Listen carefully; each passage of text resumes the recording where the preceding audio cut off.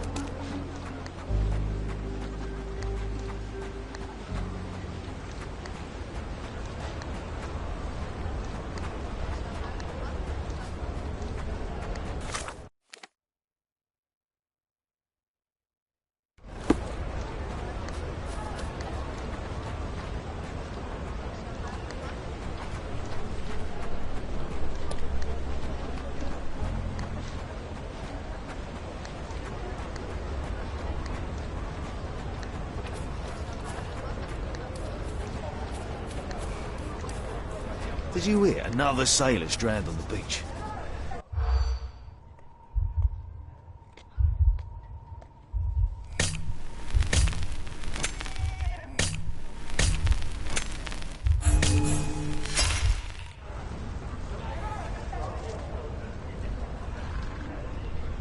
Did you hear? Another...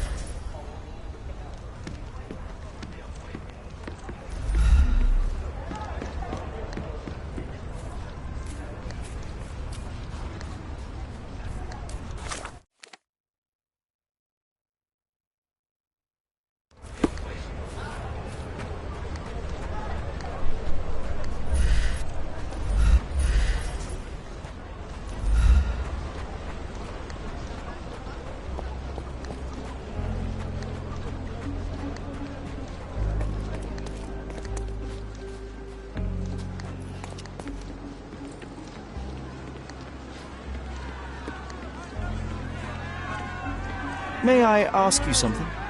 I'm so sorry. I can't help you, sir.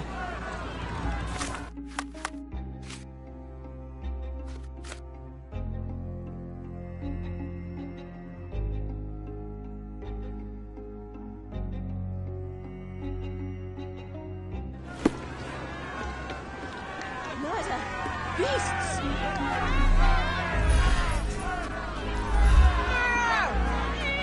Who isn't allowed to visit the crime scene these days?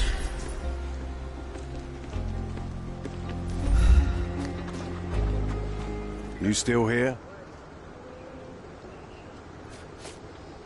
I've already told you all I've learned. Don't bother someone else with this, son. I've already told you all I've learned. The intruder has a most peculiar tattoo on his neck, 2 lines and a point. Do you know anything about... You really want to know, kid? Why? You want to play a policeman or something? I'm sure you have it in your records, so it won't hurt if I have it in mine. In my records, it's just a tattoo, as it should be in yours. Ah, to hell with you. Suit yourself as to what you're going to do with it. Off the record, though, such tattoos are often connected to a man named Mr. Niccolo Bernadotti. Bernadotti, you say? A respectable businessman in Scaladio. His company imports goods and wines, and smuggles everything that can be smuggled between the colonies and the mainland. His people can be identified by an obscure tattoo, just like the one over there our friend has. But these are all merely rumors, you see. If Mr. Bernadotti was a criminal, he'd be in prison now. Or hanged, right?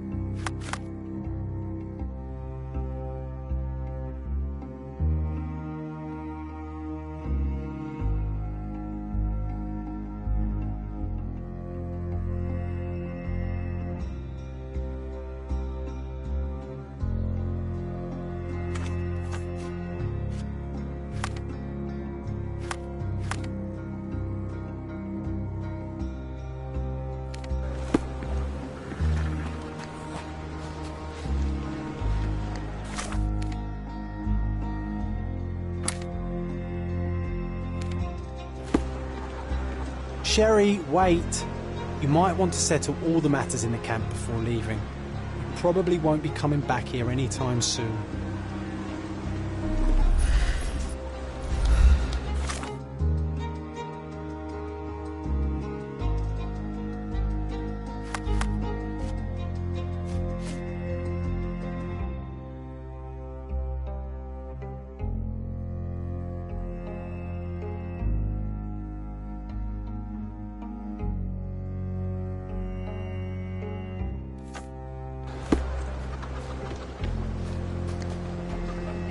You're disturbing a hornet's nest here, son.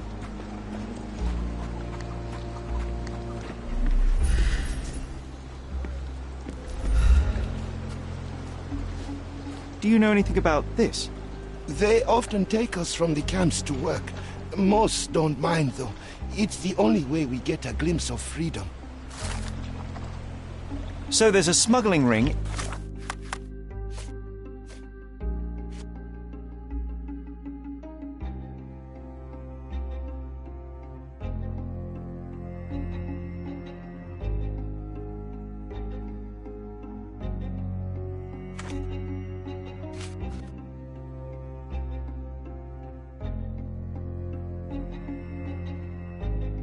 In the camp. This wasn't the first time that someone freely entered the camp to take a refugee out. At least it was certainly his last time.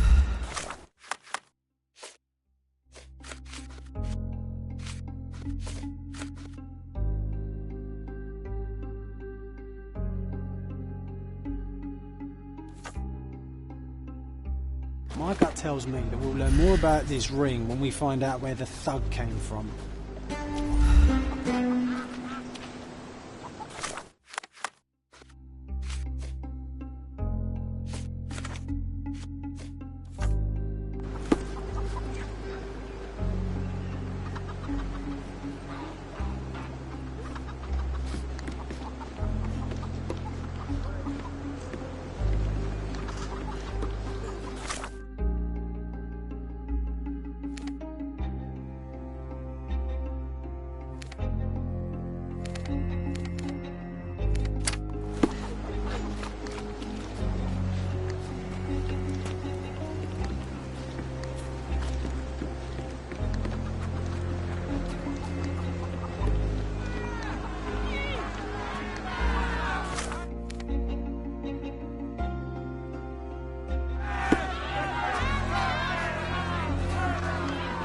Sometimes you're too much like your older brother.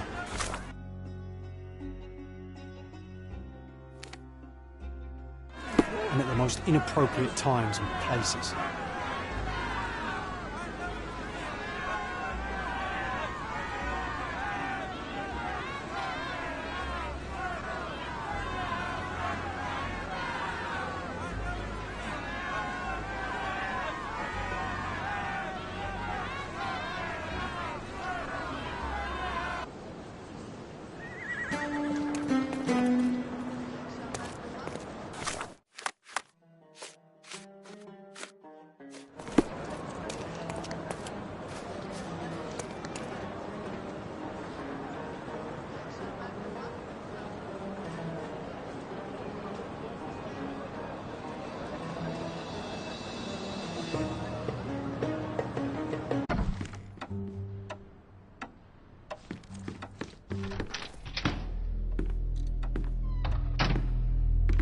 Mr. Holmes, you've returned.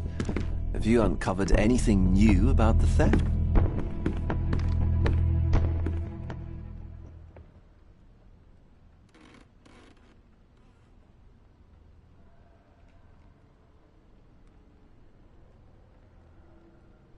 I've brought news, but not all of it will please you. Fill me in, Mr. Holmes.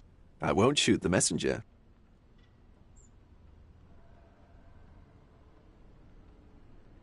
I tracked down Boniface Mercurio. I presume he wasn't delighted about the situation. He was not having a good day on account of his murder. Killed in his own flat by the same person that stole his painting. Oh, sweet Mercurio. Perishing in the pursuit of his art. How apt. I will miss his exceptional sense of humor.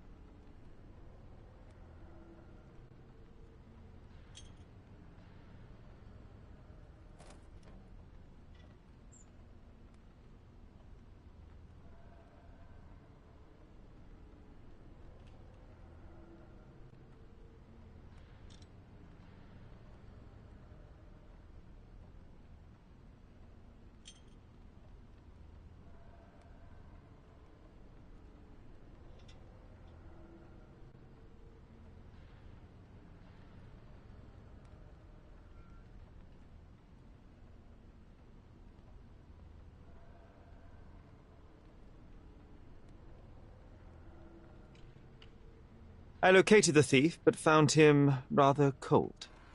He was tight-lipped about the painting, too. He's dead. How very droll, Mr. Holmes. One presumes you were not responsible. It was an accident at the refugee camp. He impaled himself on his own knife. Life is nothing if not cruel and capricious. What about the stolen painting? Have you located it?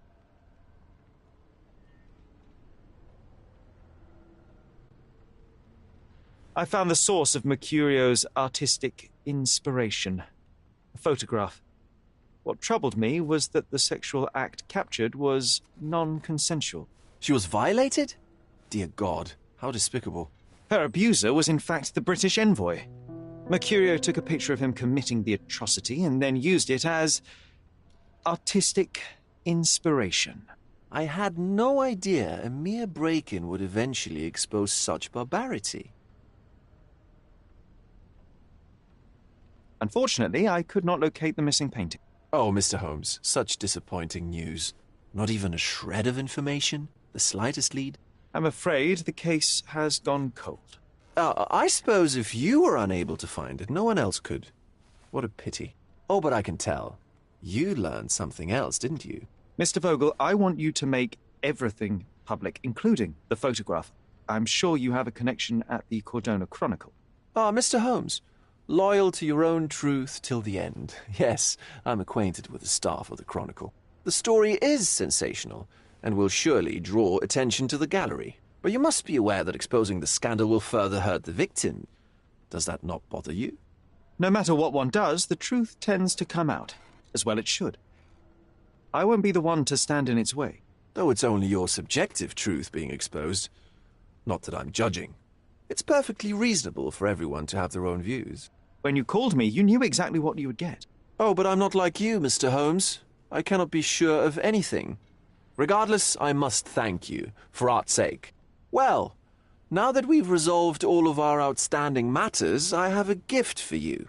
I took the liberty of having it delivered to Stonewood Manor. I am told it belonged to your mother.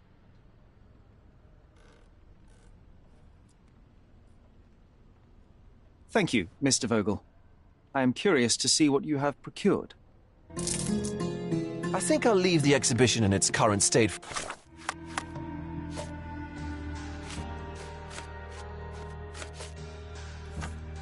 a while.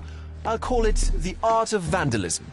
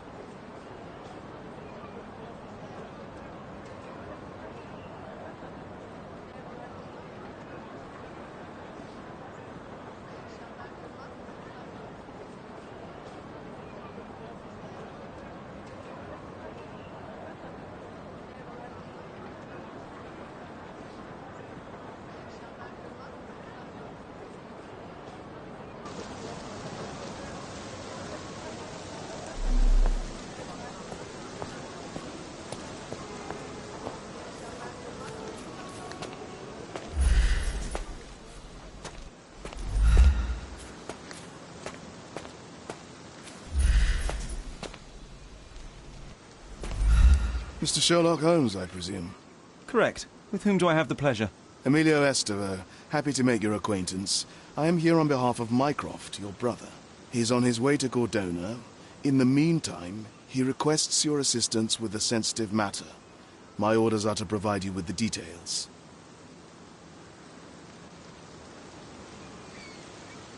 You have my attention, Mr. Estevaux. Mark Ridley, the son of General Arthur Ridley, is being blackmailed. Suffice to say, the compromising material is of a delicate nature. The matter is of no small importance to the Crown, especially given the status quo on Cordona.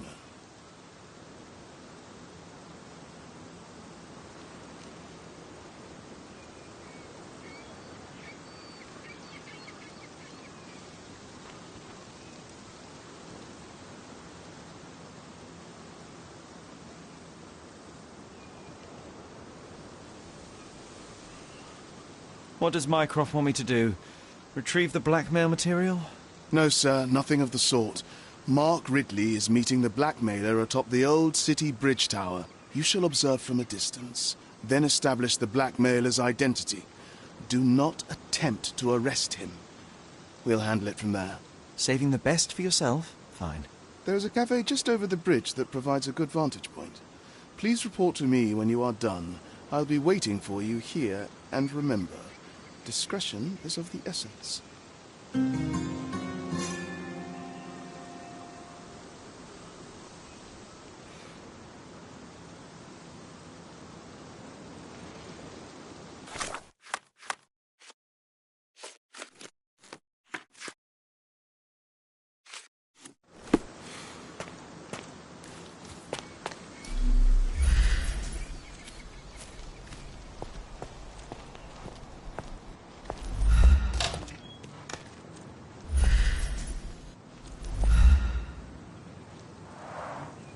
A bizarre object, and yet oddly familiar.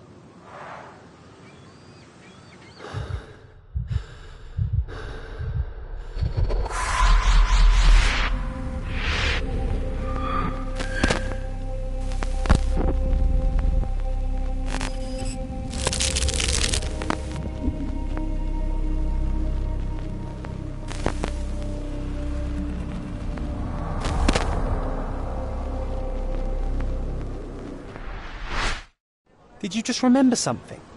Yes. A room full of curiosities and artifacts. I think I can find it in the manor. Sherlock. So, you continue to pursue the imaginary. I had hoped you might have got all this out of your system by now. Mycroft, what are you doing here? Get out of my house. It's my house, actually. I've come to bring you back. I have no interest in returning, let alone with you. I know you lied about Mother all these years, claiming she was merely ill, but she was unstable. She never had tuberculosis. She was not recuperating, but mentally deteriorating, and you never once thought to tell me. How dare... I shall not indulge this petulant tantrum. You can just tire yourself out and then slink back to London with your tail between your legs. Just tell me everything! I'm an adult now. Show me the basic courtesy of an explanation. You know I will find out eventually. The goal was stability, and that's what you got. The right thing for everyone was to try and move on from her passing. The consequences of one's actions determines what is right or wrong. Yes, exactly. The ends justify the means. After leaving Cordona, Sherlock, you had a normal childhood. In London, I was able to support you, guide you, shape you into a fine and productive young man. You have so much potential, so much to offer society. But that's not the end. Now I found the truth, and it has shattered everything I knew about her, about you, and about myself. I feel unstable because of you. Your actions were not justified. Lying never is. Oh, grow up, Sherlock. It was a white lie which has as much use in the realm of the interpersonal as the international. It is time you come to accept that some things are bigger than yourself. Oh, you are full of it. You like to pretend you care about the big picture, but it's just an ego trip. You like knowing more than others. You like greasing palms and rubbing shoulders with the rich and powerful. You like having eyes and ears everywhere. The fact it helps the nation is incidental, because all you care about is yourself. It's true. I have agents everywhere, including Cordona. If you weren't so damn stubborn, you'd realize that means I'm only here for you.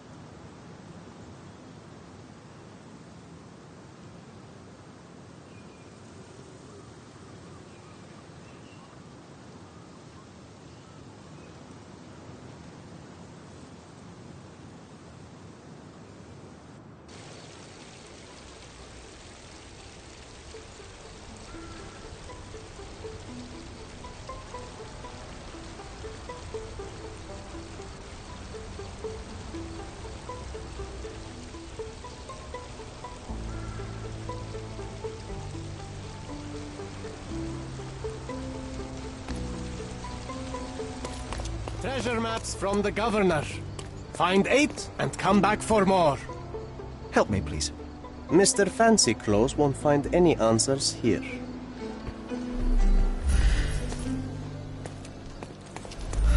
Treasure maps from the governor. Find 8.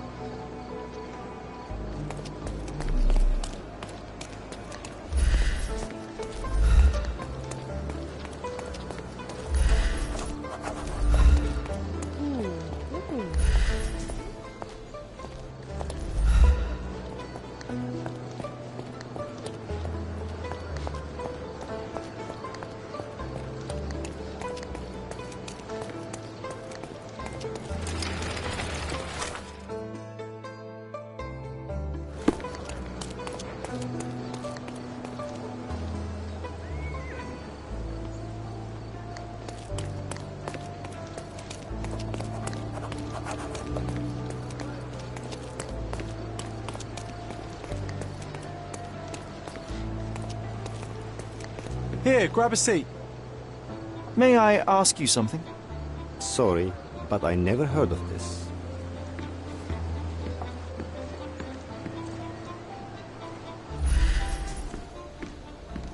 You even brought a book, huh?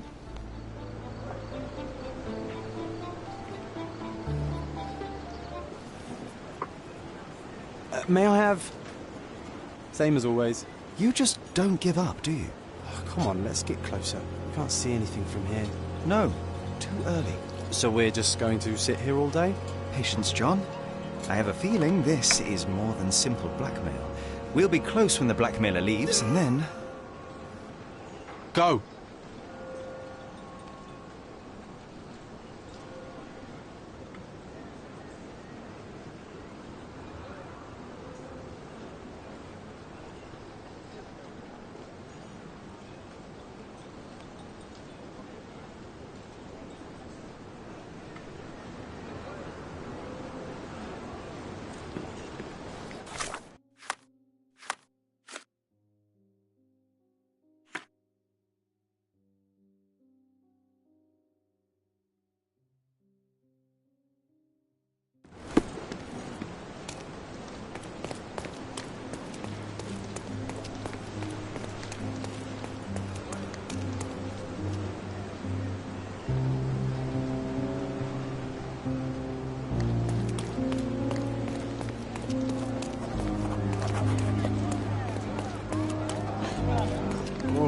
Not a pretty sight, this. Head trauma. Fatal. Gravity is cruel like that. He was stabbed several times before he fell. The shape of the wounds suggest a curved blade.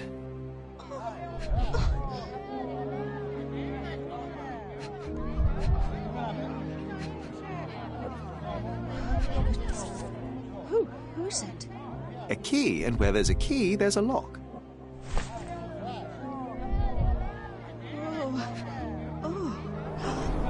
It's almost like he's dancing. Dancing the danse macabre. What's happened? Who is it? The knife is missing.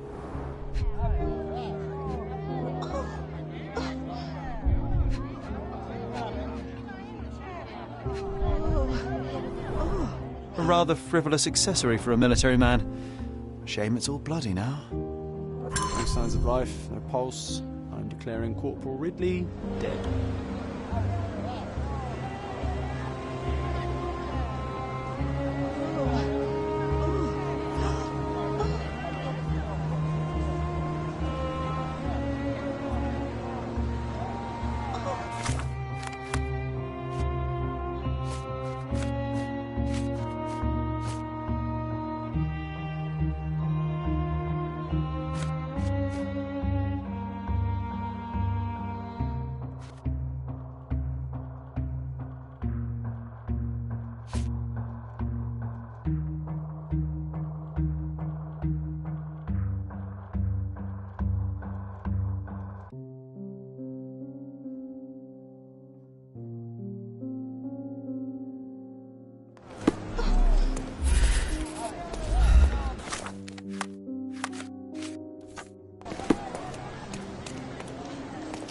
Please move along. The police are on their way. Everything's, under control.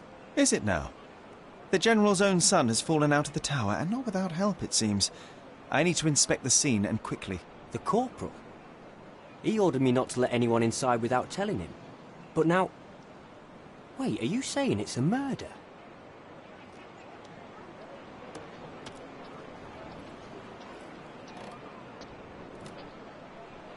Hardly proves anything. I see no connection. A brief examination of the body was enough for me to conclude that he was murdered by a blade of Ottoman origin. You can't possibly be so certain. Oh, I can be. The corporal suffered deep stab wounds which were inflicted with great force. They were made by a knife meant for cutting, not stabbing. A curved blade, such as an Ottoman jambir or a Gurkha kukri. I haven't seen any Gurkhas on the island, so the conclusion is quite obvious. Amazing. You do seem more than competent. All right, go in. I'll wait here for the police. Did you see anything suspicious? No, sir, nothing. Corporal Ridley had to attend to some private matters upstairs. No one went in, no one came out. Oh, but that means the killer is still inside. Are you sure you want to go in alone? I'm not alone. I have my friend with me. Your friend? You mean your gun? There's no one... Never mind, I'll be fine.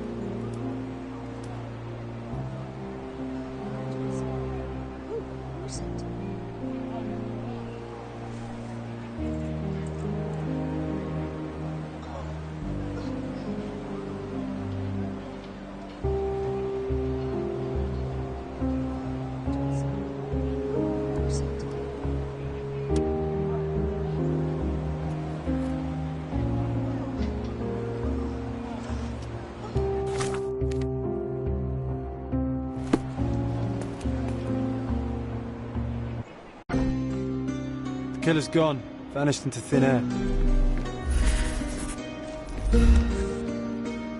This blade is a naval officer's dirk. Sharp and well cared for. The edge is covered with blood, but the tip is clean.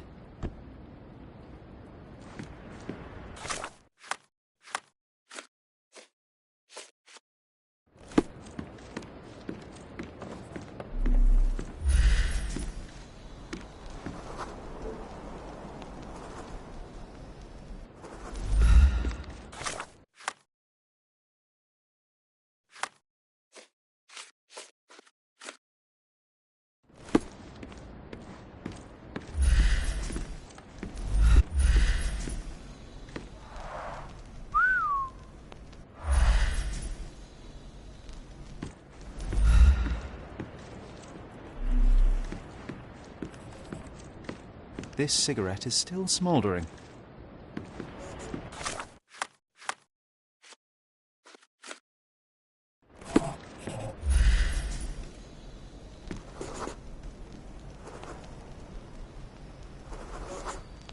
Can you smell the body odor, John? Someone's been hiding in here. Someone sweaty. Unless it's a laundry chest. But then it's a different mystery altogether. The case of the vanishing sweaty pantaloons.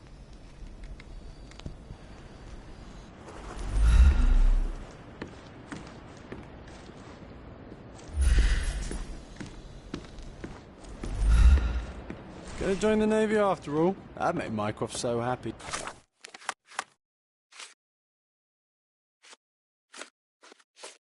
You know. Shut up, John.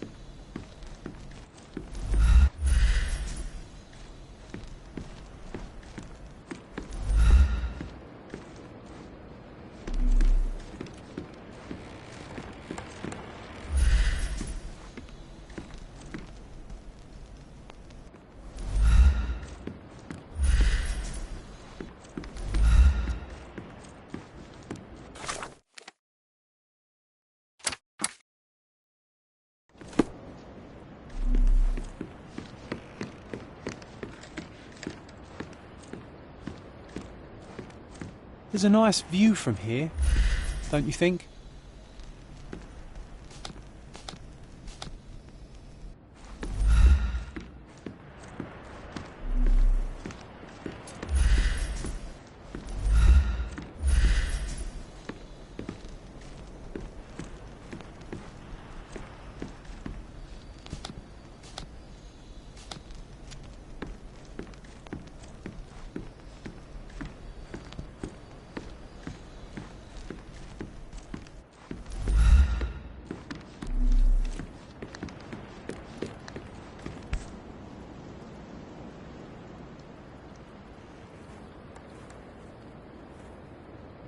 This blade is a naval officer's dirk, sharp and well cared for. The edge is covered with blood, but the tip is clean.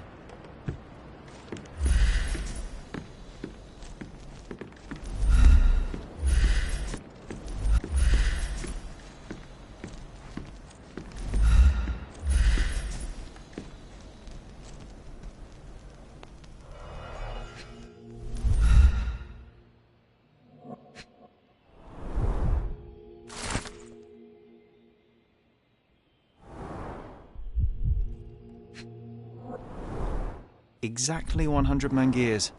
The killer didn't touch them.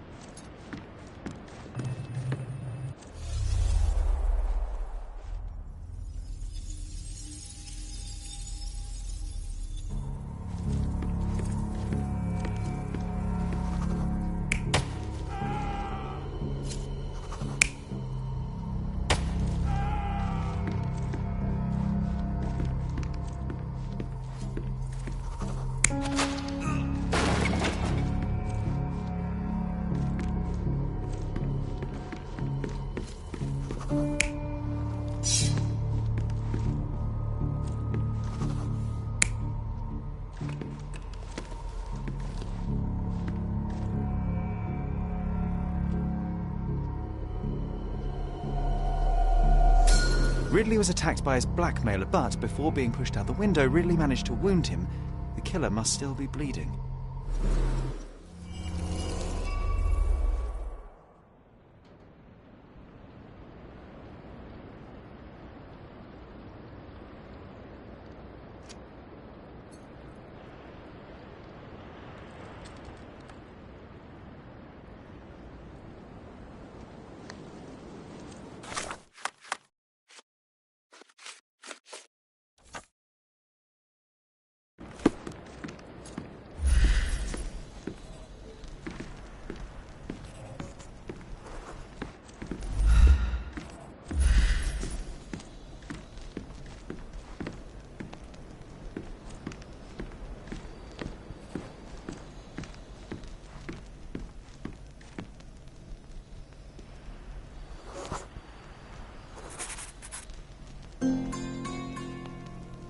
Come on, let's take the rope down. I'd rather take the stairs. Ah, what a bore.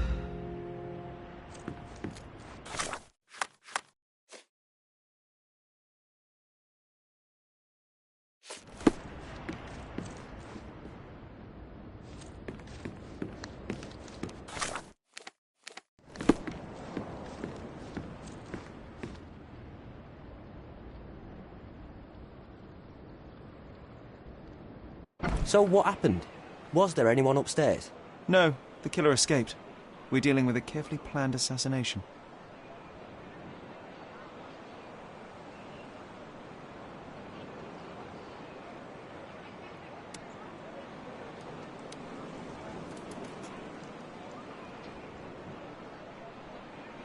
What can you tell me about the deceased?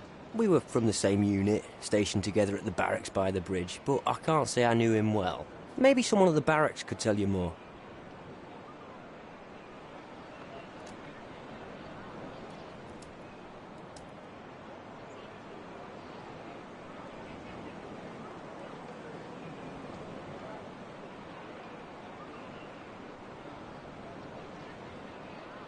Do you know if the corporal had any enemies?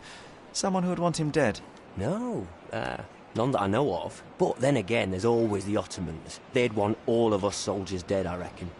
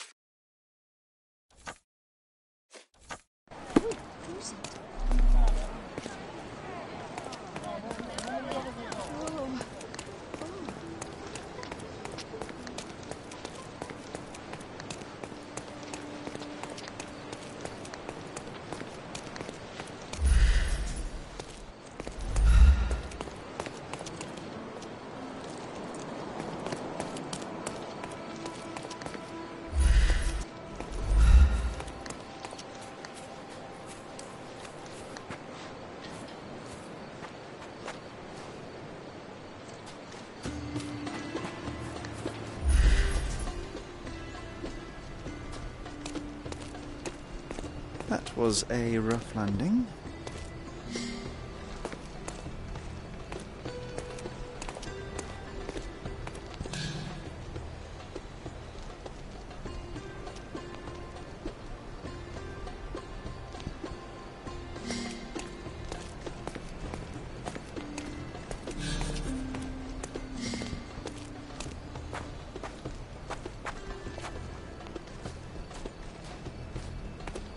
Wow.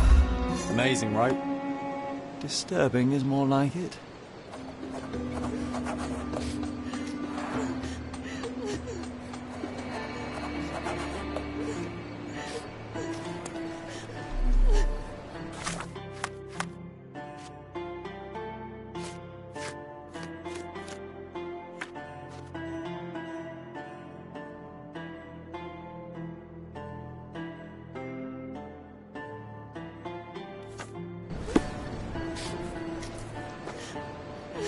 Could you help me? If I knew the answer to that, I'd have your suit in exchange.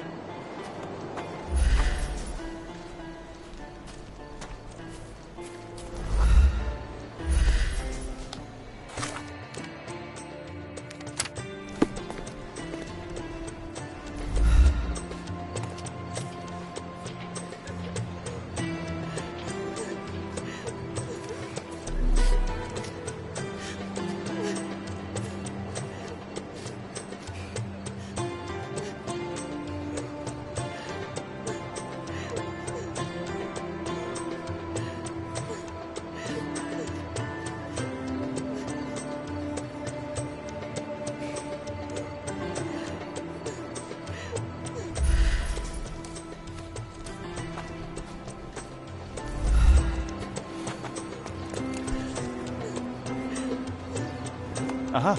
A curved knife covered in fresh blood. There we go.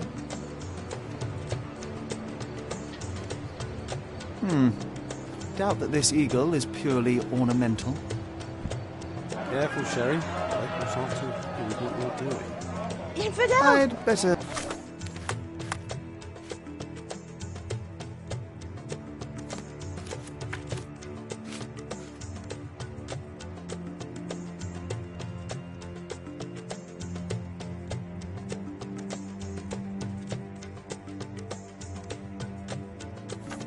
Leave the knife here. Now is a bad time to ruffle any feathers. Who do you think you're...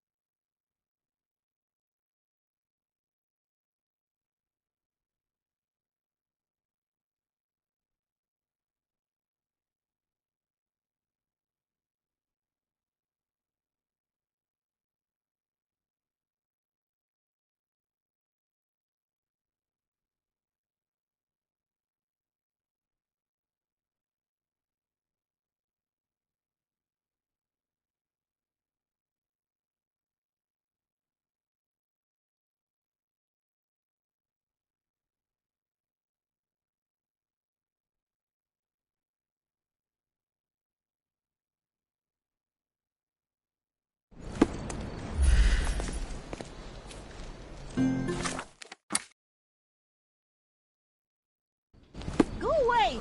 What?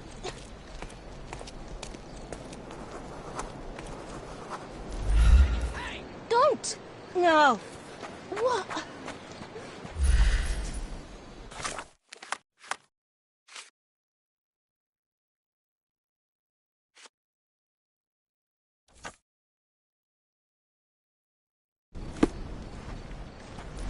Go away from it!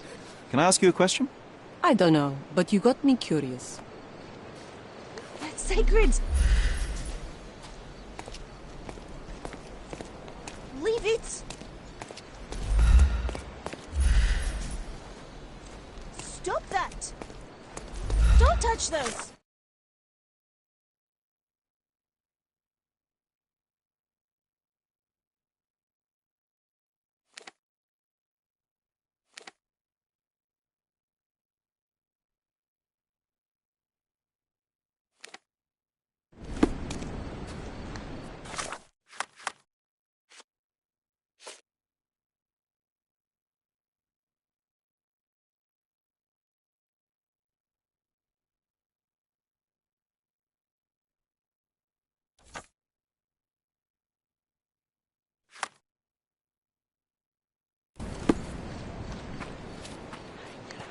That's sacred! Leave Excuse it. me, just one question. Money can't answer your questions. Go away! Eh? What? Live with it.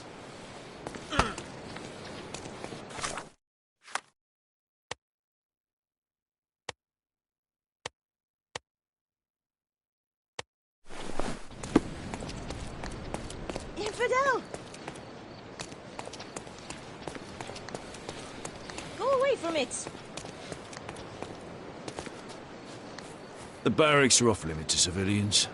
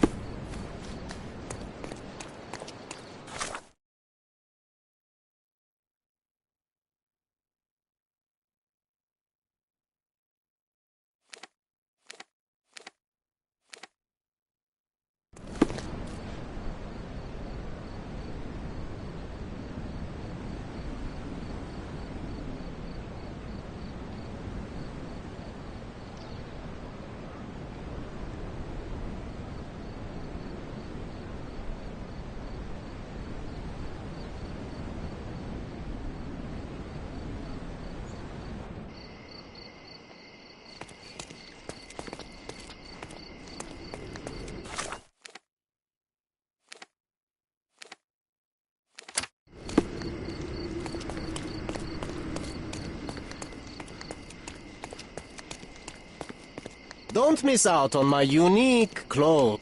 Let's pick something that suits you.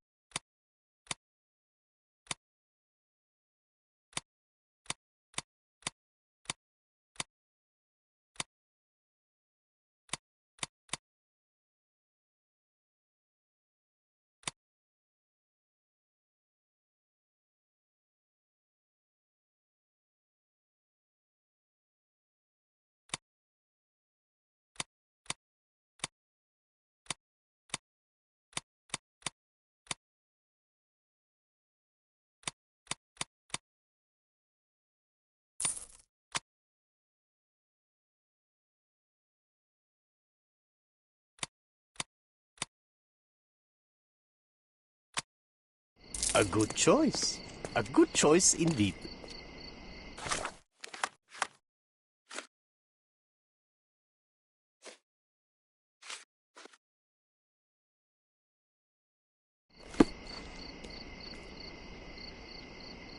Don't miss out.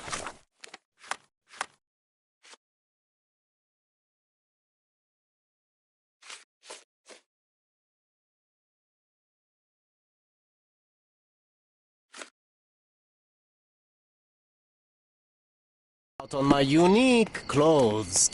Let's pick something that suits you.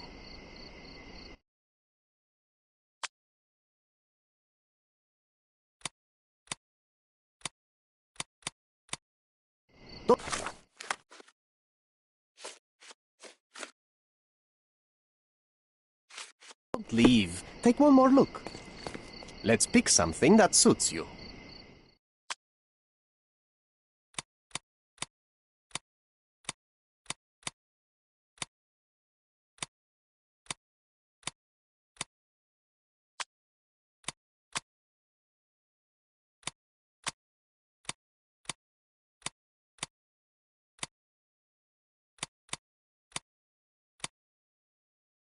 Don't leave. Take one more look.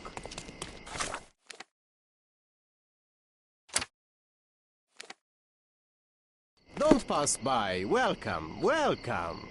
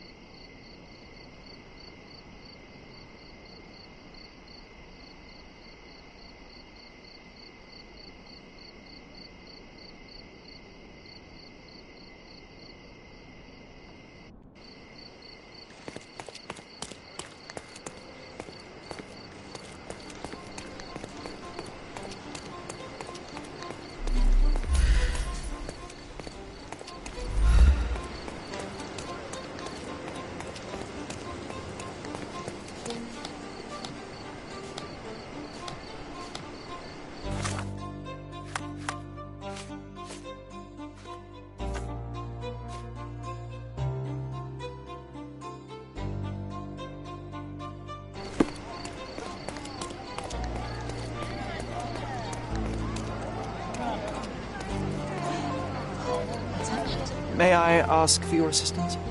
I don't trust the man in uniform. Find yourself another victim. I'm on guard, Sherry, so don't worry. I hope the police find the murderer.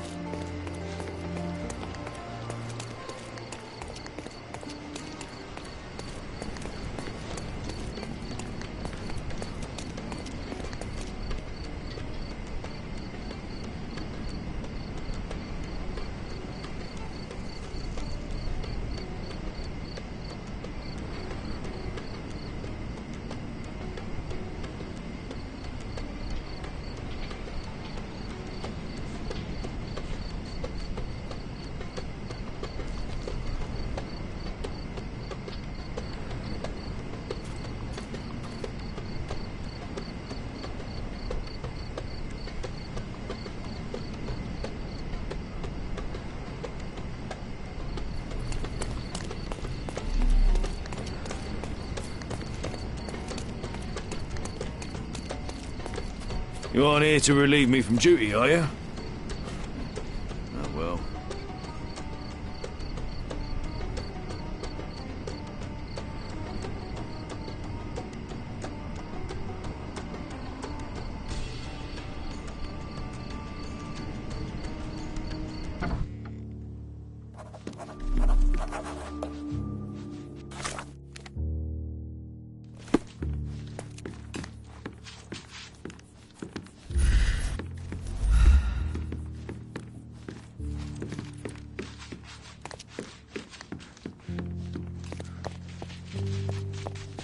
Ridley's blood is on armored hands. I just know it. May I ask you something? Ah, I know this, yeah. Let me help you.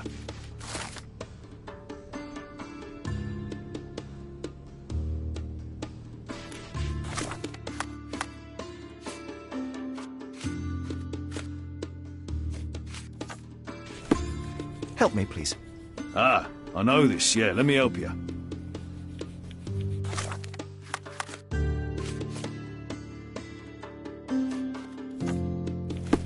Can I ask you a question? I don't know, but I'm sure there are others who'd be glad to help a fella in uniform. Ridley's blood is on armored hands.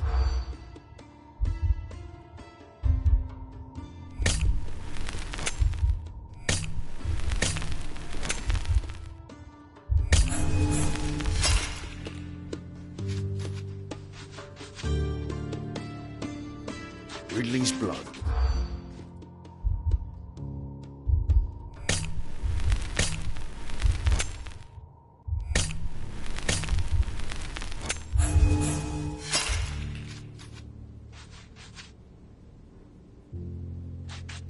Ridley's blood is on armored hands.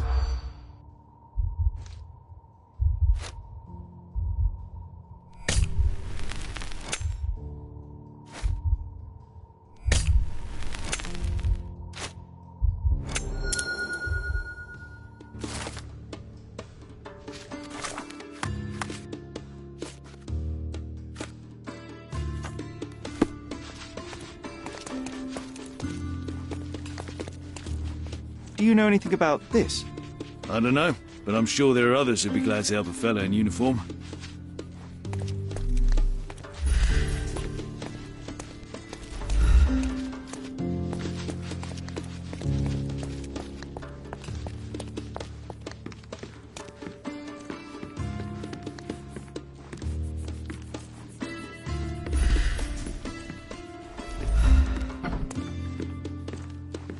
Can I ask you a question? I'd help you if I could, but I know nothing.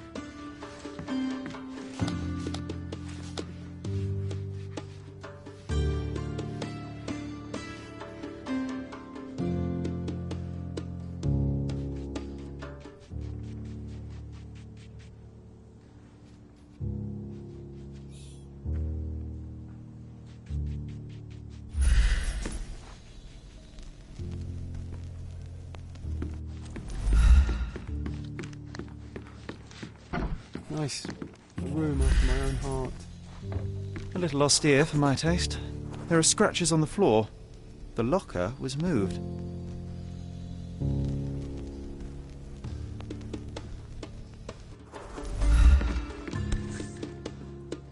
Being the son of a general must be difficult. Rise all the way to the top. Make me proud, son.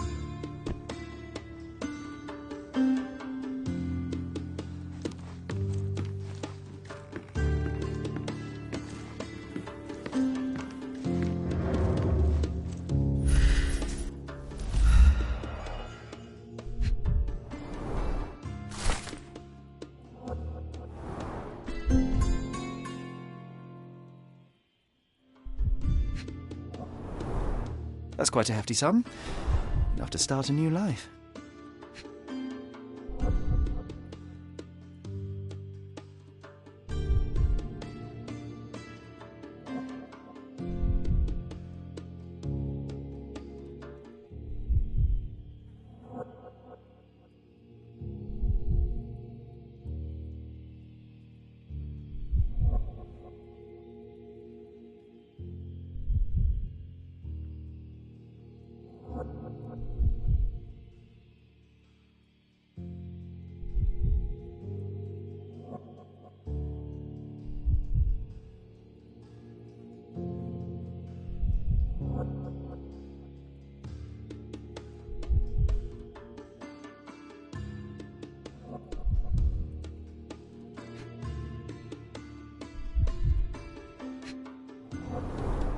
Two tickets to London. Would have been a very different ending for the corporal's story.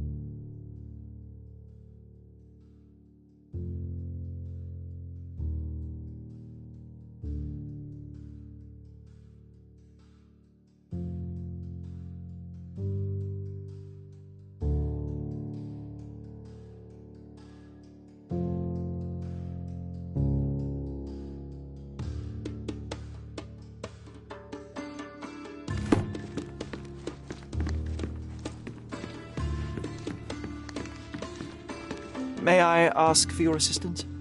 I'd help you if I could, but I know nothing.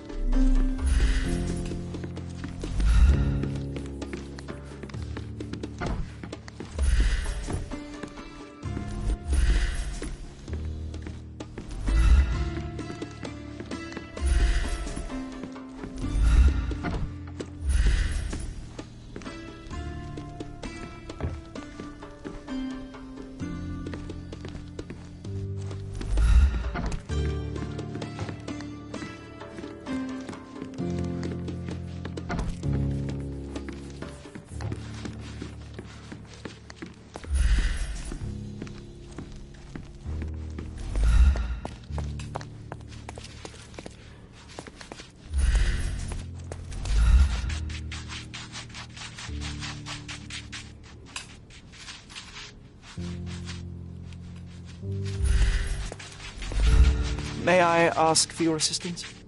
I'd help you if I could, but I know nothing.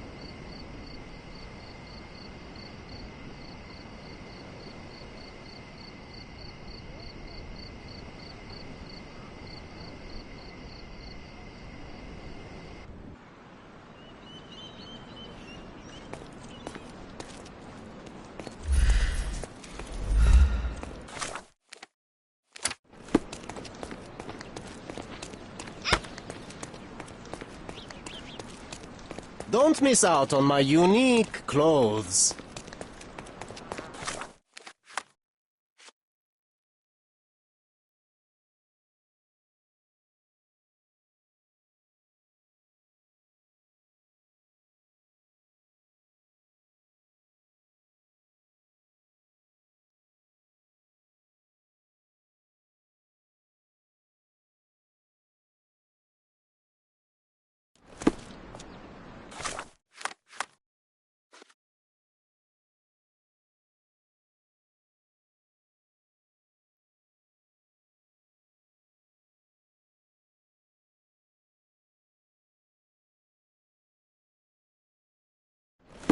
Let's pick something that suits you.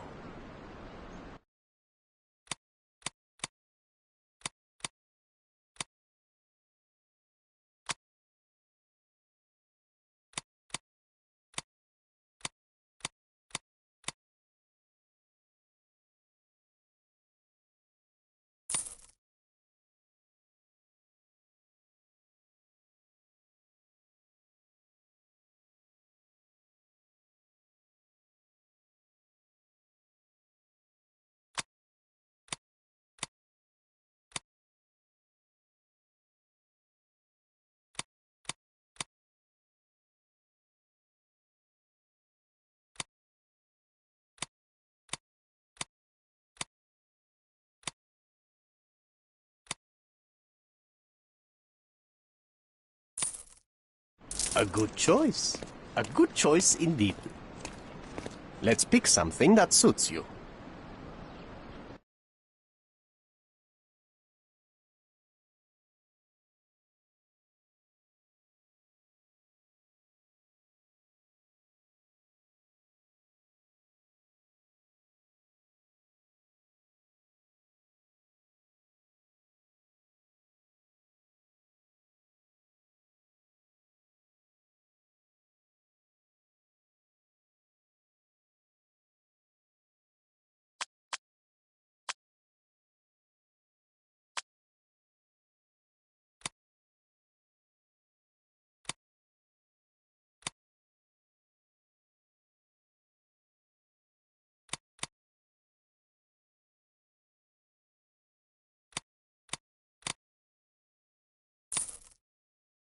A good choice.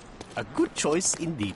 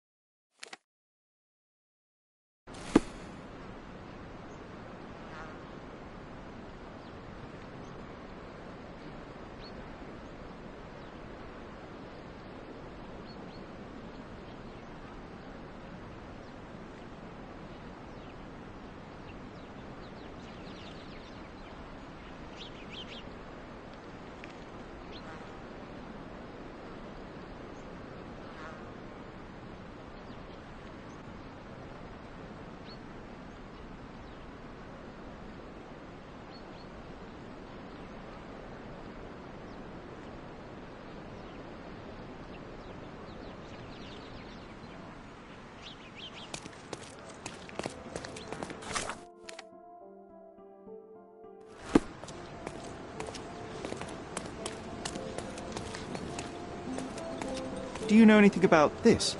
I'll tell you what I know.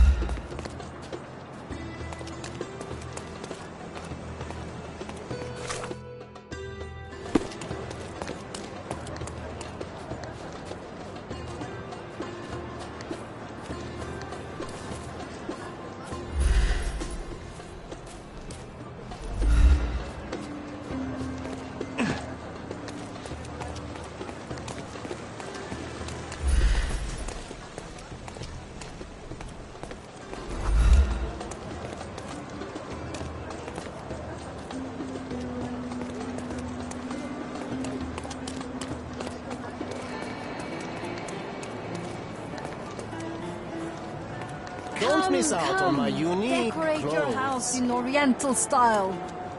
Merhaba. It's a good day for a purchase.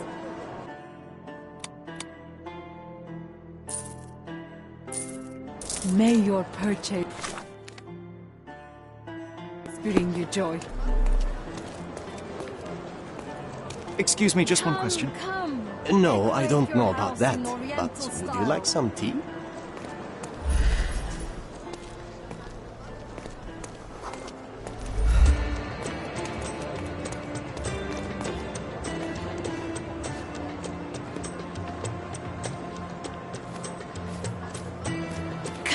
Come. Decorate your house in Oriental style.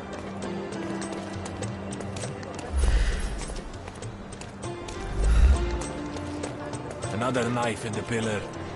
Another dead.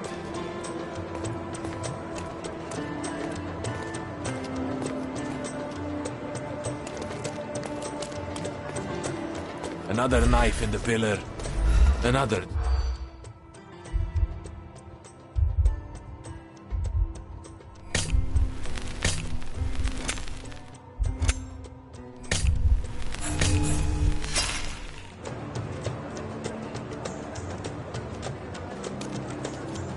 Another knife in the pillar.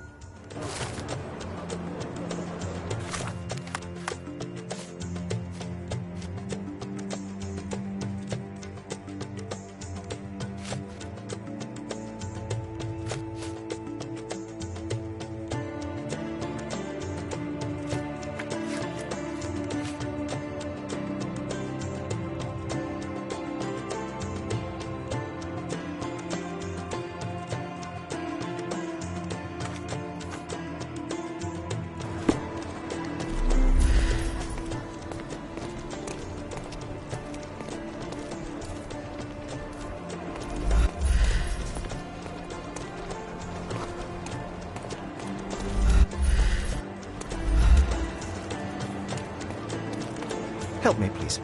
You'd better think of your safety, madame.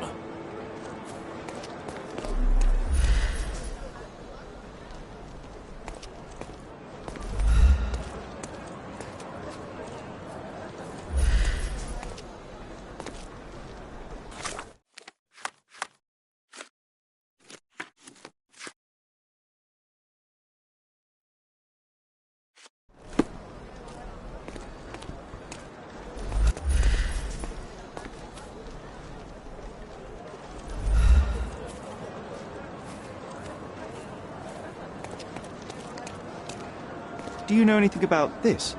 You'd better think of your safety, madame.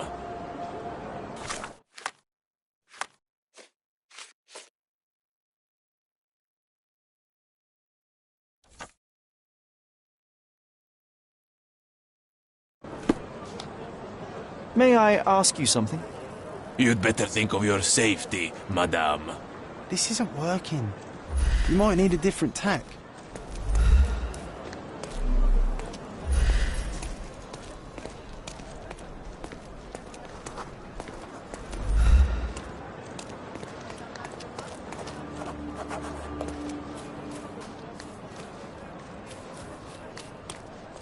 Who's there?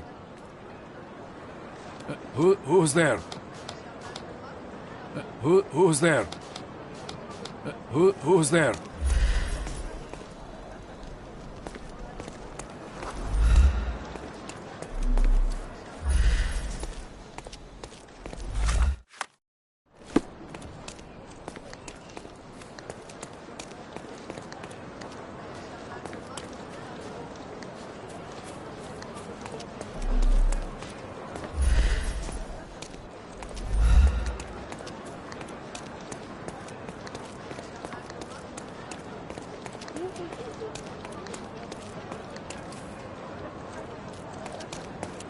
You are not welcome here. You are not welcome here.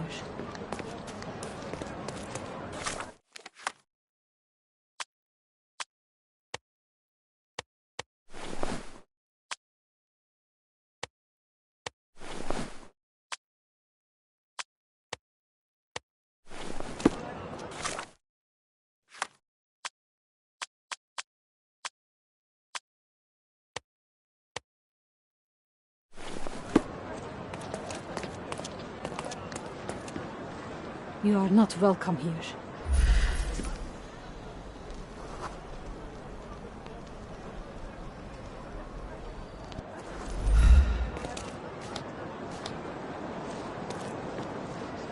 You are not welcome here. You are not welcome here.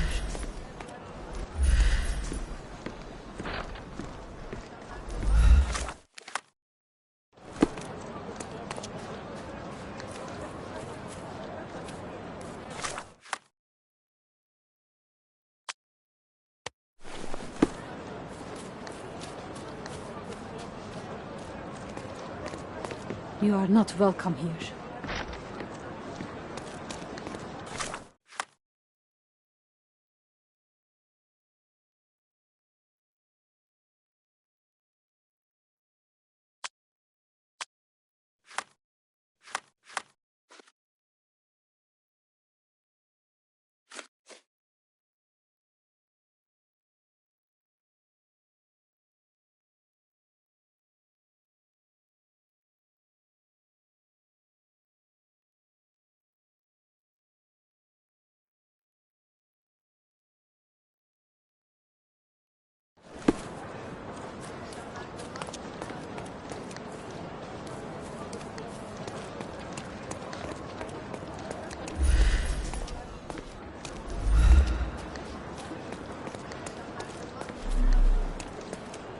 You have no business here. Go away.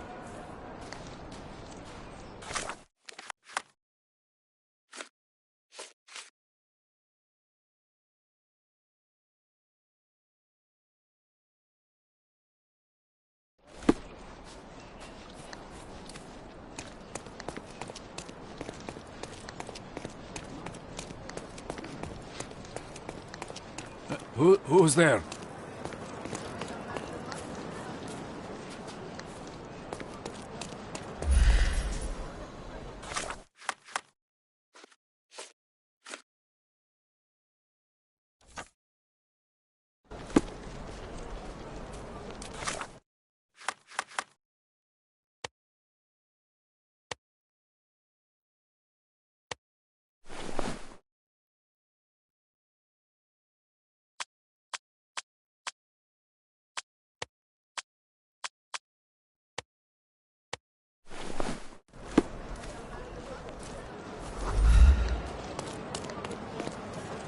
Who's there?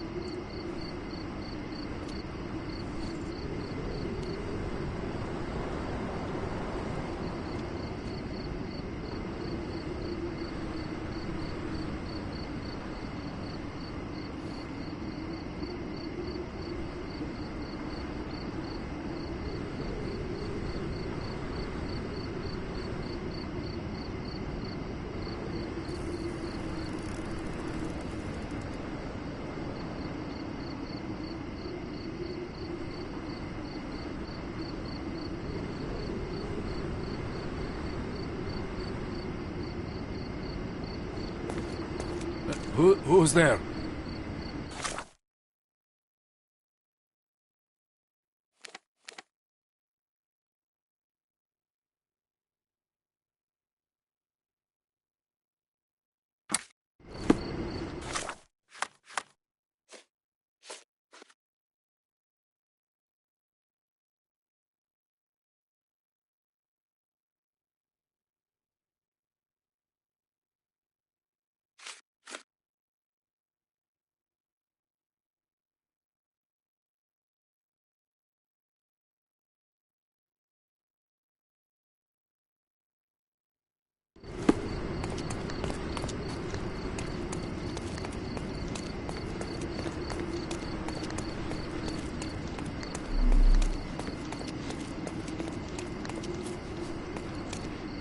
You are not welcome here.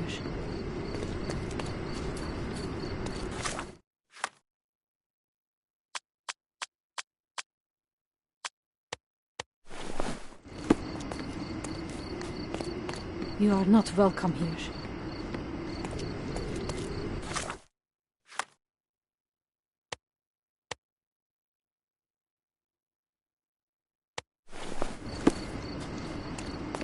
You are not welcome here.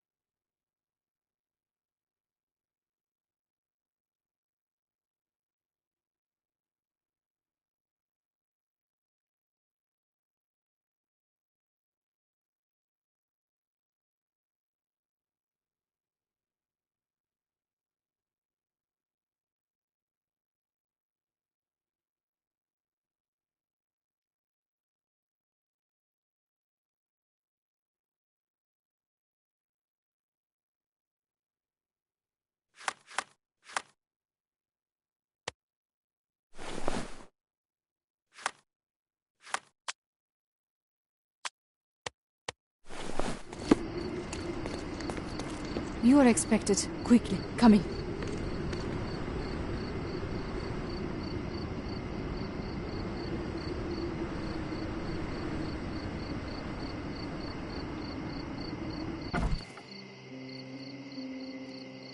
My love, oh, I'm so... Who are you?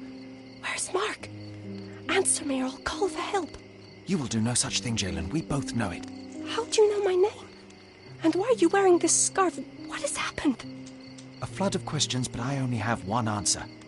Mark Ridley is dead. No. This cannot be. You're lying. Tell me you're lying. Keep your voice down, miss. I don't have time for a lady's hysterics. Mark has been murdered, and I believe that the murderer is part of this house. No. It was a secret. We were meeting. We were... How could anyone find out? The truth always comes out one way or another, but enough of this. Tell me, have you seen anything suspicious here? No, I heard the servants talking about blood near the main entrance, but I didn't think... This is too much for me. I can't. Why did you have to be so mean to her? I wasn't mean. Now is not the time for pity.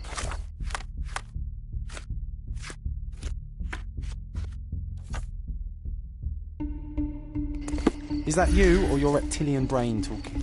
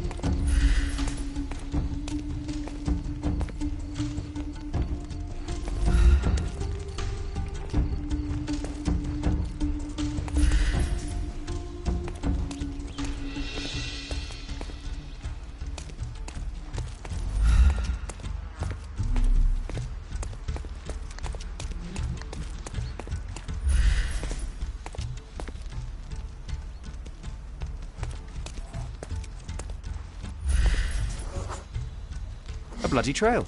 Let's see where it leads.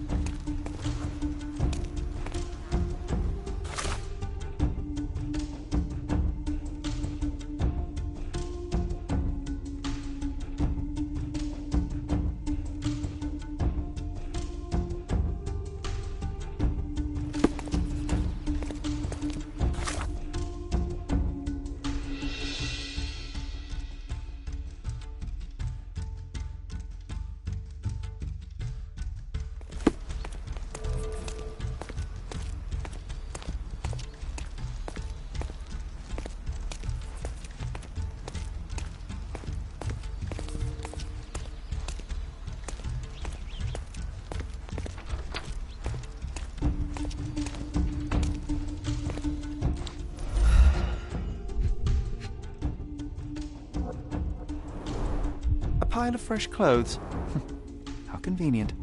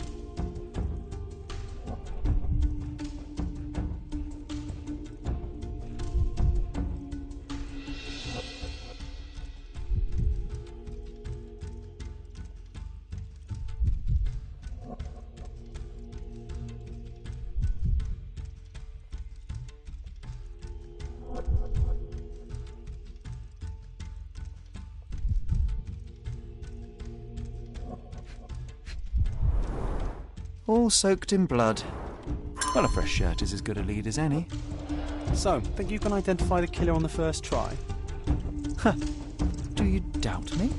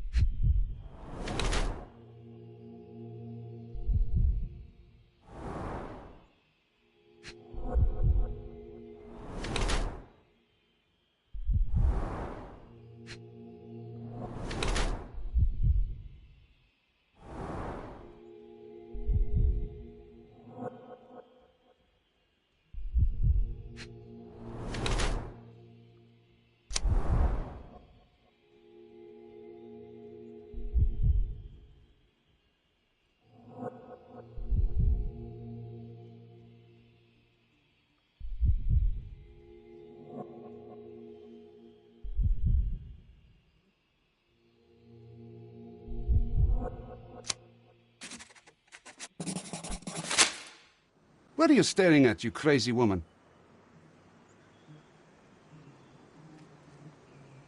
So, here you are. The wounded eagle in its eyrie. What the hell? An Englishman here? Why are you wearing a dress? I hate to interrupt you while you're struggling with your conscience. Perhaps you ought to have made...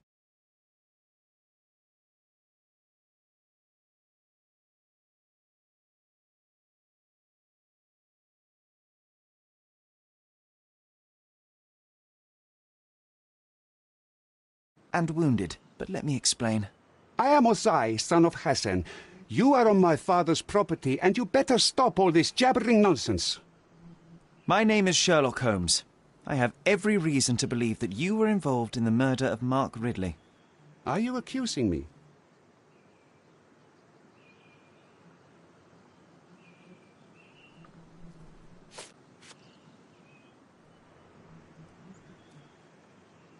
Have you completely lost your goats? This is crazy.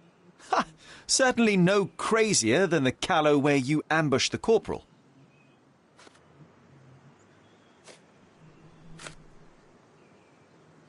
What are you saying? What's all this pickled cabbage? I'm saying, please pardon the metaphor, he was a fishbone that became lodged in your throat. You had a strong motive to see him dead.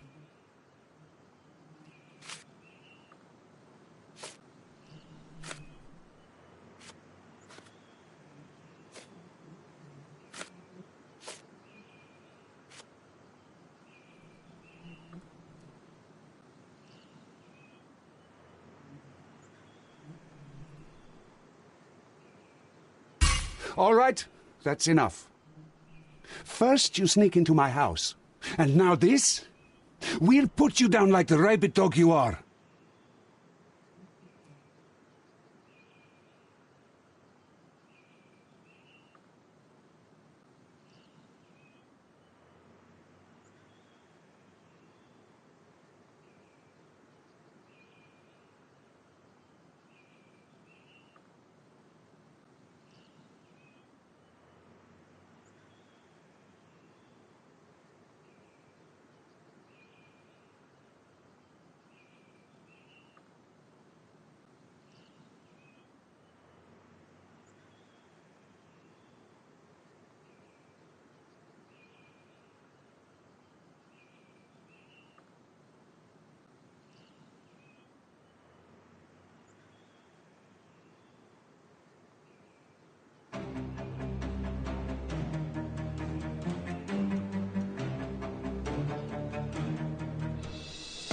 I'm coming.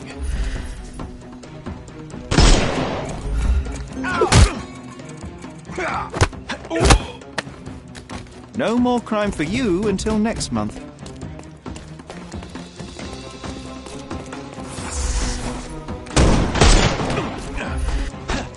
Dodge this!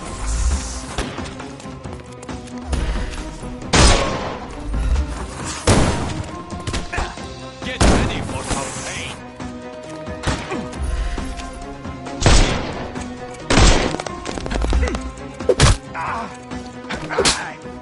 Don't bother, Moot. The snuff's ready.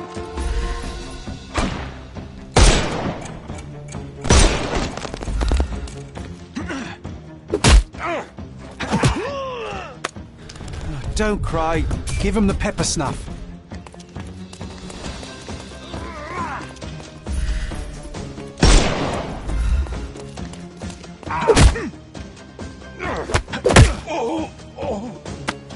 Too simple. The snuff's ready.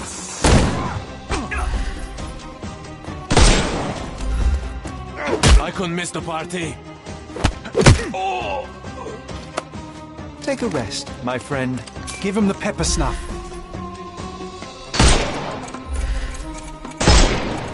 Get ready for some pain.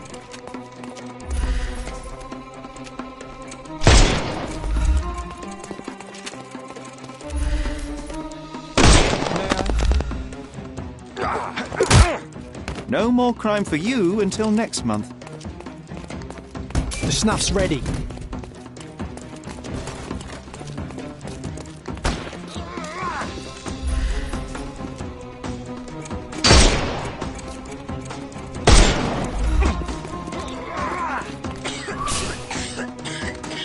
I couldn't miss the party.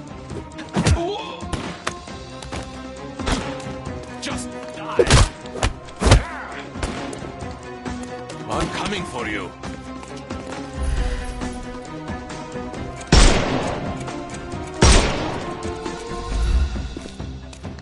Just die!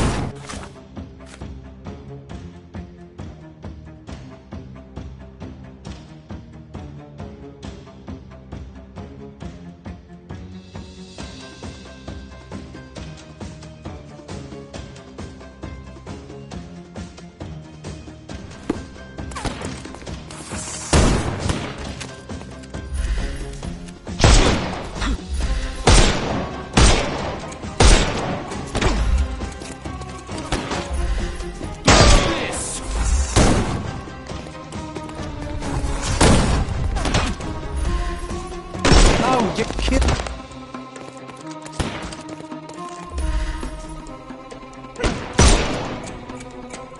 We can overcome the brute now.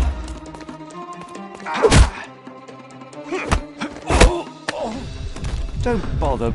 Give him the...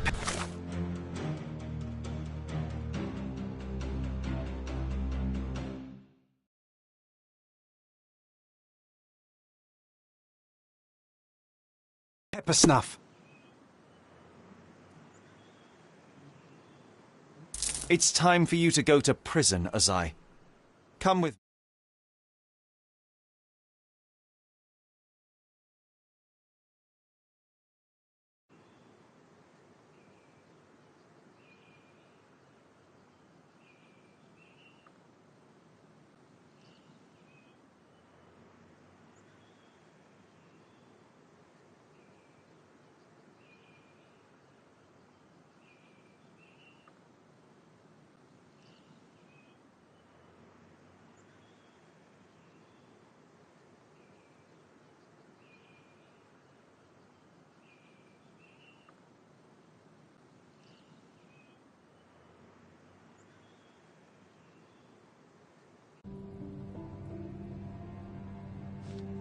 Get out of my face, Brit.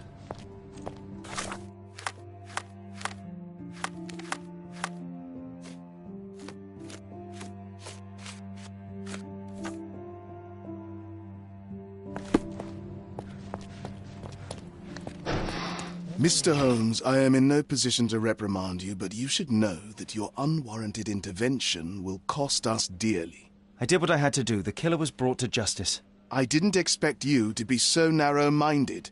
You have undermined your brother's efforts, and now we will have to face the consequences. Such is the price of law and order, Mr. Estevo. Everyone must be held accountable for their actions. Law and order? You are clearly oblivious of the bigger picture, Mr. Holmes. There is no point in us discussing it further. I bid you good day. You did everything right, Sherry, no matter what Mycroft or his henchmen will say.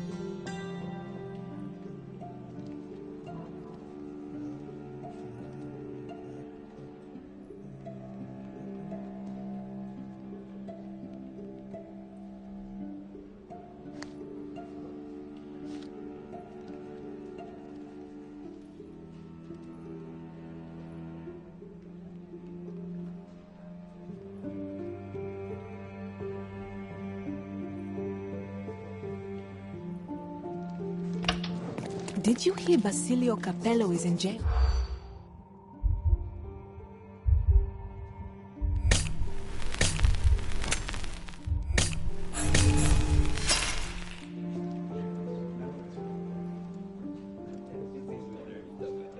Did you hear Basilio?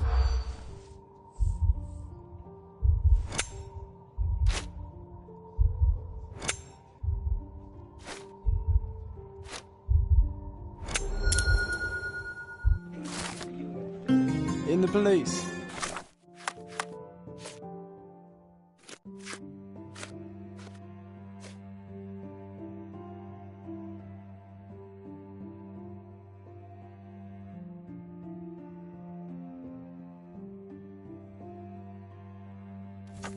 Let's pretend.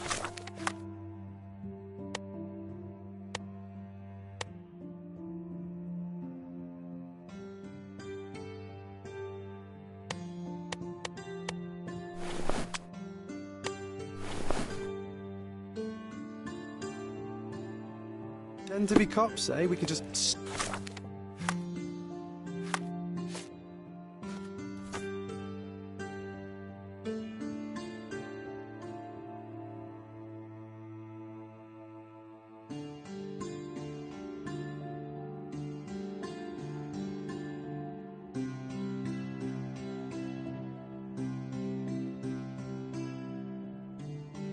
stand around and look confused.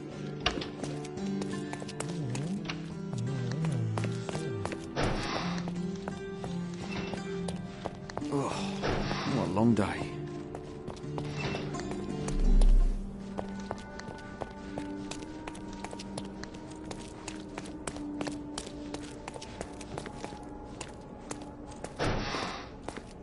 Excuse me, but are you Mr. Capello? My name is Sherlock Holmes. I'm hoping you could spare a moment to talk. Manners, what a pleasant surprise. Most of your colleagues have lacked even the simplest of common courtesies. You're a suspect, sir, but not yet a criminal. I shan't treat you as such. Your case is refreshingly unusual, and I wish to get to the bottom of it. Manners and enthusiasm. Huh. May you go far, young man. What can I help you with?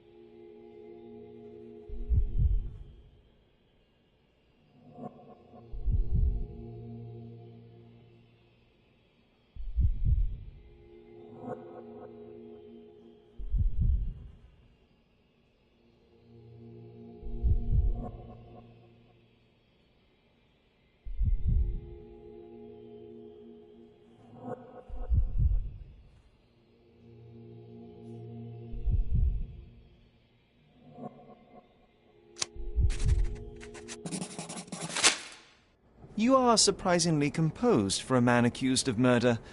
Not so easily shaken, I take it. Life is full of surprises. You'd be astonished how many deals go sour due to a force majeure. One becomes skilled at adapting. I am confident this will all be set straight. Until then, I will endure. Much how you endure that injured hand. Those bruises look painful, but you seem barely aware of it. Were you attacked? Ah, no. A minor accident, nothing more. My heady days as a man out to prove his valor are far behind me. I now know that to succeed in life, one must stay calm and plan ahead. The world will turn your way eventually. And if it does not, then one must persuade it so. Please, tell me how you ended up in this situation. Well, this morning some clients arrived to finalize their purchase of a Capello modular safe. But when we opened the door, out tumbled a dead man. And I take it this wasn't normal? No, I normally keep my corpses in the wardrobe. Please, young man, spare me your wit. The rest of the day was a blur. I recognized the victim, and it seems so did the police. That was enough to make me the main suspect. Who sent for the authorities? No one. As it happens, we had a break-in last night. Nothing was stolen, but for insurance purposes, the report had to be made. So, police officers just happened to be on the premises when we discovered the body in the safe.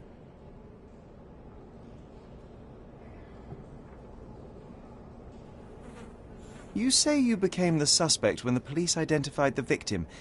Is there history between you? Surely you jest. That man and I have never met, and never would, unless he became the first deity in history to use our products. Some sort of family feud? I'm afraid I'm not familiar.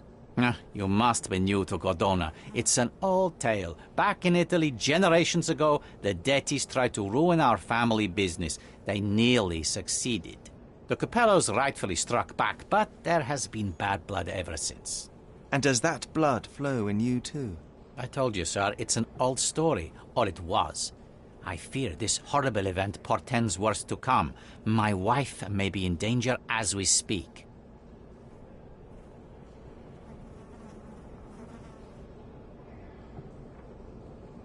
You mentioned you were showing your wares to some prospective buyers when the safe was opened. Who were they? Clerks from the bank. They inspected the safe from top to bottom yesterday. I assumed the sale was just a formality at that point. And the safe was closed? It's usually open, but it locks automatically when the door swings closed. That's another marvelous Capello invention. A coffin that locks itself. Marvelous indeed. Help me grasp your movements yesterday. What time did you meet the customers from the bank, and did you have any other appointments? Yesterday, the bank clerks arrived at 10 a.m. Afterwards, I was alone in the office until my wife Augusta came in at 3 p.m. I left for home at 6:30 p.m. And what about this morning? Our meeting for the demonstration was set for 9 a.m. I arrived about half an hour prior in order to prepare. I have one final inquiry. Do you recall the time at which the safe door was closed? Young man, I may just as well ask you when you closed your cigar case. I have opened our safes a dozen times a day for a dozen years. I do not recall.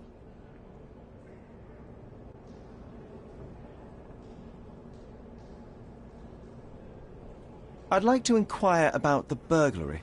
I'm not sure I see the connection, but if you wish to know more, talk to Billy Lloyd, the night watchman.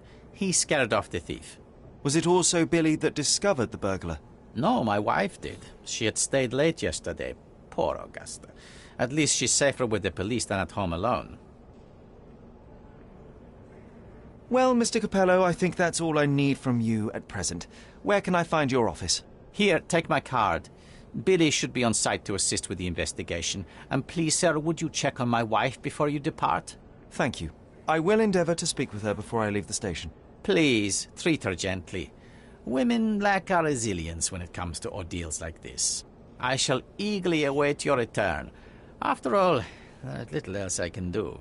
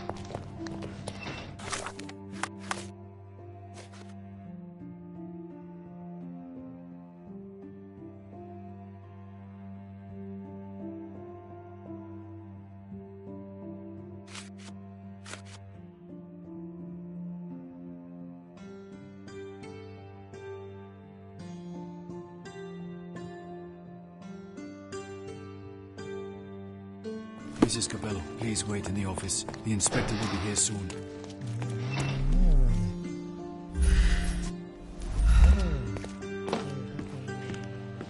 You must be the inspector.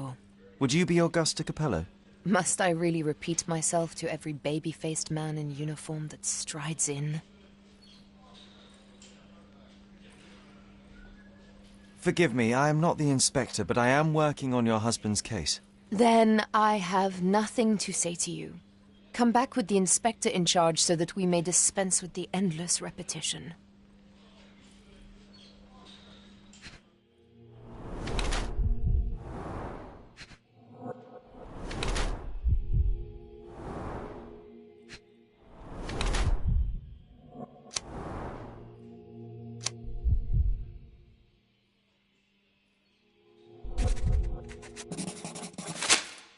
Whilst I prefer German composers, the harp solo from Lucia di Lammermoor stands out as one of Donizetti's finest contributions to the form. I'm sure Basilio thought the same.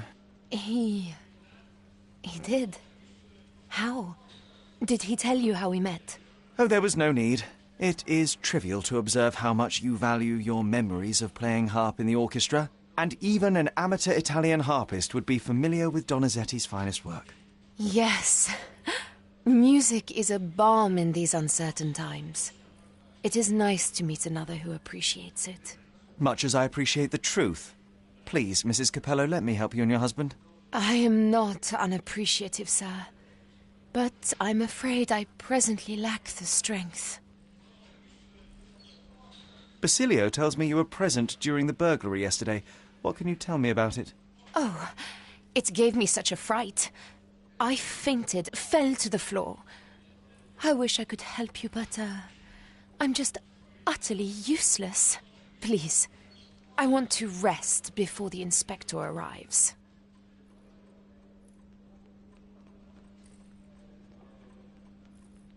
Were you familiar with the deceased man found in the safe? No, I did not know him, nor can I conceive of how the poor soul ended up there. You've had quite the day, Mrs. Capello. I shall leave you be. If I have further questions, I may visit again later.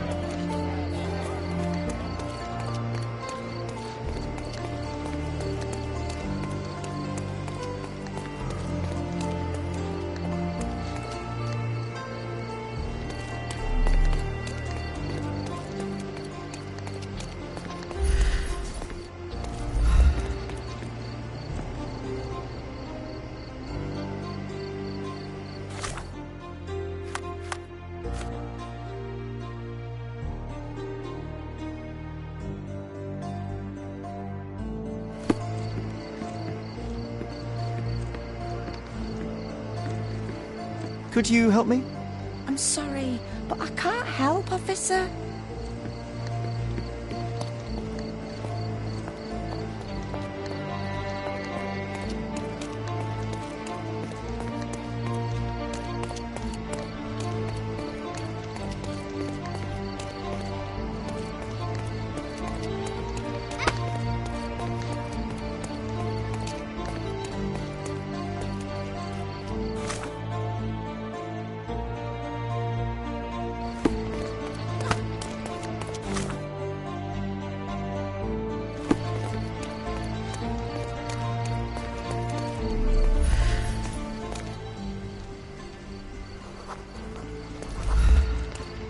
Help me, please.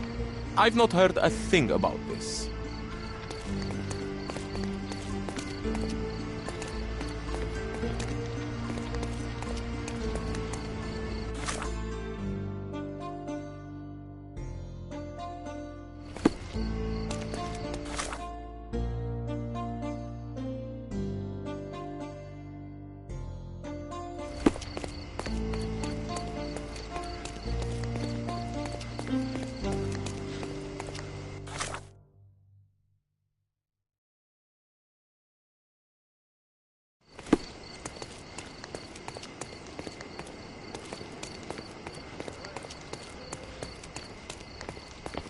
Help me, please.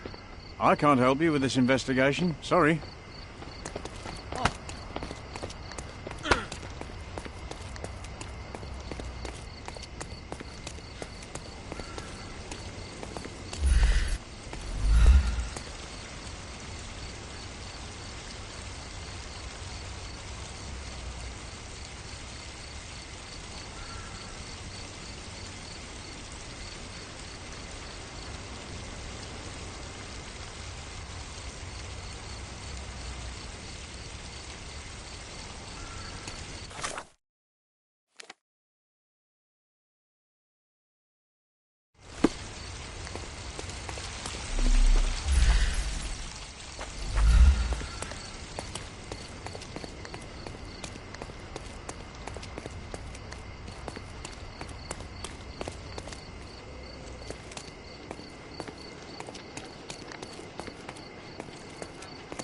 Can I ask you a question? You want me to respect that uniform?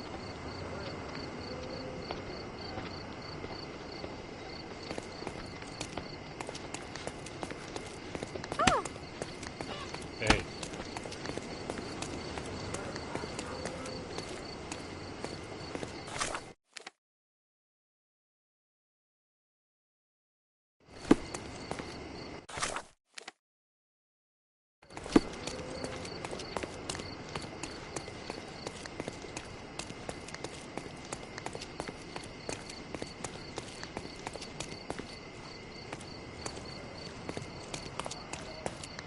Is this familiar to you? If I asked you for help, would you do anything? I doubt it.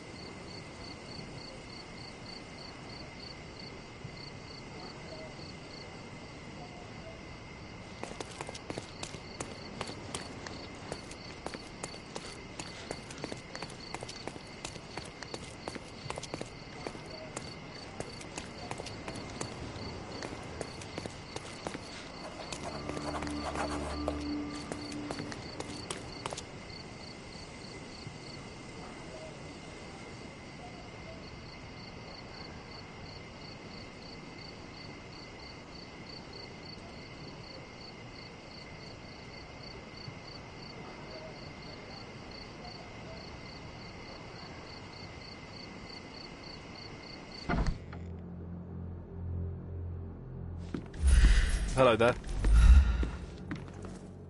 Ill-fitting pants, wonky nose, and hair that appears to have been cut by your own hand. You must be Billy Lloyd. Oh, it's you! I knew you'd come. You did? You're Mirko Gallia, the best investigative journalist on Cordona. I'm a fan of your work. Alas, you're mistaken. The name is Sherlock Holmes, and your employer... Oh, of course. Discretion. I'm sorry.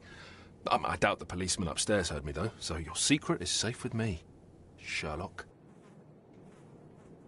Mr. Capello told me you were present during the burglary and scared the criminal off the property? Hey, you should have seen it. As soon as the burglars saw me, they went white as death, ran out the back door of the office. I heard a thud and cat shrieks, so I think they went over the railing and into the bushes out back. Clearly, my reputation precedes me. Mr. Capello was so proud. You're a guard, but you didn't give chase. Well, by the time I made it outside, they were miles away. So I went back to help Mrs. Capello. That kind of gentlemanly courtesy is why I'm so well regarded round these parts.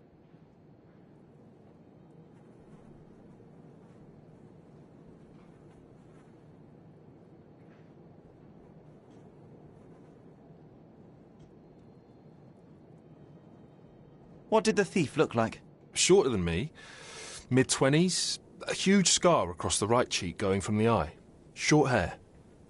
She didn't look like a ghost. Too corporeal. Hold on. She? You didn't think to mention the burglar was a woman? Why did you assume it was a man? It's the 19th century, sir. Ambitious young women are out there pursuing a career, and I, for one, encourage it. Yes, yes, spare me the sermon. When did the burglary happen? After 10 in the evening. I was just talking to Mrs. Capello. Does she normally work this late? No, it's the first time it happened. Usually I'm alone at night. I was explaining to Mrs. Capello how drinking water every 3 hours can help with digestion, when she excused herself and went back upstairs. Then there was a scream, and I ran up to the office and... I know what happened next, thank you. What about last evening? Do you have any more details about the break-in? Of course. I write down everything that happens during my watch. Take a look. Fastidious in its mundanity, but I will make of it what I can.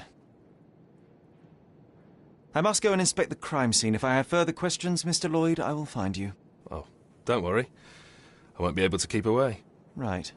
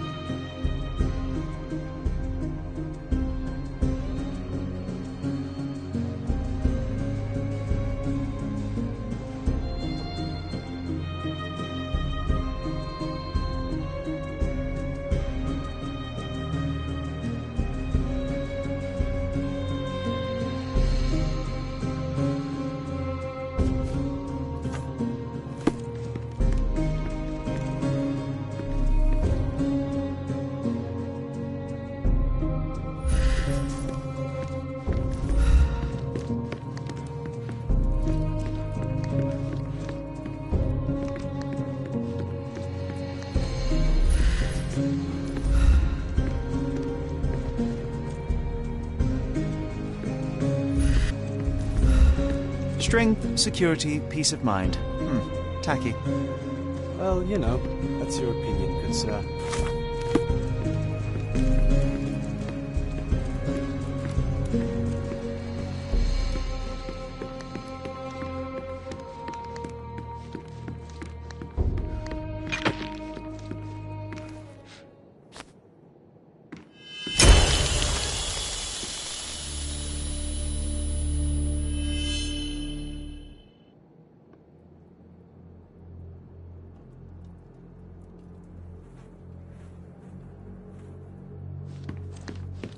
Oh, why do I get the worst jobs?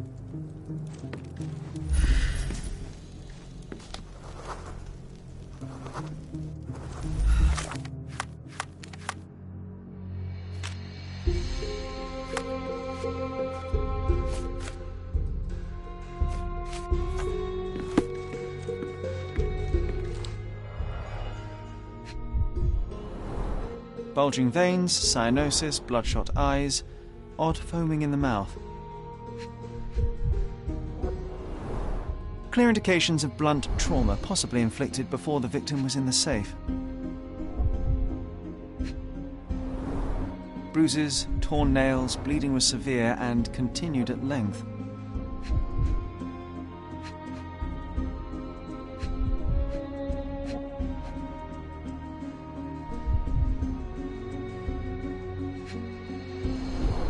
Blood on the safe door could have been left by the victim.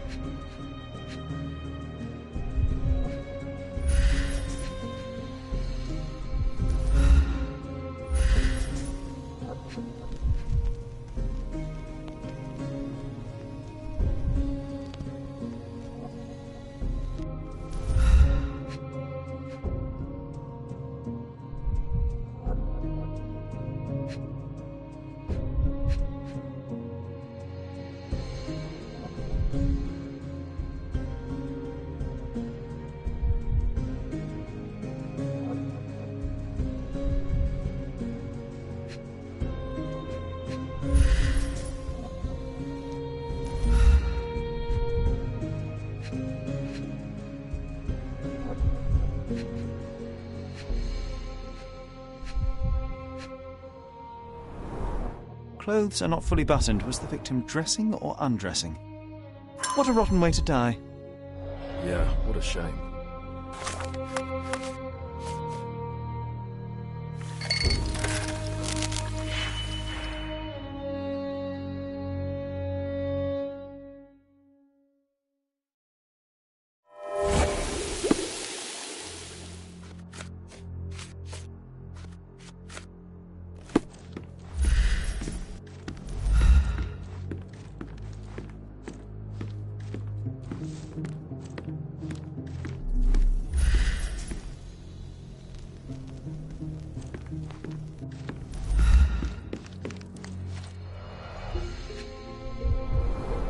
The bottle is half empty.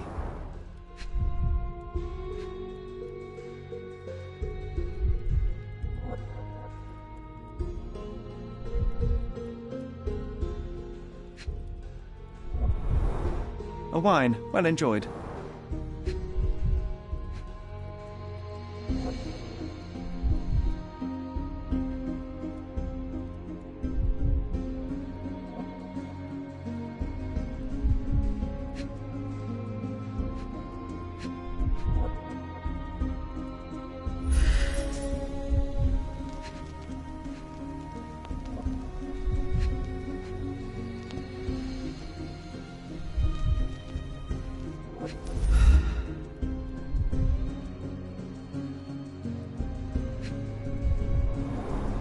Recently used, but why would it be here?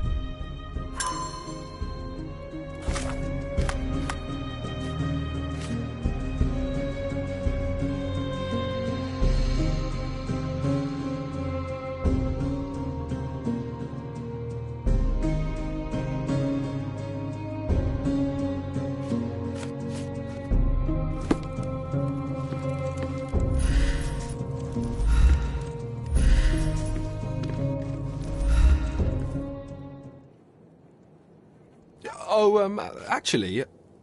No. Do you know anything else about the dead body in the safe? Well, there is the rule of threes. You can survive 3 weeks without food, 3 days without water, 3 hours in harsh weather, and 3 minutes... Of you talking? Without air. I'm sorry, did you say something? No, very enlightening, Mr. Lloyd, thank you.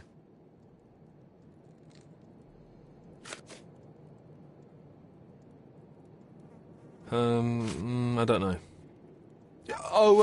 Actually... No. Have you noticed anything different about Mrs. Capello recently? Not really. She talks to me more when I start my shift. Probably because of the 100 Best Curry Recipes book I'm reading. Oh, and we've been running out of paper a lot lately, so she often sends me out to buy more for her. She's very particular about the paper we use. Only one store on the island stocks it, and it's on the other side of the town. But I'm really fast. Interesting, thank you.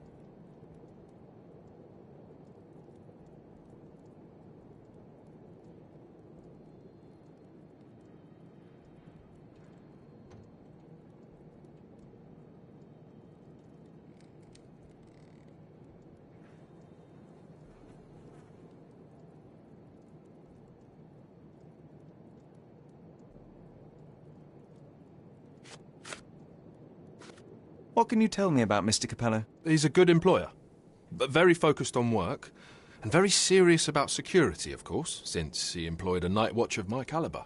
Not everyone appreciates his strict business approach, though. Store clerks don't seem to last long in the office. Good to know.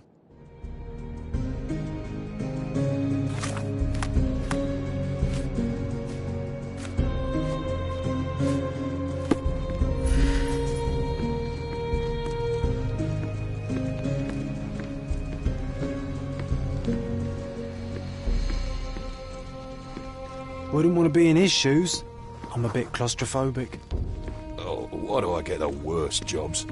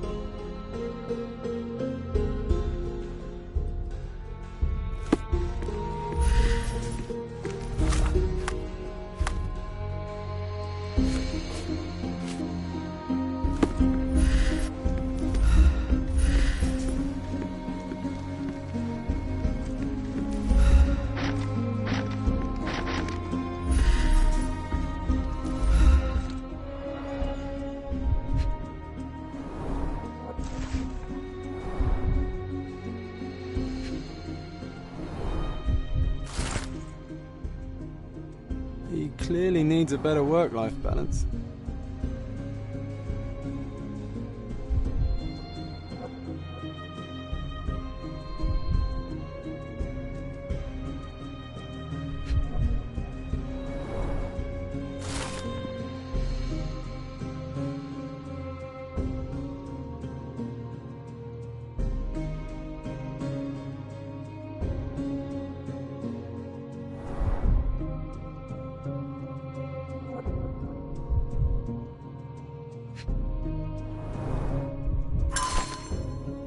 Well organized.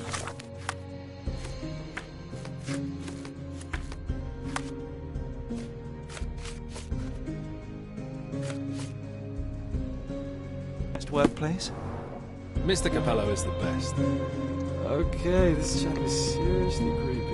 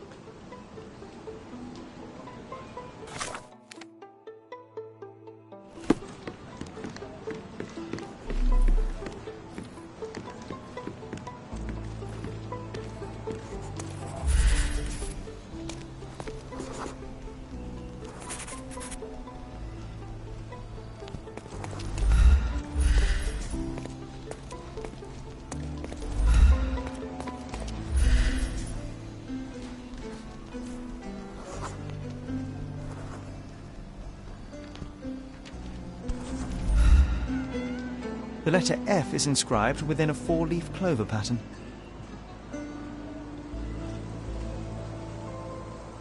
Passe-muraille. Walk through walls in French. Our thief seems rather arrogant.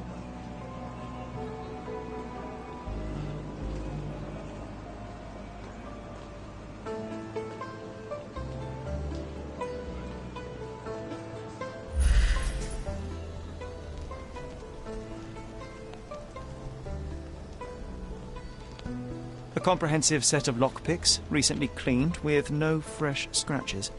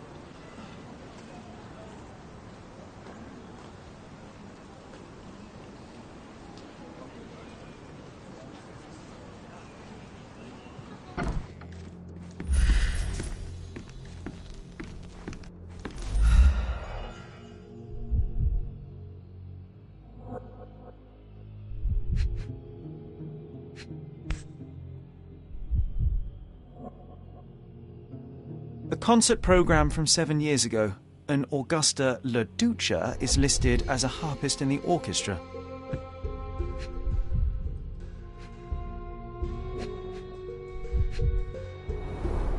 Two theatre tickets for Shakespeare's Othello. The performance is tomorrow. Have to respect the classics.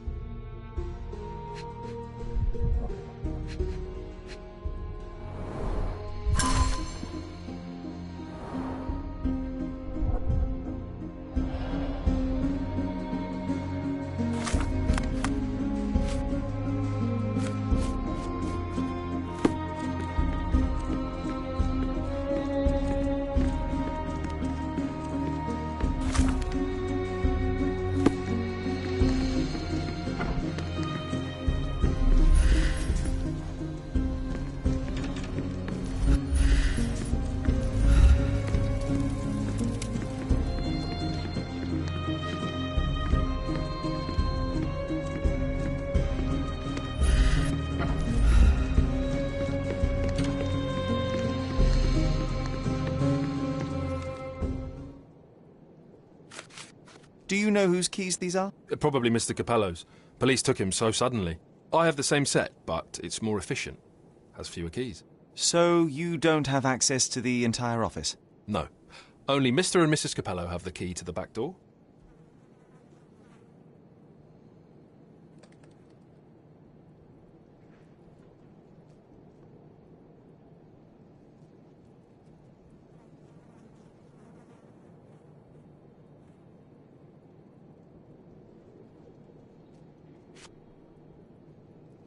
Do you know what this note might be about? I cannot presume to know another's mind, of course, but I think Mr. and Mrs. Capello have been having some familial difficulties, probably due to their lack of children. One of my oldest friends helps couples with their relationship troubles, and he always says You don't have to continue. Oh, well, he says that to me as well, but I'm perfectly happy to. No, I insist. Oh, actually, no. Do you know anything about these entries? No, but Mr. Capello is so well organised. I use a different method, very popular among the Buddhist monks. You create an attic in your mind and... I'm familiar. Keep it tidy, put only necessary information in, remove unnecessary information regularly. What? No, it's called an attic. You just stuff it with everything. You never know what might prove helpful someday. That is profoundly upsetting.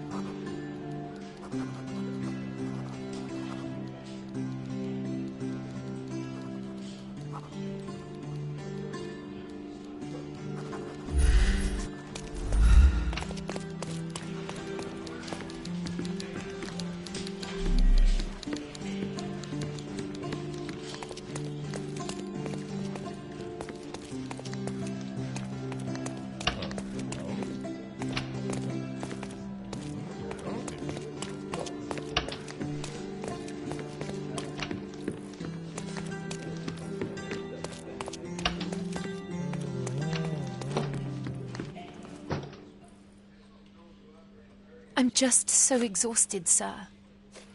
Can we please do this later? I don't know. I don't know. Can we please do this later? I'm just so exhausted, sir. Mrs. Capello, would you think your husband capable of that which he is accused? No. Basilio is a good man, a devoted man. I love him. He cares about his work and cares about me. He approaches all his passions with diligence and temerity. I think there is nothing he could not achieve if he set his mind to it. Indeed, in all our years together, I cannot recall a single business opportunity Basilio failed to see through. Thank you, Mrs. Capello.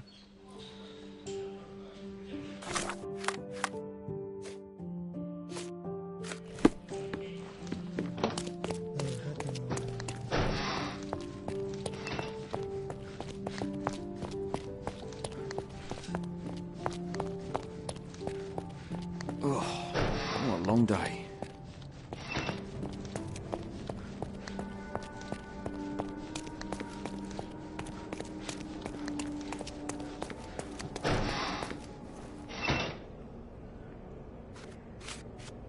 How long have you known your wife, Mr. Capello? How is that relevant, young man?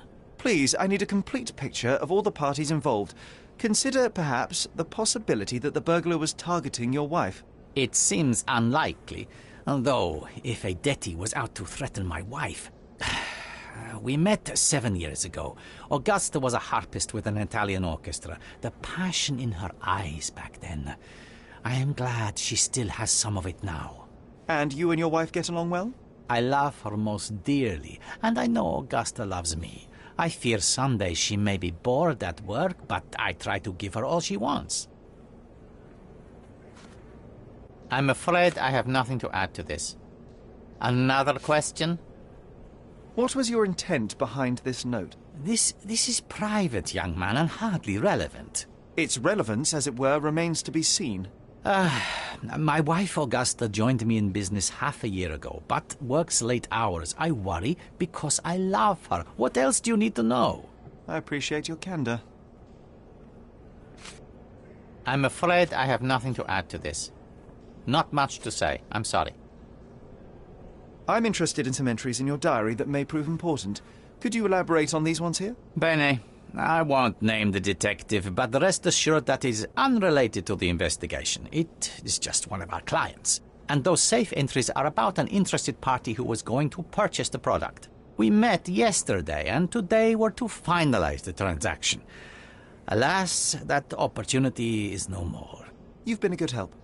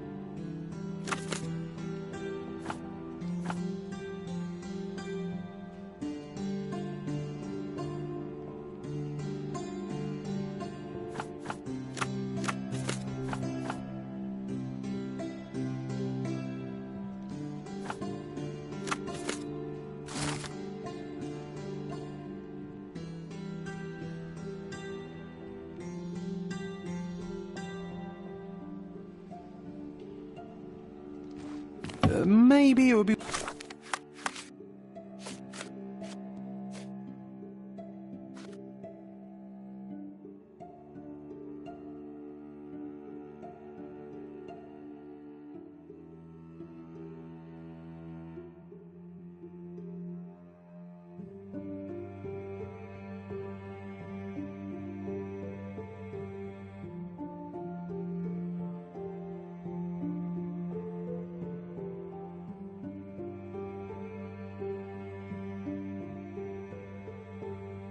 wise to take a look around outside before we enter.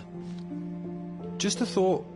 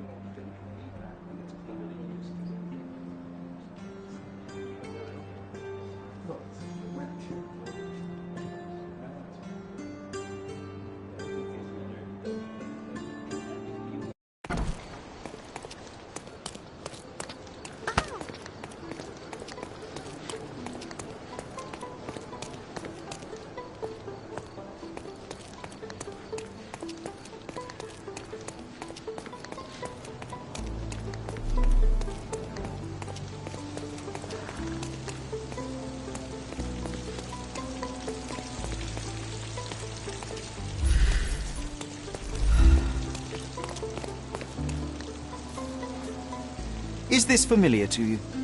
La la la la, I can't hear you.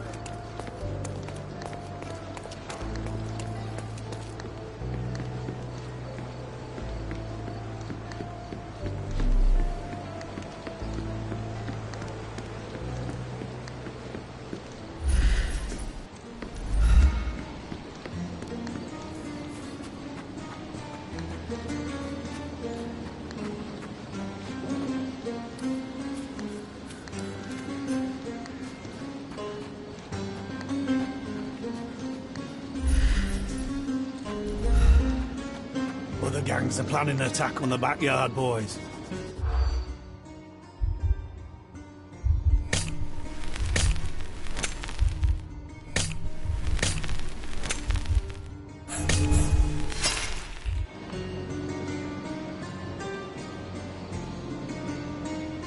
Other gangs are planning it.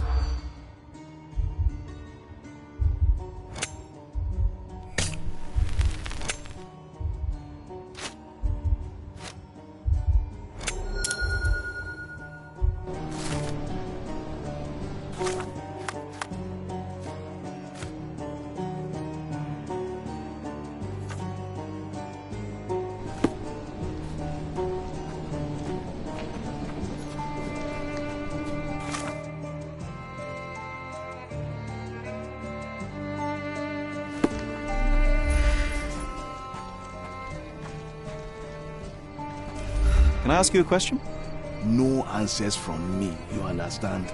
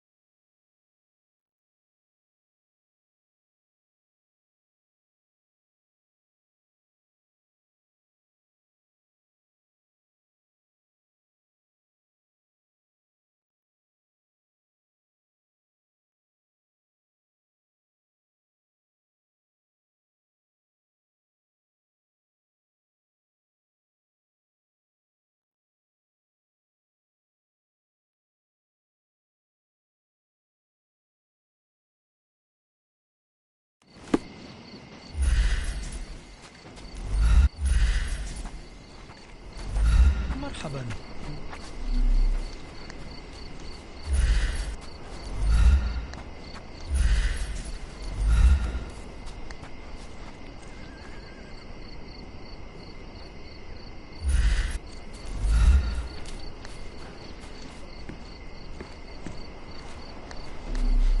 Hey.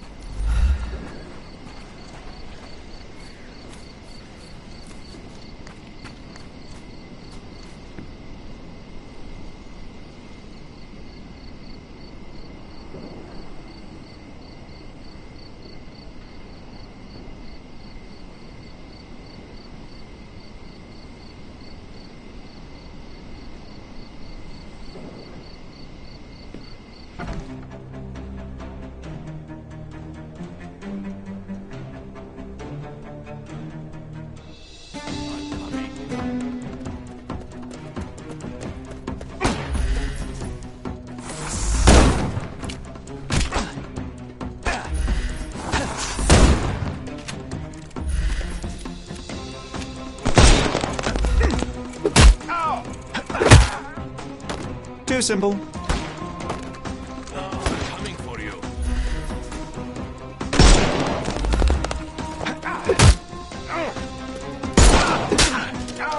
Don't bother moving. The snuff's ready.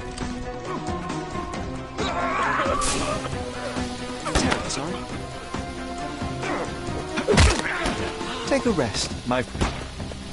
I'm coming for you.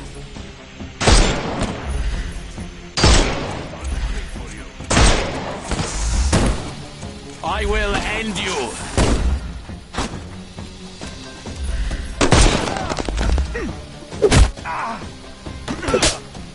Too simple. Give him the pepper snuff.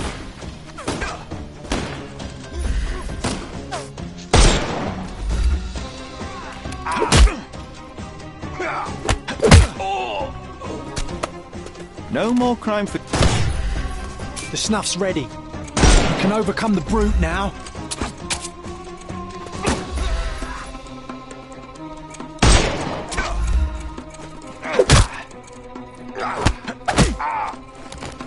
Don't cry. Give him the pepper snuff.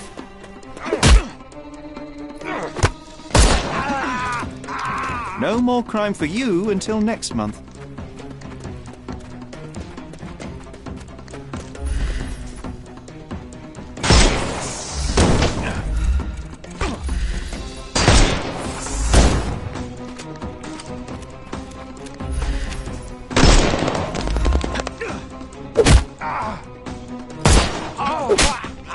Too simple.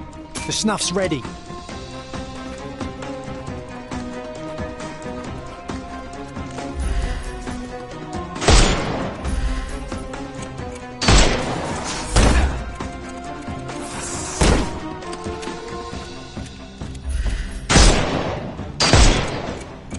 It's all yours now.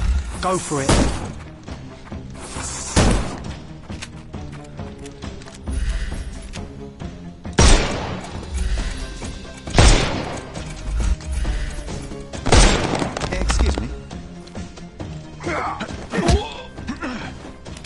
Take a rest. Give him the pepper snuff.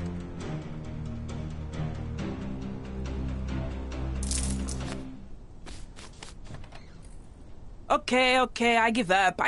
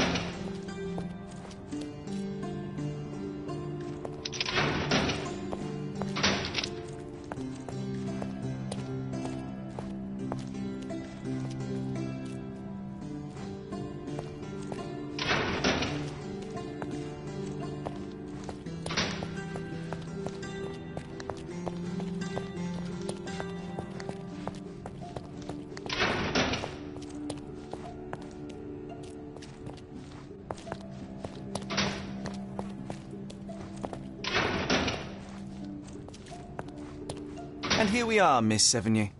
A place where we can talk about all your recent activities. We have a nice profile on you, you know. What are you talking about? I didn't do anything. Is there nothing you didn't do, Miss Sevigny? Thieve for the gang, break into the Armor Capello office, kill Niccolo Detti? What? Kill? I didn't kill nobody. No, How? So you admit the rest. I suppose you won't mind explaining some things to me then.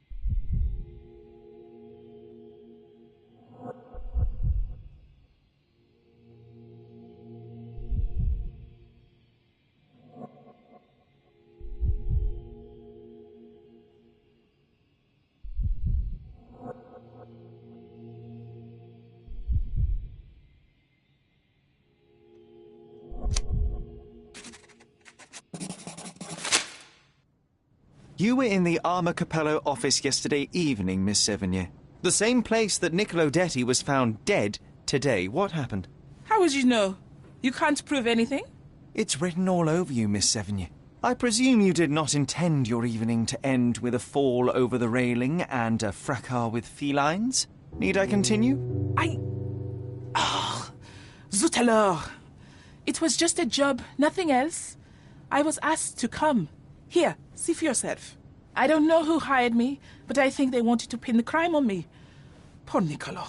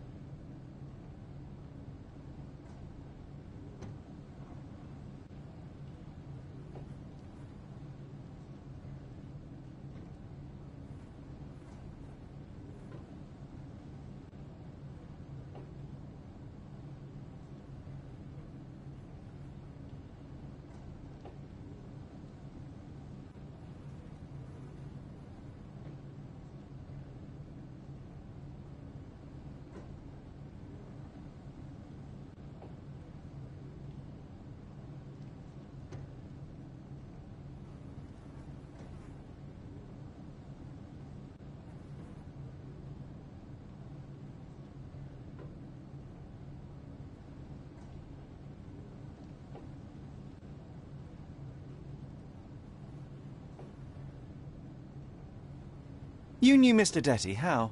Niccolo and I grew up together. I hadn't seen him in years, then ran into him on the street, smiling with some lovely lady on his arm.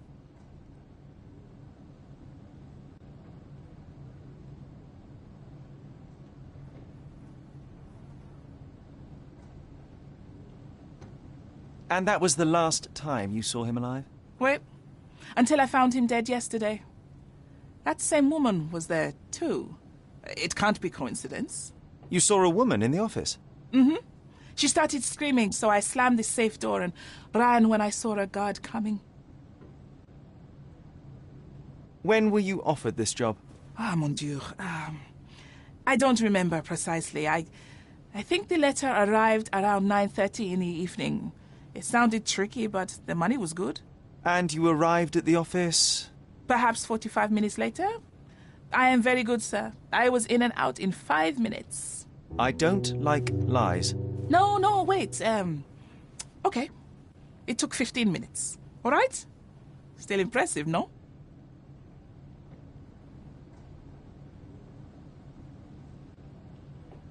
Your thieving days may well be over, Miss Sevigny. Until this matter is resolved, you will remain here. Good day.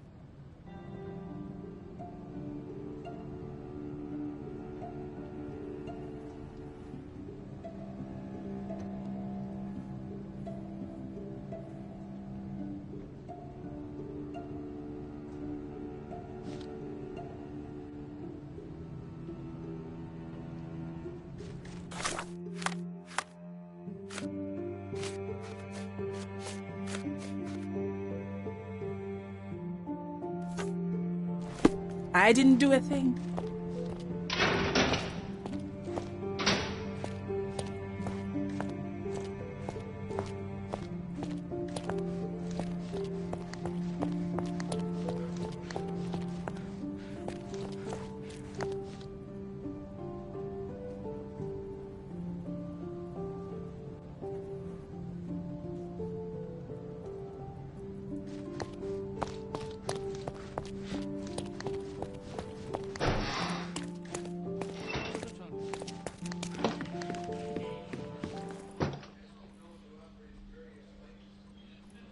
What exactly was your relationship with Niccolo Detty? Who? What are you talking about? Madam, please, a young woman dedicated to her music and an enthusiastic artist. Your marriage to Basilio could not have offered all you needed. And then about 6 months ago, you met Niccolo Detty. There was a spark, you started to see each other. It brought passion back into your life. How could you... But your tryst didn't go unnoticed. Felicia Sevigny spotted you with Niccolo, but rather than cease your affair, you took care to avoid the public eye. You started working with your husband at the office and met your lover there in the evening after Basilio departed. Billy would not notice, and you hoped neither would your husband. Do I have this right so far? Yes. I love Basilio, I truly do. But his first passion is his work. I respect that, but it left me adrift. Niccolo. Oh, sweet Niccolo. He was the man I needed. If he had had any other name, I would have talked to Basilio. But he was a Detty. And your husband suspected something? I think he did. He asked questions. Billy's schedule was moved forwards here. Yes, he suspected.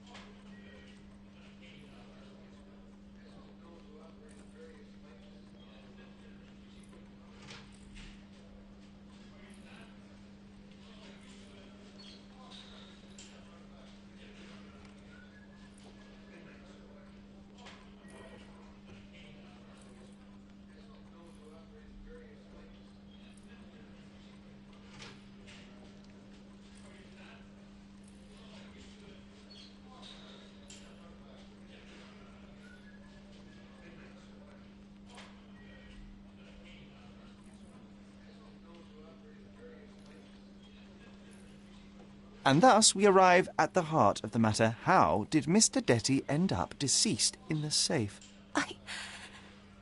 I do not know. Madam? I don't know anything about his death. Are you sure this is how you wish to proceed? It is the truth. Please, just leave me be.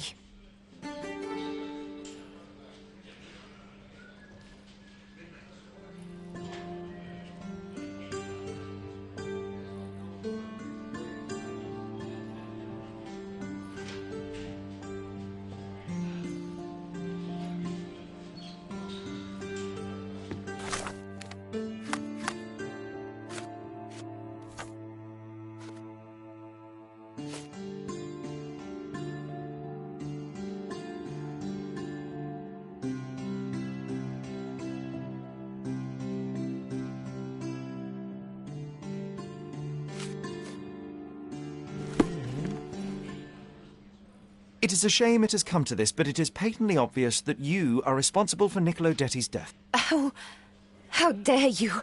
I wouldn't want him to. I see you need some persuasion.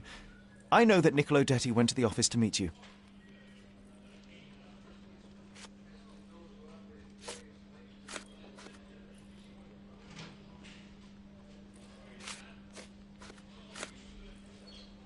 This is nonsense. I did not know Mr. Detty was at the office. You knew he was in the safe, but rather than get the combination code from your husband, you sought to free him another way.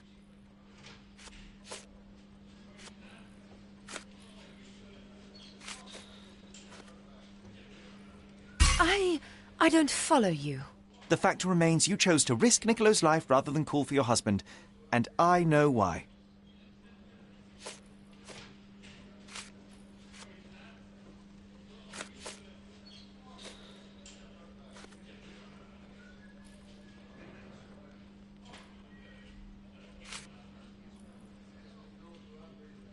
See? You cannot prove anything. Do not presume to tell me my feelings, boy. Leave me be. I don't think Mrs. Capello did this on purpose. I would have let her go.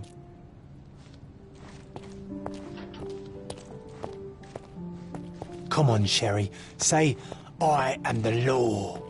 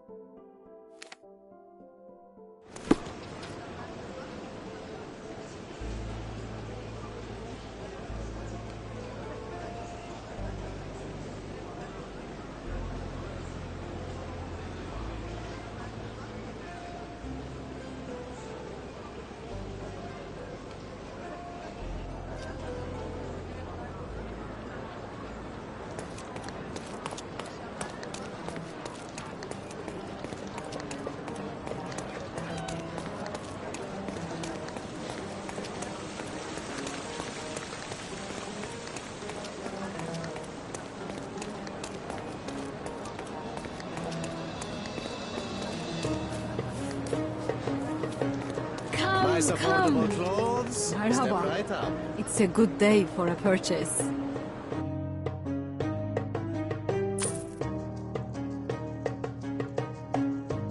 May your purchase...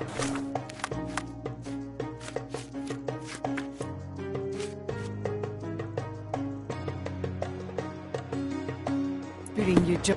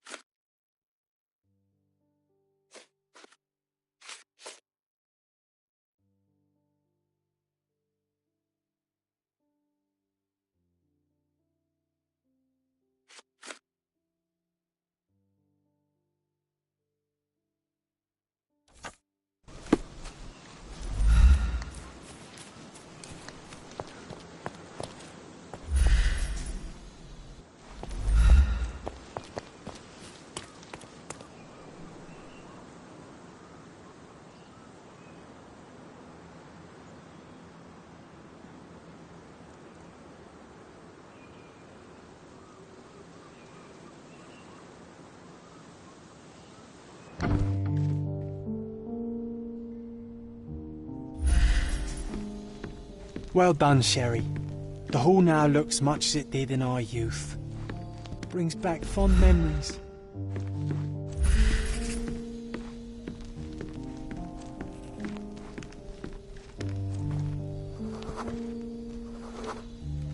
We used to take a shortcut down the banisters, much to everyone's annoyance. Oh yeah, what fun. They had to fix these handrails several times. I wouldn't try it now, Sherry, tempting though it is.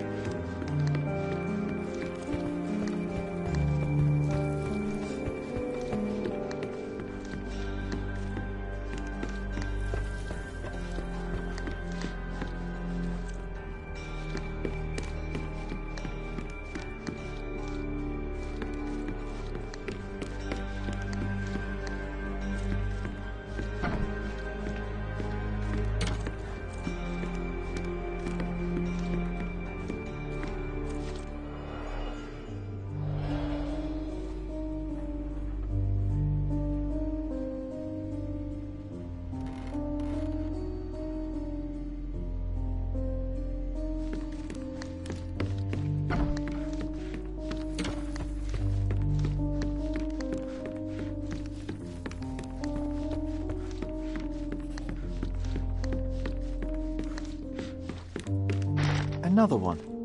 There must be something important behind it. I can feel it.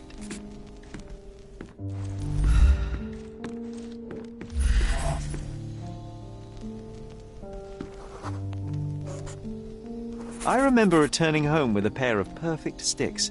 We wanted to turn them into training swords. Oh, that's right. We stood there, frozen, staring at something huge in the main hall.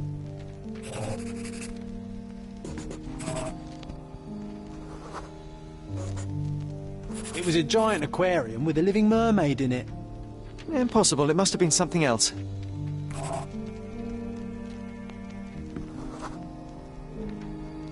Oh, of course, that mortifying hoax presently taking up space in our front yard. Well, fine. Your memory's better than mine. But I'm sure we started examining it immediately. And someone else was around, too.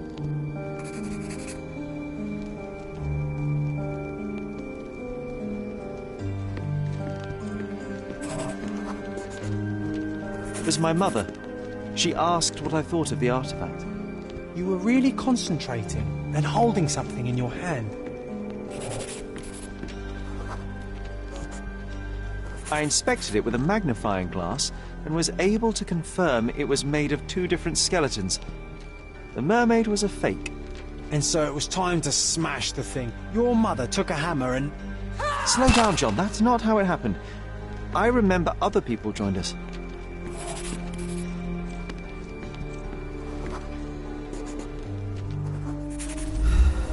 The workers took the artifact and placed it into the Cabinet of Curiosities. It became part of Mother's collection of fakes. She always said that the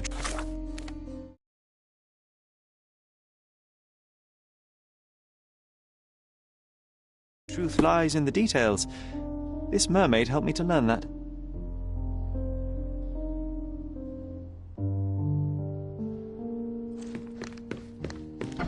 Ah yes, my mother's studio. She was an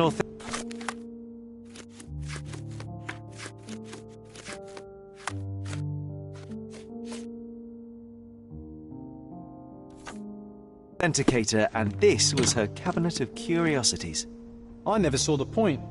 What does it matter if some artifact is real or not? It still exists.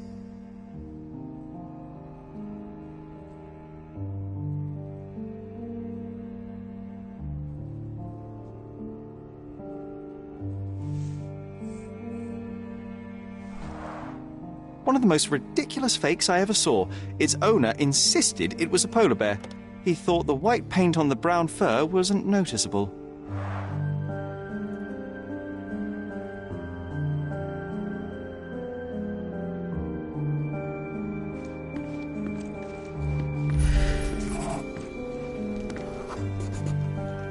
I remember this cozy blanket. It was perfect for...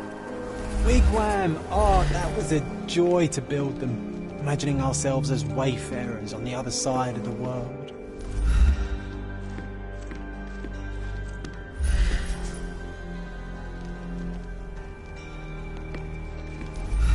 It's a pity how many amazing things are missing from this room. Watkinson and Holman, Chapter 1, by Wallace D. Oram. Oh, Mycroft. He always acts so serious, but then reads tripe like this. John, if I remember correctly, you couldn't put this book down.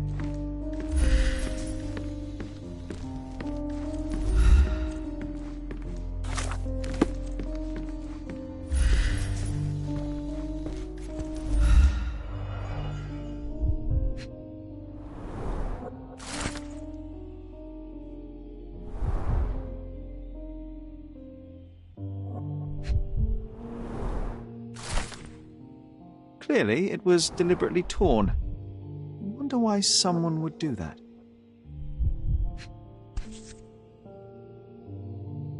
The Tulpa, Studies in Tibetan Mentalism. An impressive number of bookmarks. Someone was rather obsessed with this subject.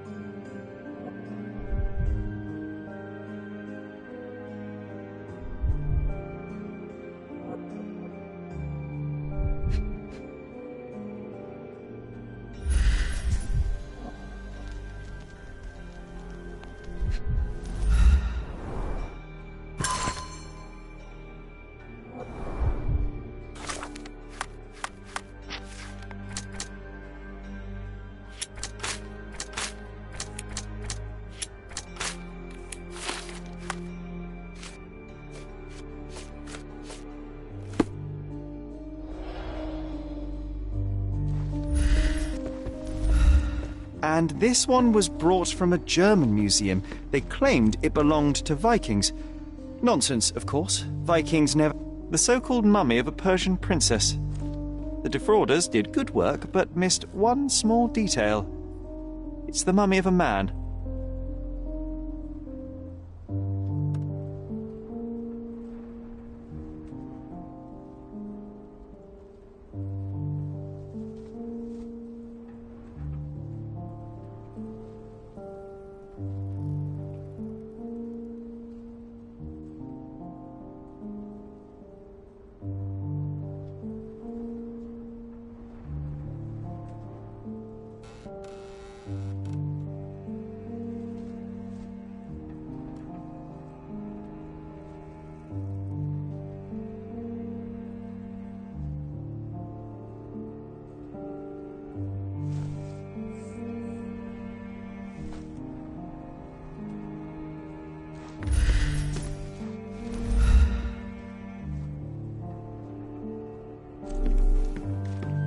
An archaeological find should be here. It's far better than beneath the old city walls. I'm not sure I want to hear its horrifying, inhuman howl again.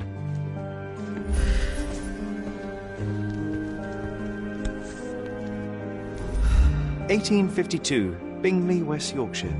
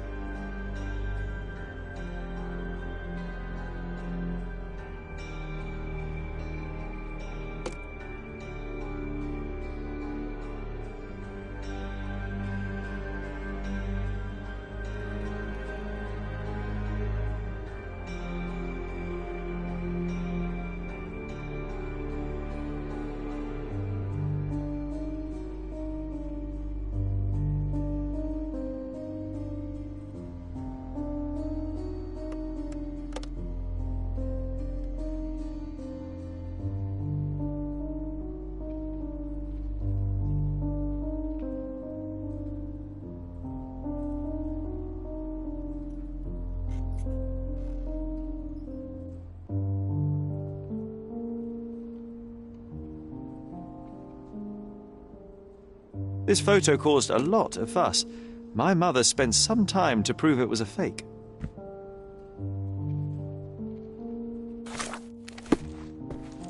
I'm not sure I want to hear its horrifying, inhuman howl again.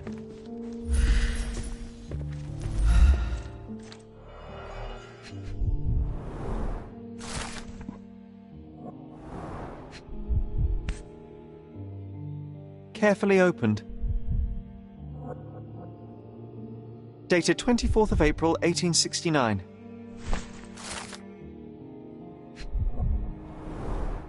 So many calling cards. Mycroft liked to keep useful people at hand.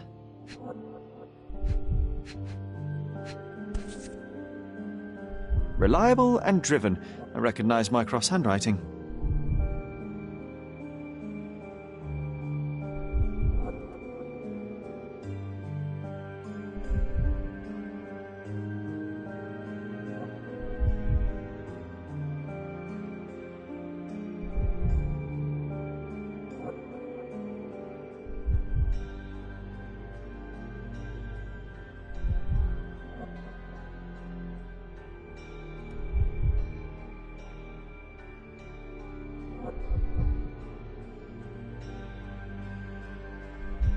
Officer Luciano J. Placido.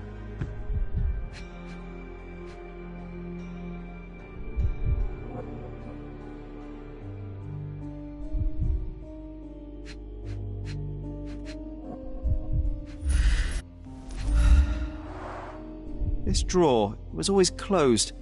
Only Mycroft knew how to open it. I remember we tried to break it.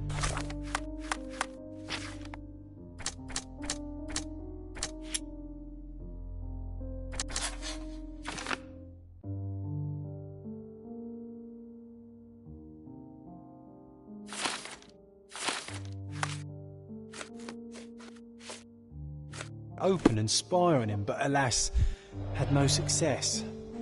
Maybe today's the day. Oh, Sherry.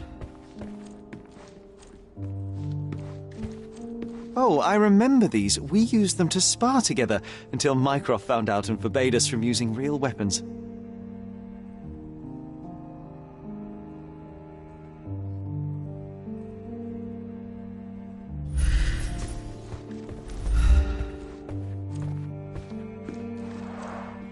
Look, it's Roger. This jolly old man's well preserved. Even looks refreshed. I doubt he drew much interest at the auction. That's for the best. I'd be upset if he fell into the wrong hands.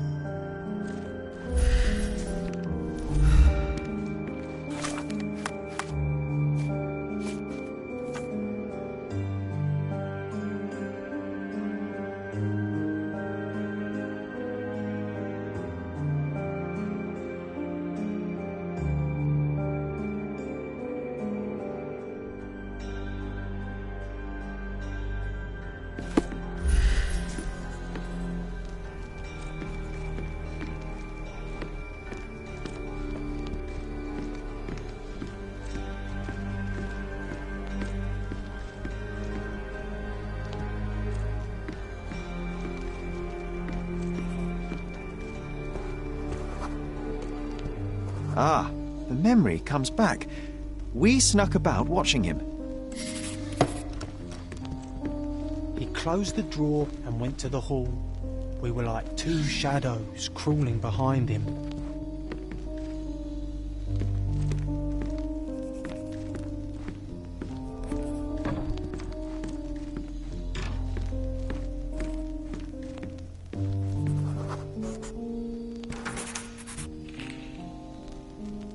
He opened the door to the postman, and they exchanged documents.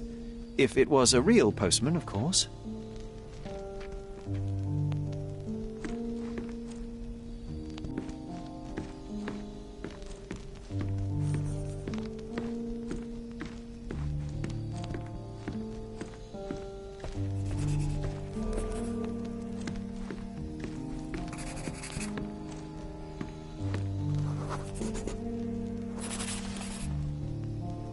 The painting on the wall was slightly atilt.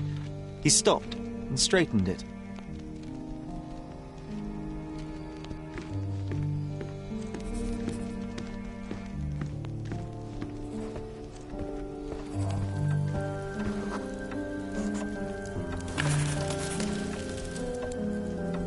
Then he threw some logs into the fire and sat in his armchair to read.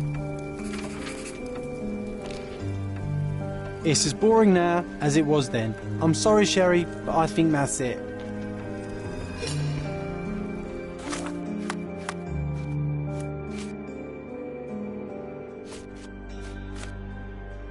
Wait, John, we never use the fireplace in the mornings. What if...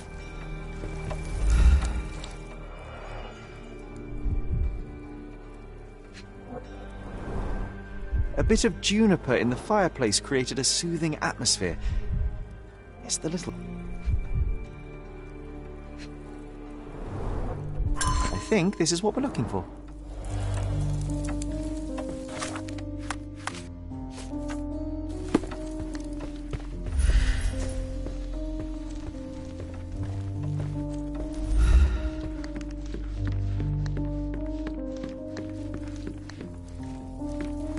This portrait was painted some time before my father's death.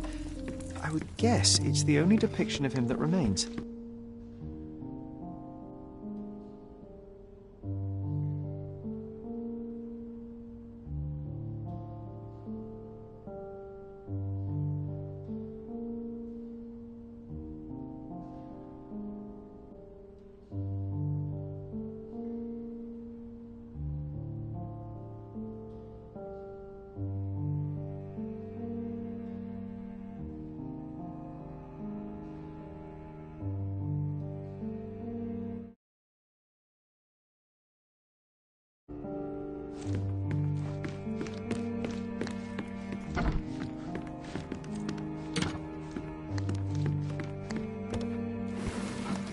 We made it.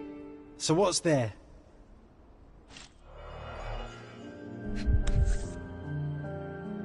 Single malt whiskey, Mycroft's favourite.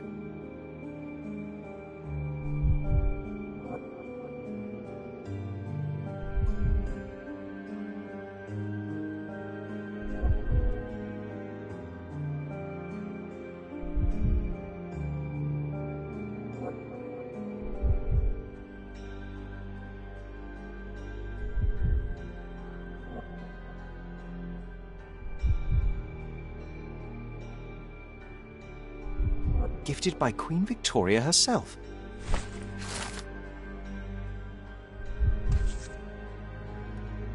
Otto Richter. This one is rather thick. Mycroft can be truly dogged in his research. Dossiers on the most influential people on Cordona. Mycroft always had a habit of building files on everyone he met.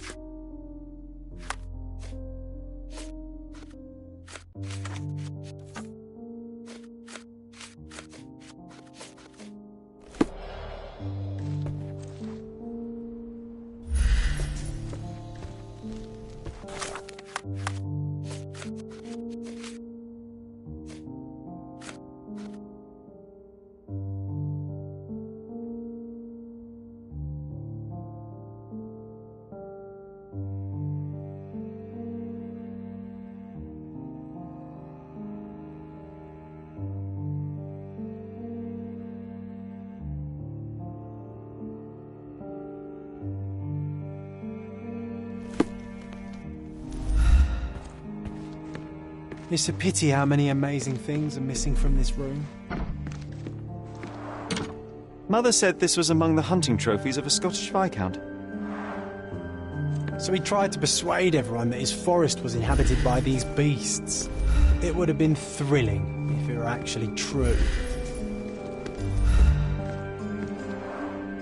The full-plate armour of Sir Robert Saunford. I was told my father won it in a wager.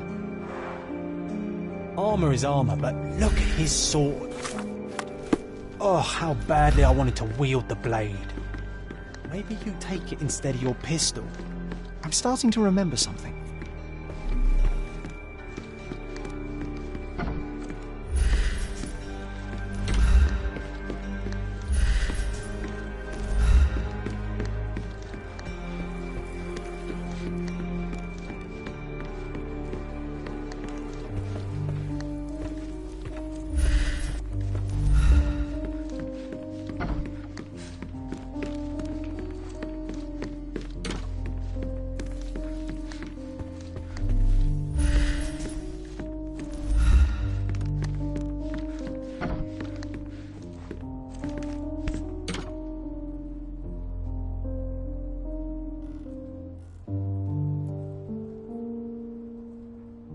Another fake Holy Grail. Its owner claimed to be the heir of King Arthur. Scarcely believable. He also insisted a deadly rabbit was hunting him.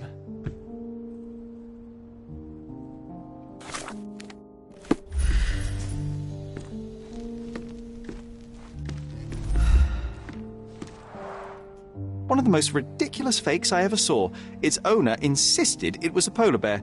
He thought the white paint on the brown fur wasn't noticeable.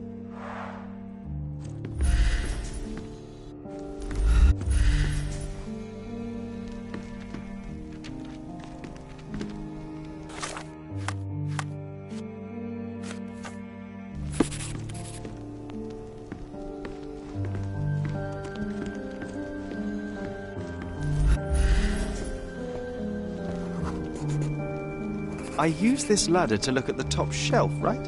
On the day of Mother's breakdown upstairs. Right you are, Sherry.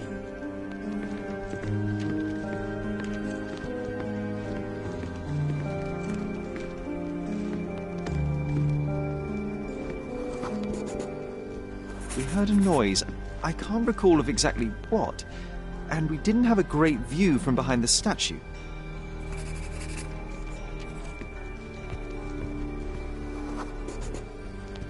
Books and papers from the table somehow ended up on the floor.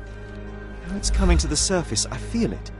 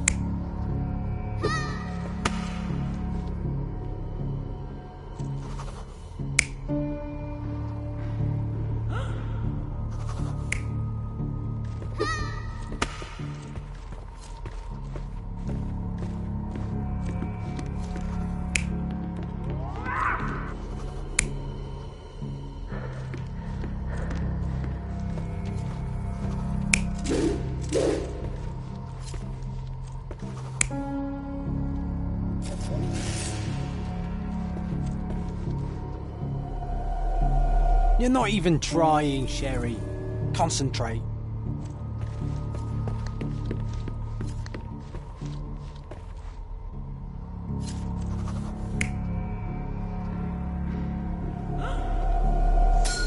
Come on, Sherry. Let's go outside. Wait. Did you hear that? Come here, Sherry. You call this progress? Charlatan, amateur. I'm not letting you anywhere near my mother again. So there was a quarrel between them.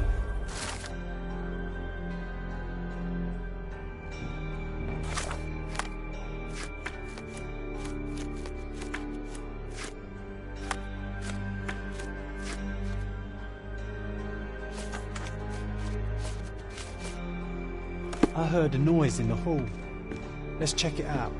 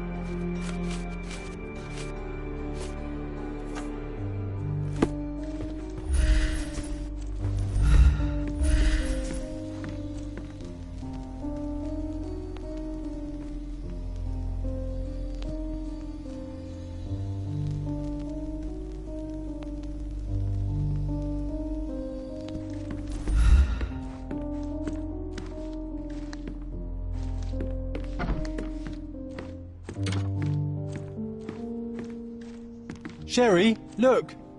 We've got a parcel here. Hurry up and let's see what's inside.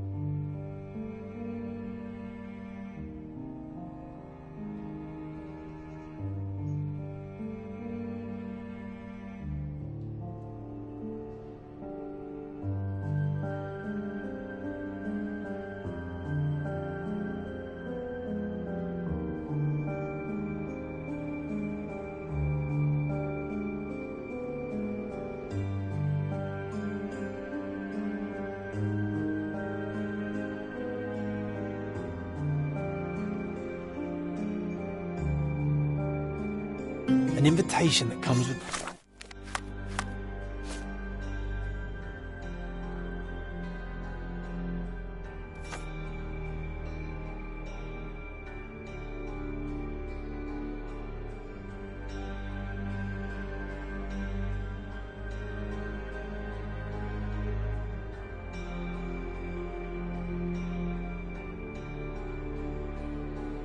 the mask.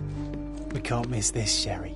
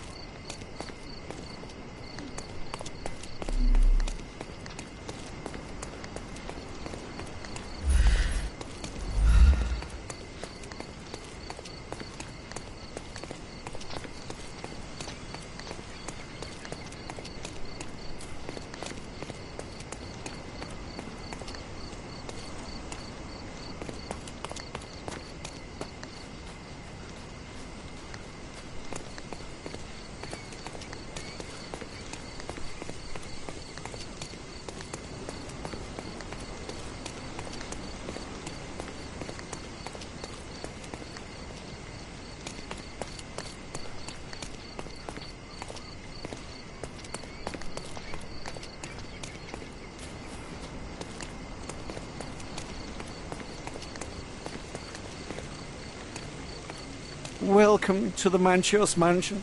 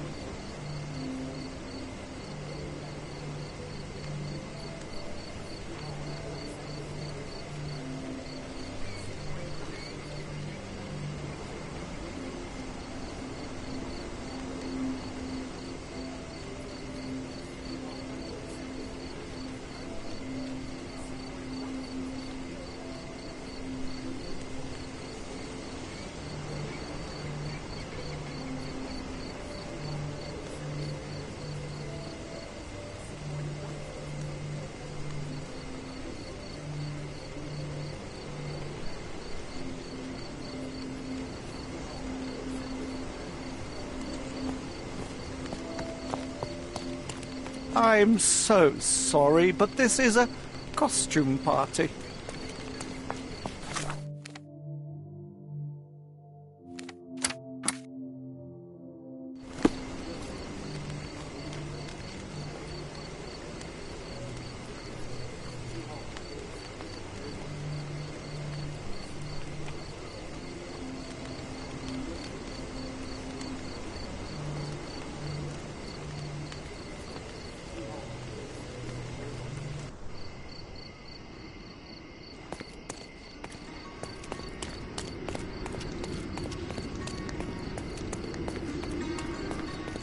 Nice affordable clothes. Step right up. Let's pick something that suits you.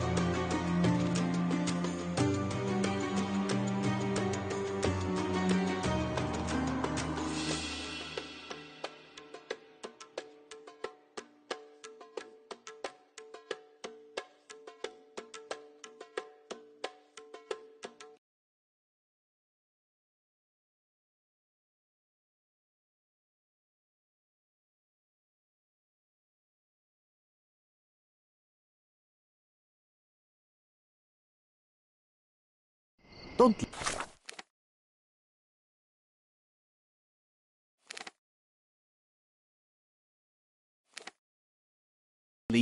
Take one more look.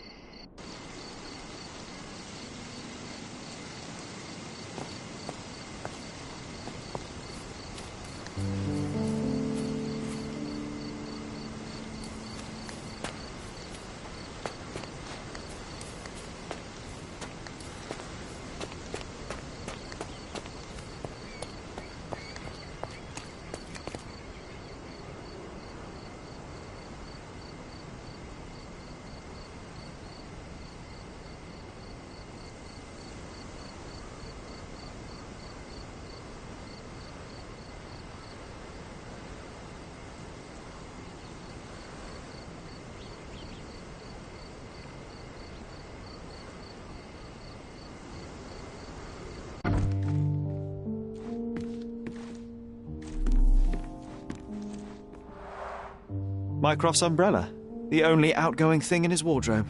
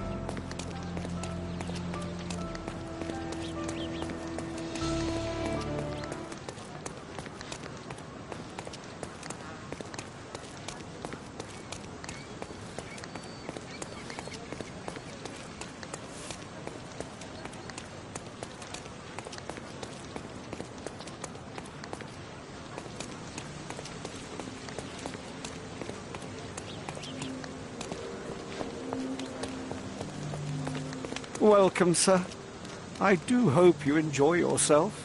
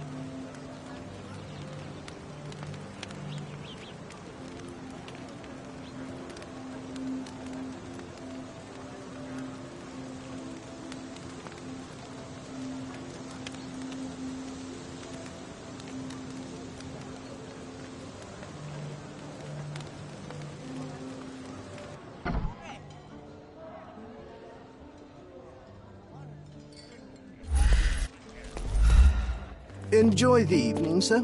There is still plenty of time before the grand finale. All right.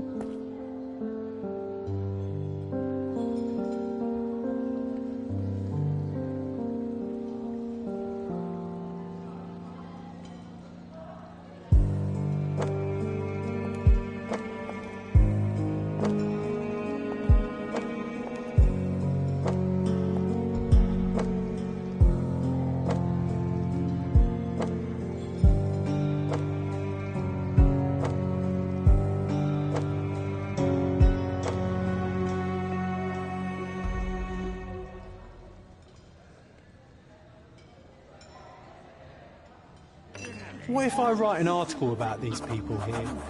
Can you help me gather information about Cordona's...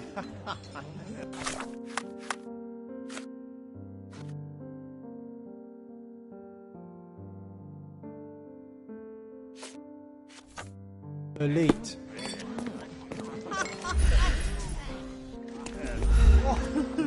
My goodness, Sherlock. They made a blood fountain.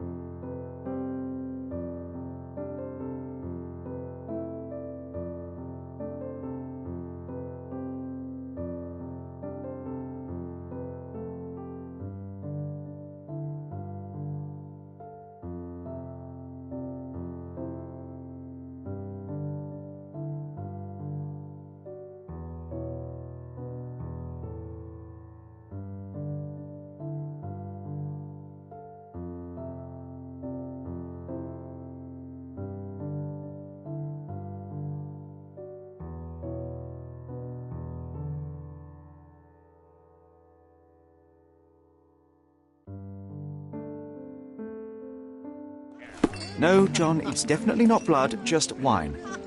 The whore, is it a guess?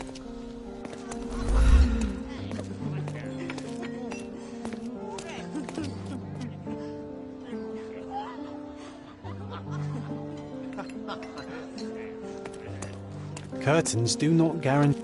And you still need a crack, despite being ethereal. Give me another second.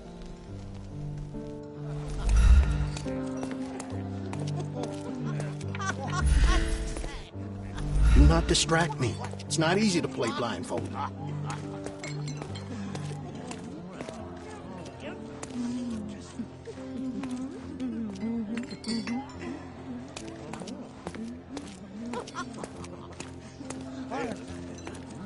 Well-known and recent plays to keep up to date with the current trends.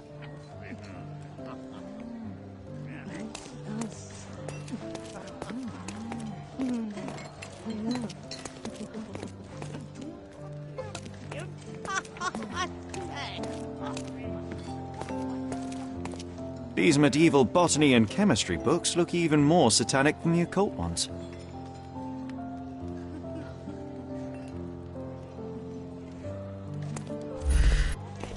Romantic poetry and prose. Someone's in touch with their feelings. Codex Orchis. Why does this occult book sound like a flower?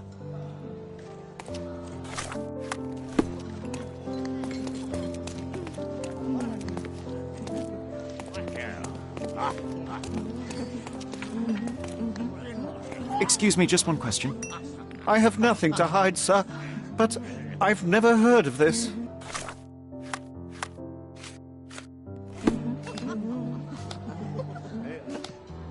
Is this familiar to you? I have nothing to hide, sir, but I've never heard of this. Time to check your who, what and what, Sherry. Who are you asking? About what and dressed as what?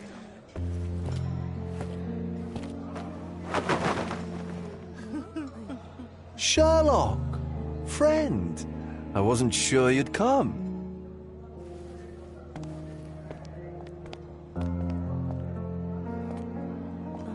Werner, I see you are not yourself.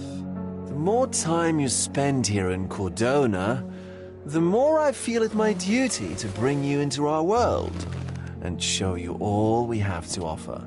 And what is on offer today? Pleasure, indulgence, relief, and relaxation. You've earned some time for yourself, have you not? Those who know me would say I'm incapable of it. Nonsense. I refuse to believe there is anyone permitted to know Sherlock Holmes. Huh. You may be right. Then free yourself from inhibition and expectation. The night is young, and so are the guests. You should try to enjoy both. It's not healthy for handsome men to spend every night alone, and certainly not in a house filled with such melancholic memories. I must admit, my travels have proven more taxing than expected. I'm less confident in my life and myself. A time of relaxation seems a distant dream. So can I tempt you with a physical aid to your moral consolations? There's wine, of course, and something to smoke, or perhaps an artificial paradise? Yes, something more spiritual, a potentiator to sharpen the mind. A 7% solution of, well, that'd be telling, but you must try it.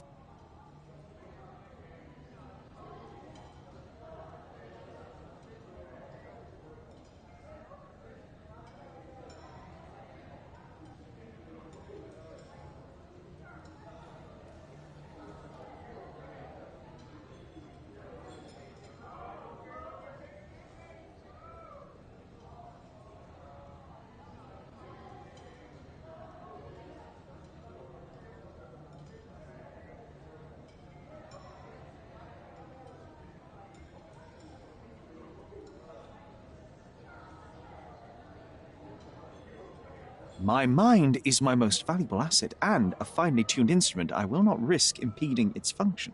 My ultimate duty is to provide the world with truth, and I do that perfectly well as is. Duty? You've never cared about that before. Of course I do. Exposing a lie, revealing a fact, that is a moral responsibility. That's not morality. Morals are what happens afterwards when truth collides with consequence. Do you ever follow up on cases you solved? Do you ever see what happened next, visit the victims, ensure justice is served in the courts? And how do you choose where to direct your attention? Are there not deserving causes to which your brilliance could be applied but isn't? You ascribe me more power than I possess. I have a narrow skill set and work within that mandate. What occurs afterward is irrelevant. With every action or inaction, you place a finger on the scales of morality. Many in the city would see you as abdicating your responsibility. I haven't. Not me, of course. Morality is subjective, just like truth. There is little to be gained from indulging in it, and far better things to indulge in. Now I must insist on easing any burdens I've placed upon your shoulders. Show yourself a kindness, and try this rather delectable concoction.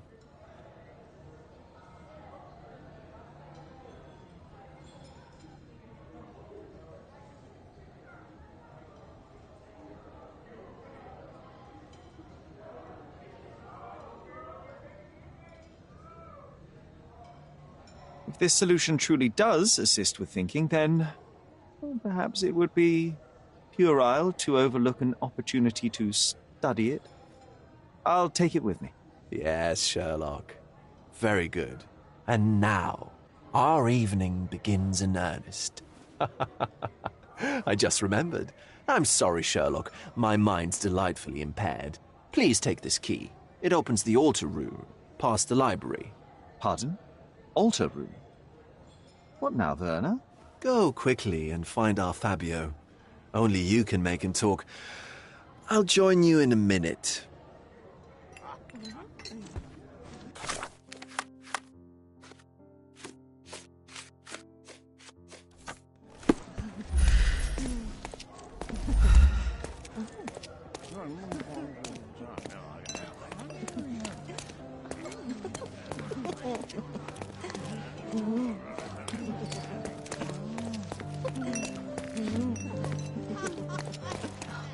One of these books must open a secret passage.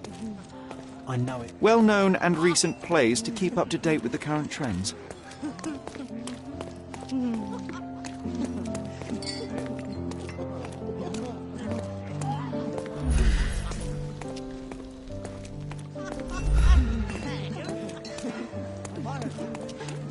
Do you know what was here before Manchiosa's family bought?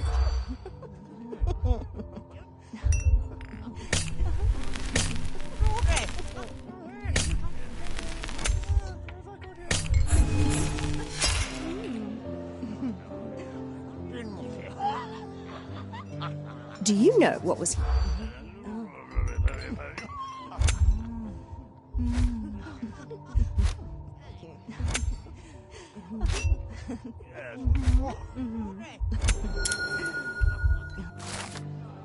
That's what I like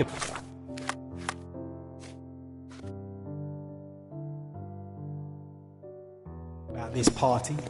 Bring me more dirt, Sherry. One more piece, and I can expose these base hedonists.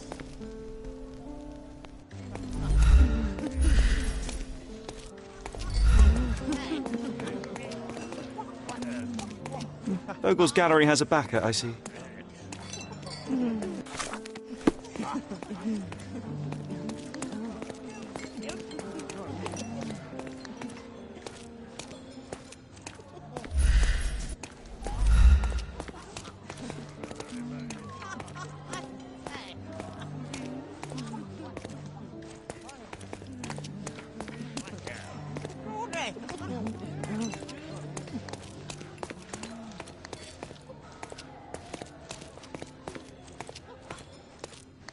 Manchio's had to enforce the masks.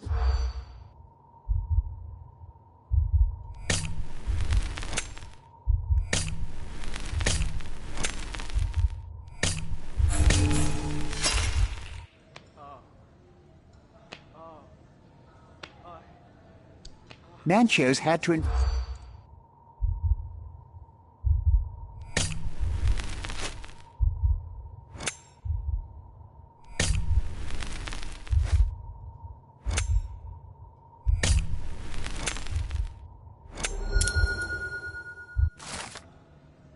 I'll pin them down, Biscoop. Thank you, Sherlock.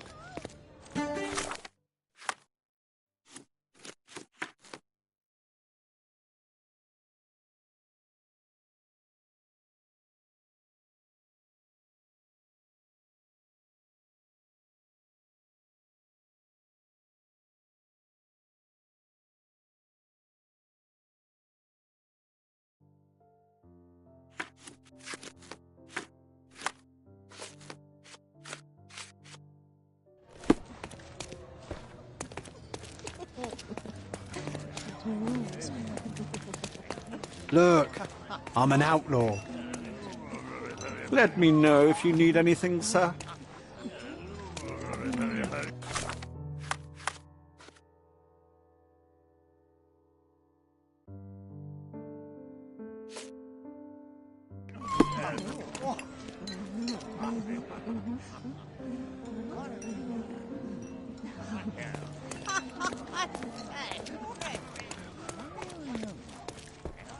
Let Fabio speak for himself.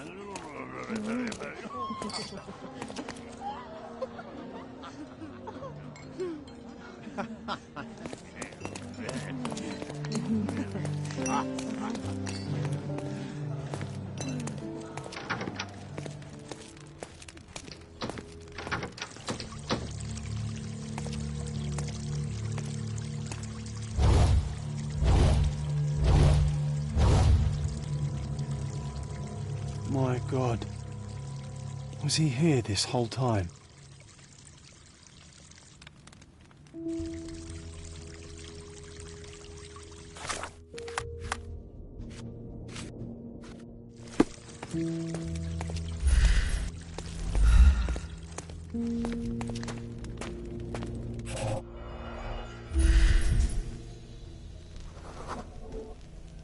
This crude tattoo partially covers his slave branding.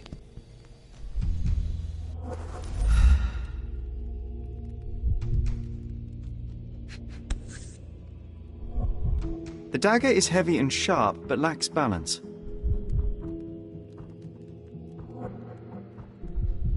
This golden handle has a bloodstain on it.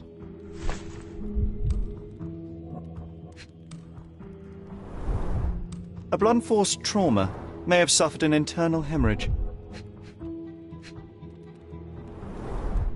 The wound is deep. A precise strike reached the heart. This worm-like sigil has been drawn with his own blood.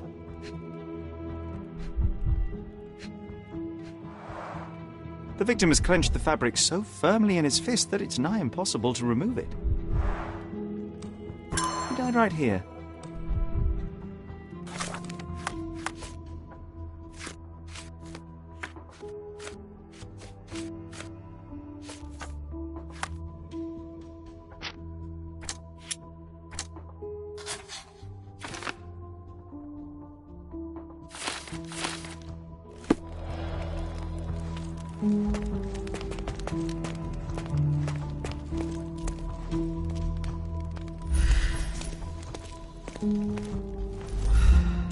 Werner, care to explain what is going on here?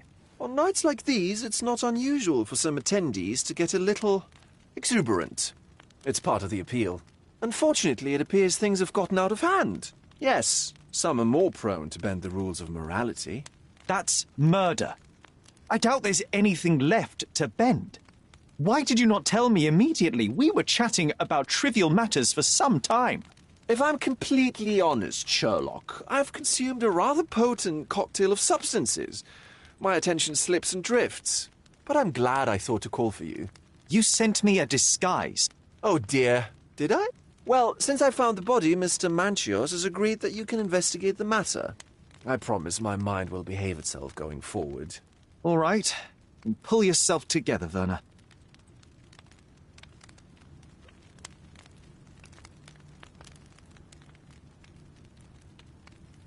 What is it about these nights that you were so eager to share with me?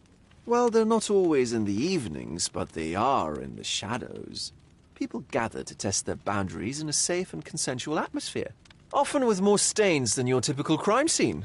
But that is the point. Who are we to judge? I suppose that's fair. What about today, then? Was anything different? Well, I was invited as a special guest. It was supposed to be a time of both divine and carnal pleasures. A scratch for every unconventional itch. I imagine you're reeling from your shattered expectations. On the contrary, there is still spectacle, stimulation, and release, merely in a different form. I like to let life entertain me. Or death.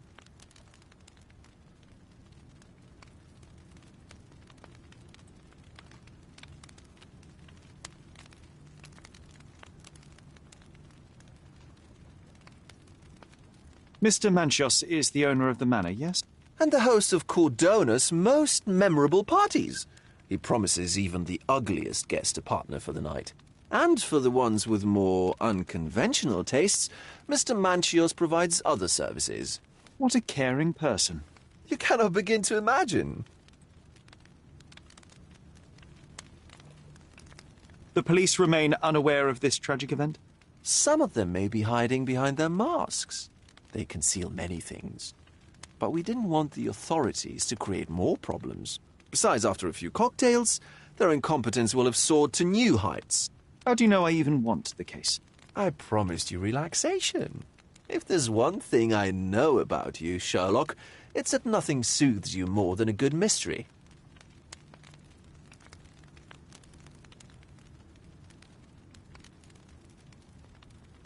How did you discover the body? In between guzzles of alcohol? I was set to perform in a fecundity rite with Fabio and came to inquire further. It was a staged ritual where he was to play the principle of life. And the rehearsal was unsuccessful? Who knows? I found him alone on the altar, his blood dripping to the floor. And then? Then I called Mr. Manchios. He was panicking, so I told him about you. We left the room and locked the door. Then we were... Filling time? Waiting for you was stressful. We indulged in some simple comforts. Overindulged, perhaps.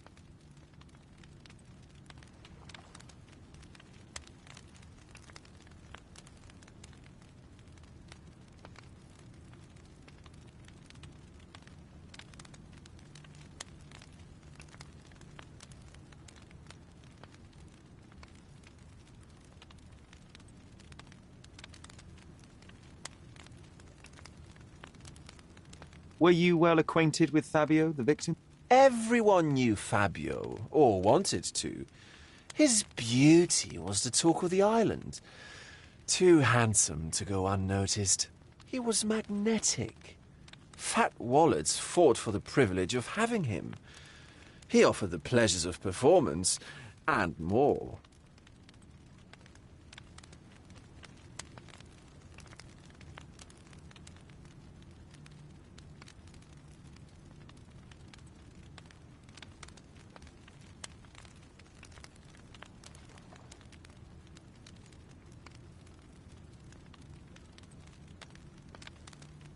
When you discovered the body, was the door open? No, it was locked. Oh, that reminds me. It's a minor detail, but the first time I came to speak to Fabio, I left without entering, having been unable to open the door. You didn't have the key? No, I had it. Don't look at me like that. I was mostly sober. I suspect there was a key in the other side of the door, blocking the lock. That detail may very well be major, Werner. Well done. So you returned later, only to find the lock was not blocked? Correct. After an hour had passed, I tried again and was able to unlock the door. That's when I discovered poor, handsome Fabio.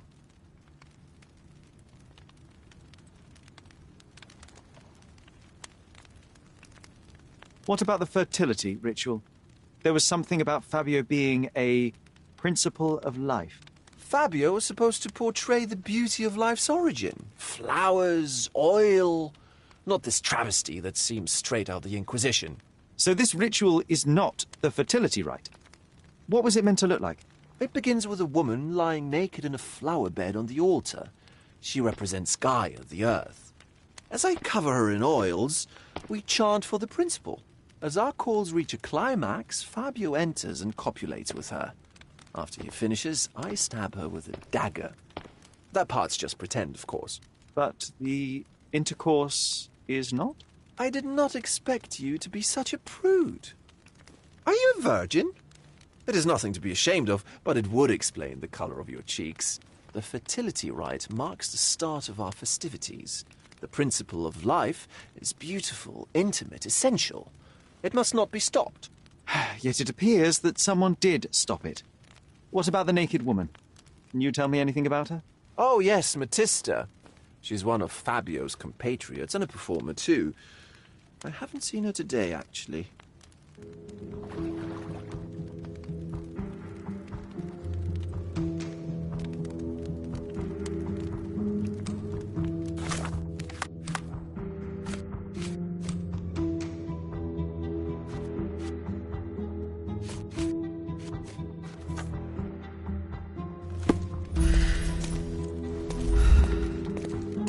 This elaborate box must be for the ritual dagger.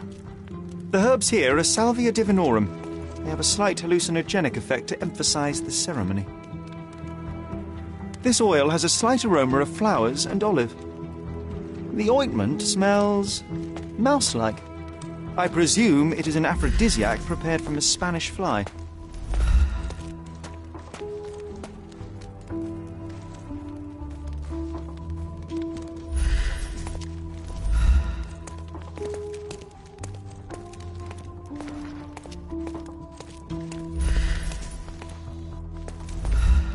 The sign reminds me of the astrological symbol for Mars.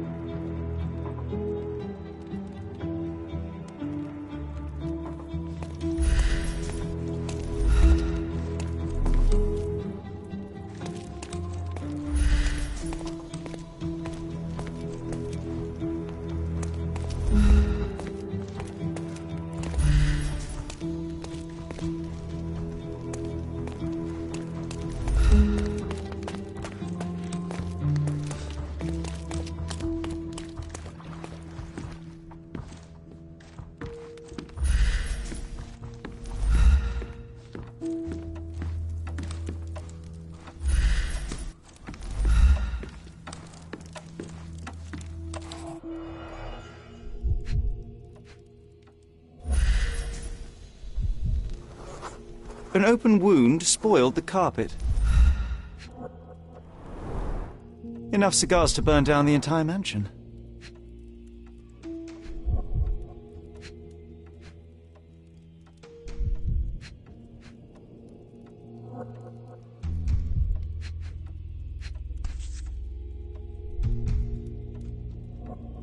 Blood.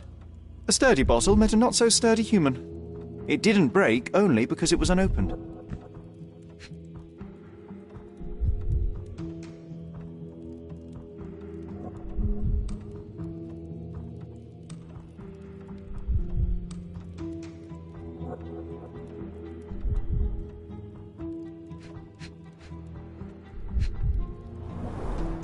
Why don't people tidy up after themselves?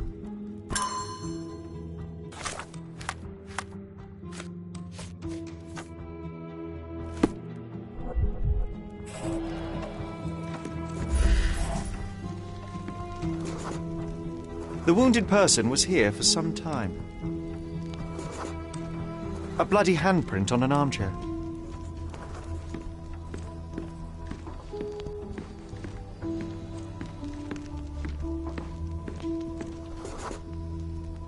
A person leaned against the doorframe. They left a smudged trail of blood. There appear to be no further traces leading to the altar.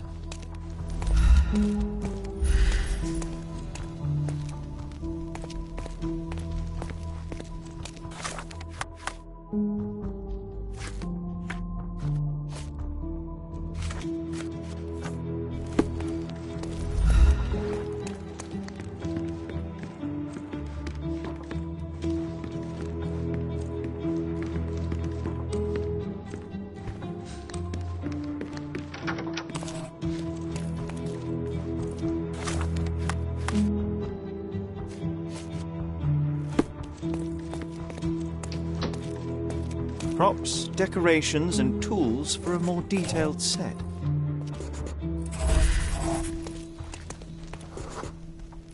identical to the robes the guests are wearing.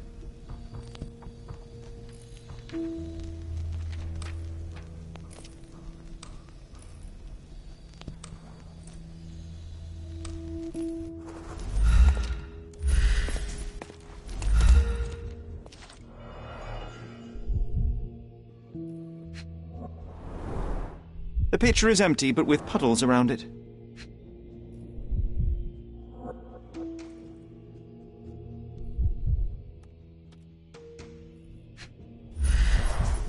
Blood clots are adhered to the sides of the drain.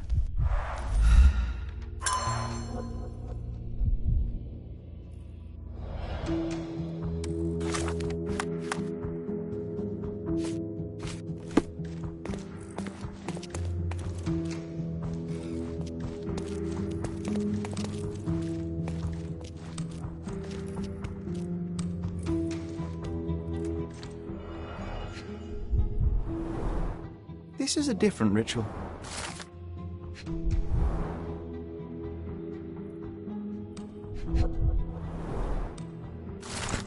How can anyone accept such behaviour? A useful tool for a disguise arsenal.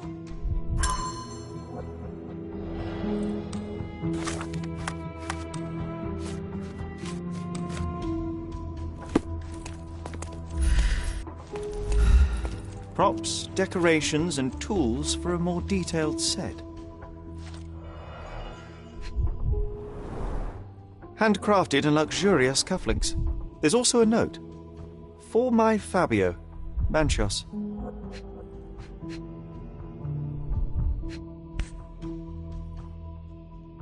The key is similar to the one that Vogel gave me. The capital F on the key fob might refer to Fabio.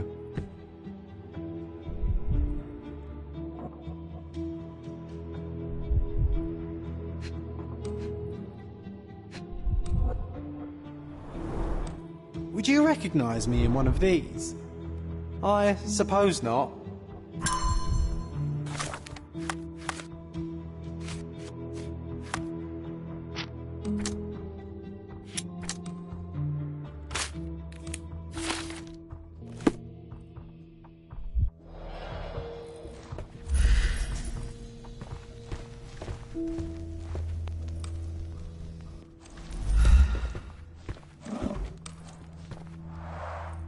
Similar to the guests' robes, apart from the bloodstains. So, Sherry, do you have any ideas about the case? Perhaps. I think I can deduce what happened here.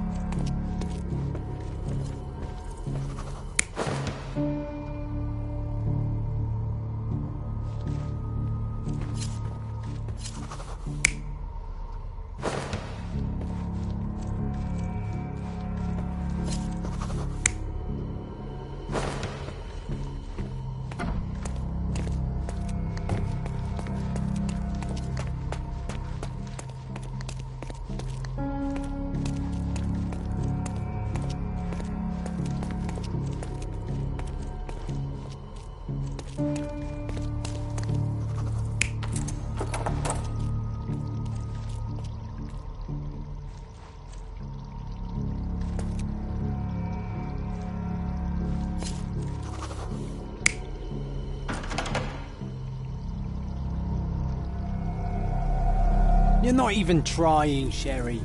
Concentrate.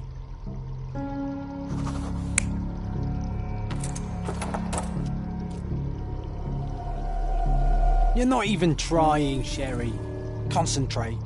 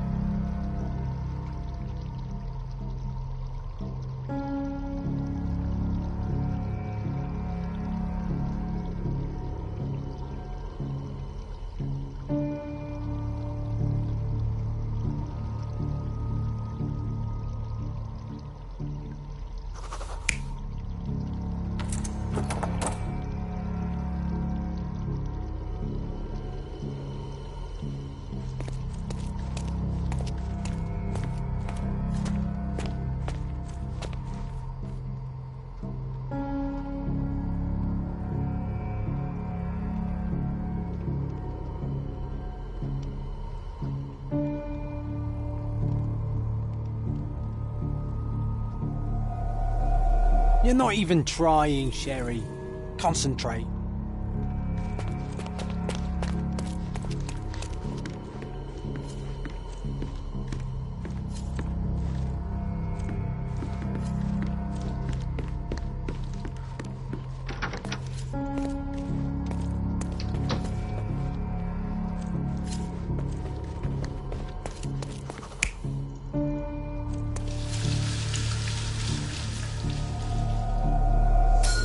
The bottle was used as a weapon during a scuffle in the smoking lounge. Then, to ensure no one would interrupt, the murderer locked the door. The unconscious body of the victim was moved to the altar room. Once the body was on the altar, the murderer thrust the dagger into the victim's heart. Symbols were drawn with the blood.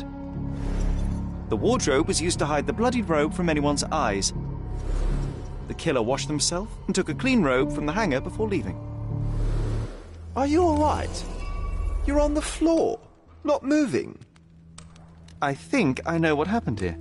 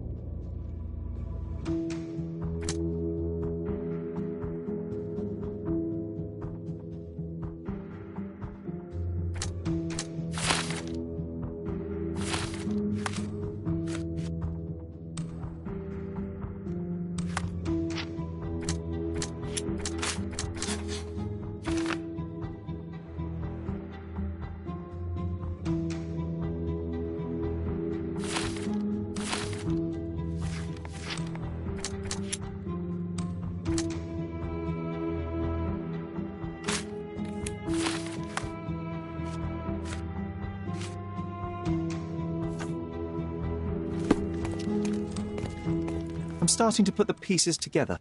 Fabio was stabbed. I see nothing gets past you, Werner. Yes, he was stabbed, but only after being knocked out in the next room and placed here. I do not yet know why. So, who's responsible? Well, it was one person working alone, and the murderer has now donned a robe. He or she could be hiding in plain sight. We have lost time, Werner, but your discretion may prove to be a benediction after all.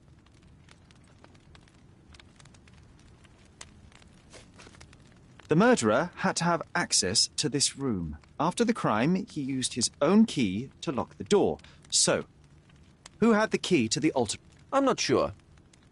As a special guest, I was provided one by Mr. Manchios. He should be able to tell you of any others. Where can I find him? Most likely in the main hall, entertaining his guests. He has a mask with golden stars. You can't miss him. But please be discreet. We don't want to risk disturbing the revelry.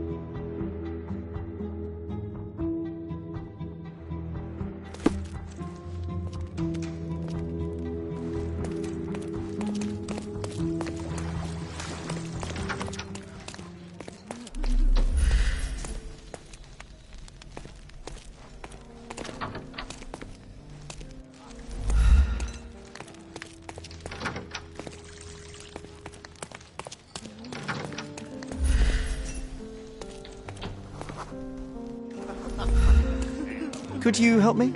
Sorry, but I can't be of help with that, sir. Help me, please. I have nothing to hide, sir, but I've never heard of this. You obviously haven't thought this all through. Or are you just annoying these people on purpose?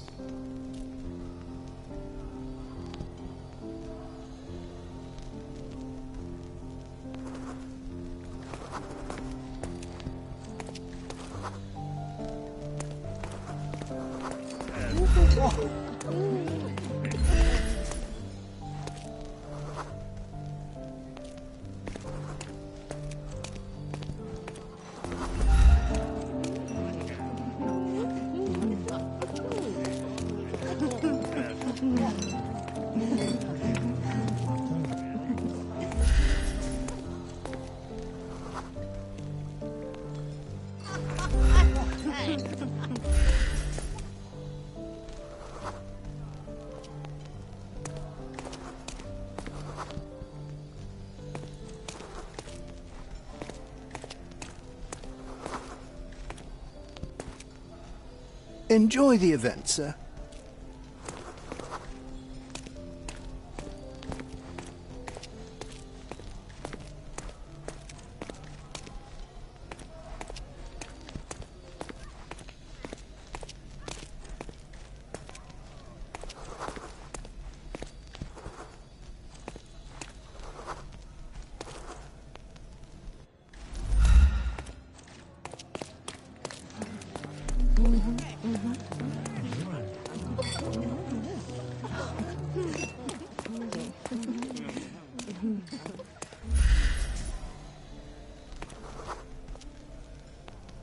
Let me know if you need anything, sir.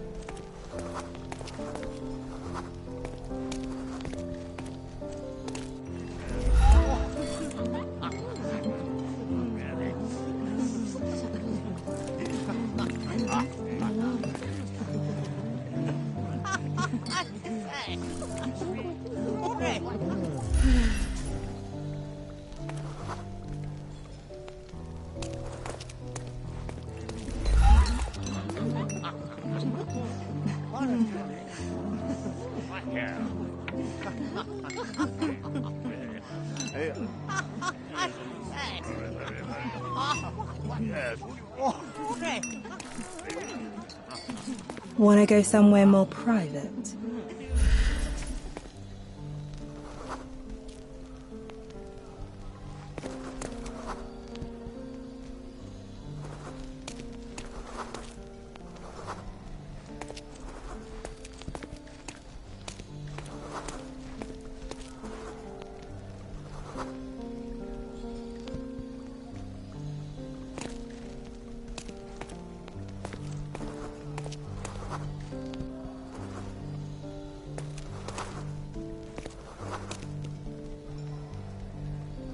May I ask for your assistance? Excuse me? What? I'm not sure I know. Let me see that stallion up close. Oh, there's beauties. Manchio's is the...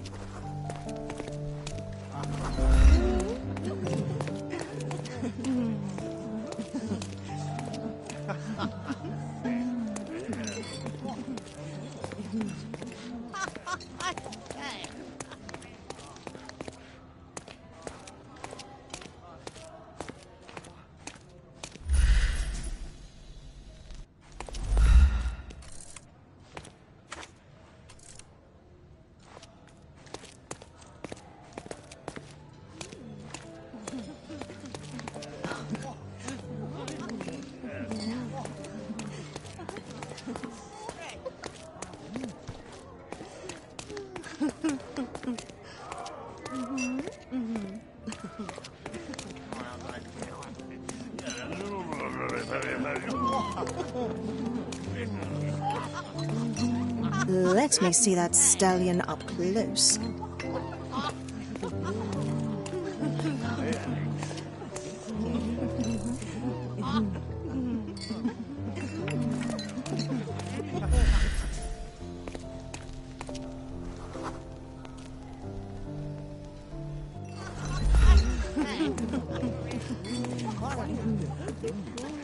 Can you satisfy my curiosity?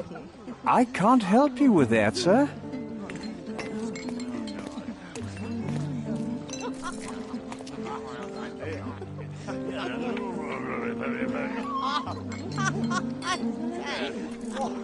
Kurt Manchios, I presume? I'm Sherlock Holmes.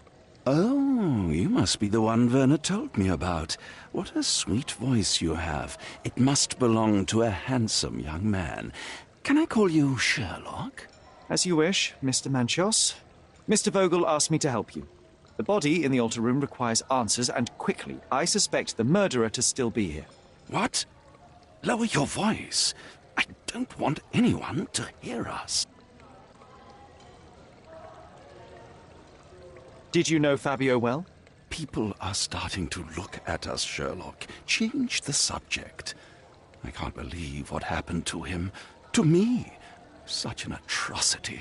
Think what it means for me. A wonderful evening for so many good, influential, and rich people has been ruined. I have betrayed all my promises of exotic delights.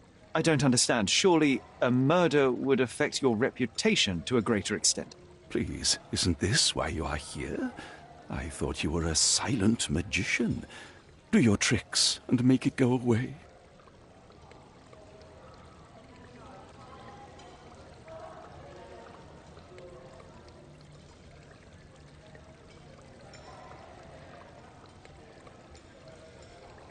I need to find all those who had the key to the altar room. As far as I know, Mr. Vogel, Fabio, and you had access to it. Is that correct? That is correct, yes. Also, Matista and Santos. Santos? Who is that? Santos Pinchetti, my major domo. In his opinion, at least.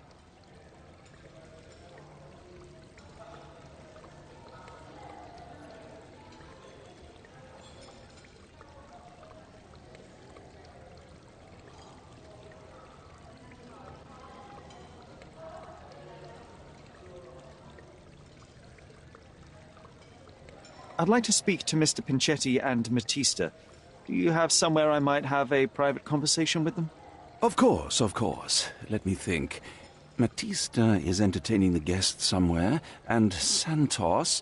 Oh, yes. He will be busy with the servants. Or the cook. What's that noise? What's going on?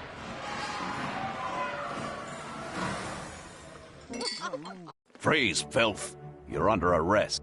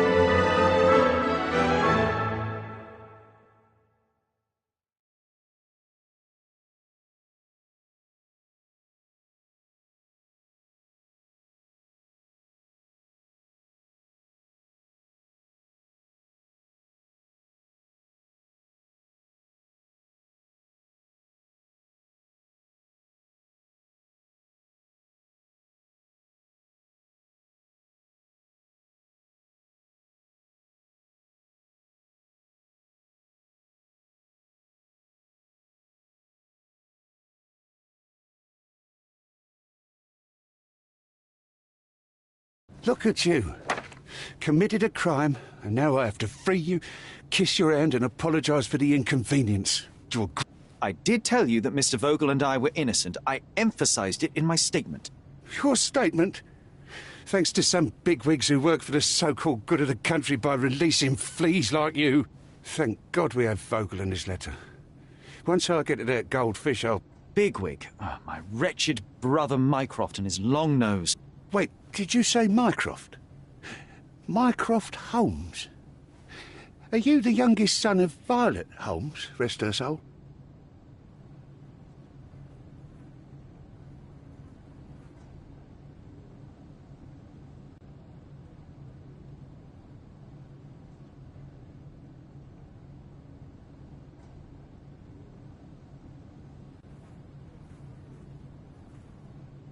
You knew my mother?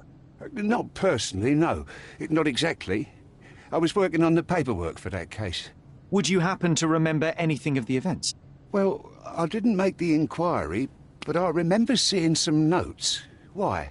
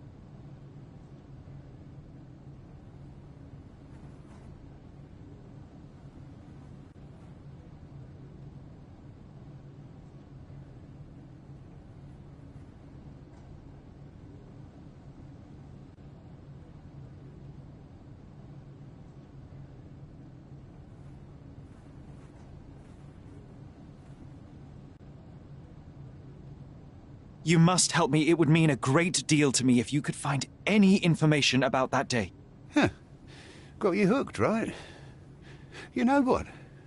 Stark and the others think they're the smartest here, thanks to you. Let me get this straight. Are you listening to me, lad? I'm all ears. Take this case. Report to me only, to Constable Harvey Oswald. I'll leave everything I have on this table. Find the murderer. Be a real copper. Question the suspects, make them sing, give me something substantial. And if Mr. Vogel is not a suspect? If he's innocent, then you can take your favourite degenerate away from here. If you slip or mess with the evidence, then trust me, your brother won't save you from my bludgeon. Meanwhile, I'll be checking the archive for you. If anybody asks, then you're a consulting detective. Let's make a start then, partner.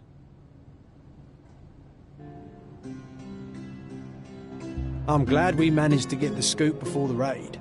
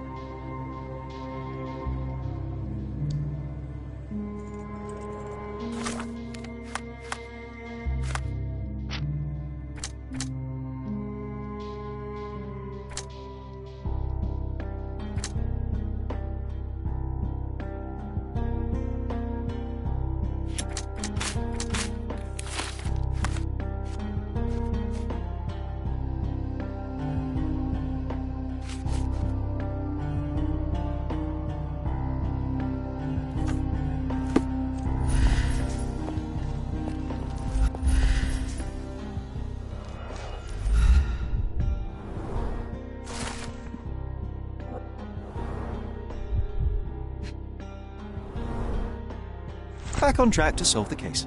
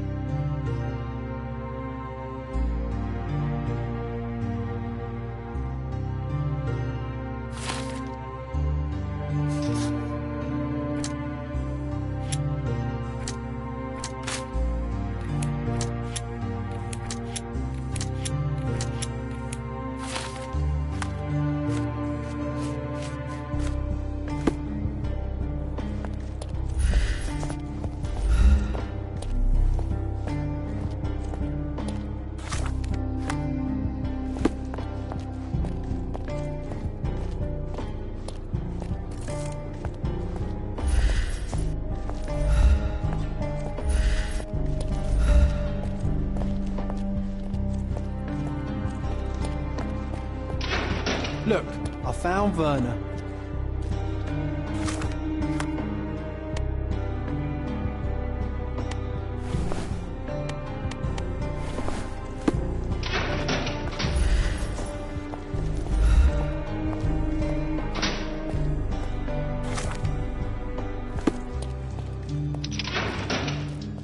Good day, Mr. Manchios. I am Constable Oswald's partner in this investigation. Be quick and gentle. Some of your colleagues are untrained boors. Although I don't mind meeting young officers. The new blood here. If you cooperate in finding Fabio's murderer, there will be no need to meet with the boars again. That voice. Werner's friend? You're the policeman. What a disappointment. Only an undercover agent can scour a ditch full of deviants. I am a consulting detective, although I'm capable of replacing the entire department through my consultations. Sharp-tongued, I like it. May I presume this tongue will get us out of this trouble? I would be so indebted and glad to repay you. Nothing's changed. I'm looking for the murderer. That's the only way to get us out of trouble. But it shouldn't take much time, correct? We're all busy, after all. I need to examine you first.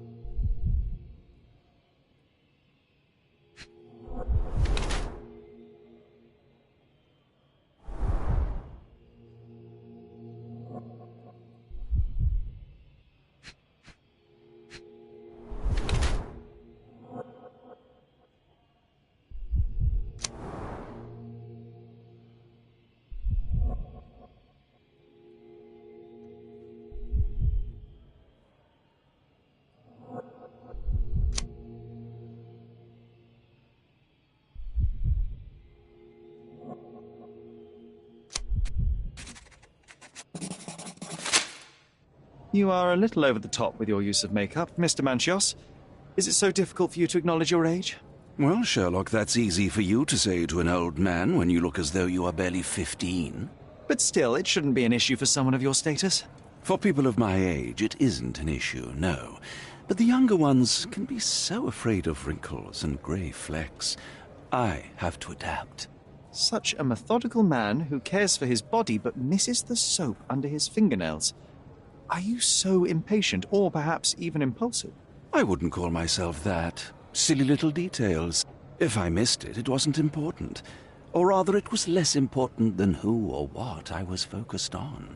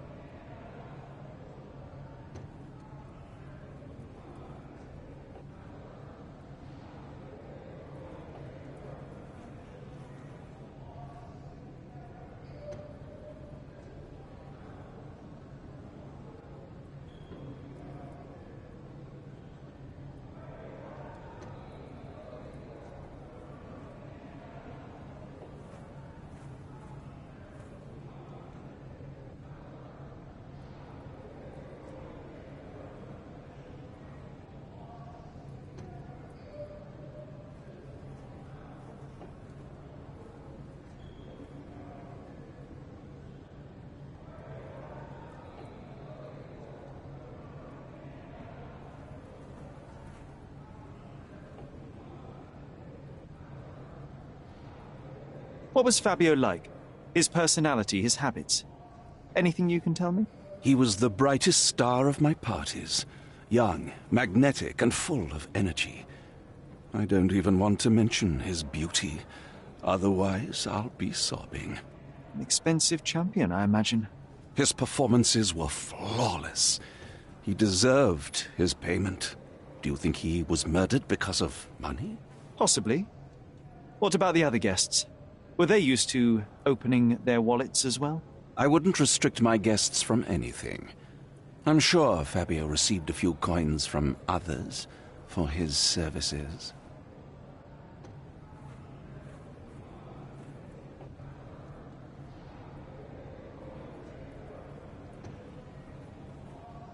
Mr. Vogel told me a little about your parties, but I would like to know more directly from you.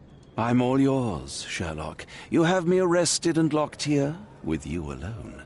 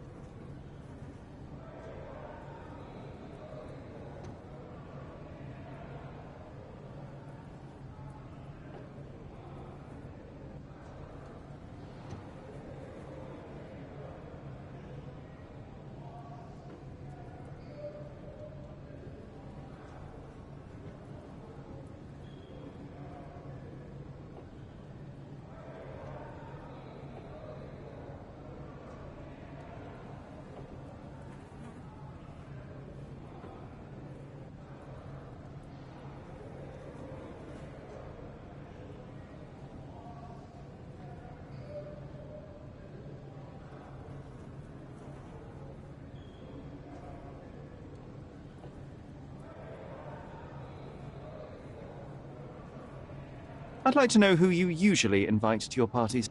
Free minds who are able to leave reality for an evening, who can taste forbidden fruit without prejudice. There is nothing that quite spices up life like these parties, assuming one is old enough and has worked many years for the good of one's country.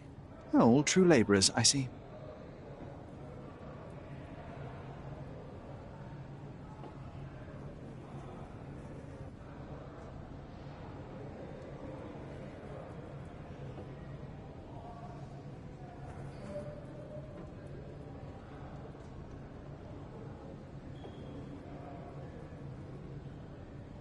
Why did you invite Mr. Vogel as your special guest? He's a pretty fellow. He's capable of surprising the public. He has a talent for saying words that no one else would wish to either say or hear. I suppose I can't argue with that. He is a free addition to the eccentricity of the party, which is fine by me, as long as it enhances my party.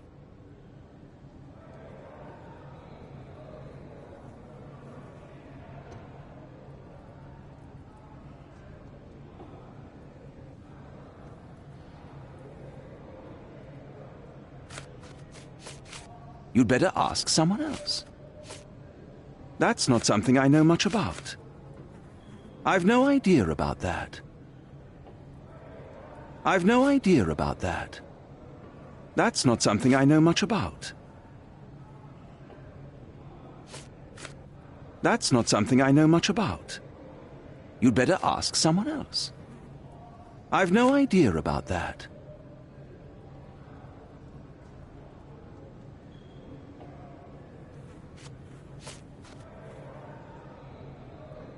Do you have any idea who tipped off the police to raid your mansion, Mr. Manchio? Of course. It was you. I could even say you Sherlocked me in here. A good guess, but the wrong one. The fellow who did that was Mr. Pinchetti, your major domo. What? Santos? But how could he even know? If he's not the murderer himself. The ungrateful swine. He has dared to besmirch my reputation. Not a very eloquent choice of words. What should I call him then, since he's a snitch? Make him talk, Sherlock. I'm quite certain he knows more about the murder than he has told the police.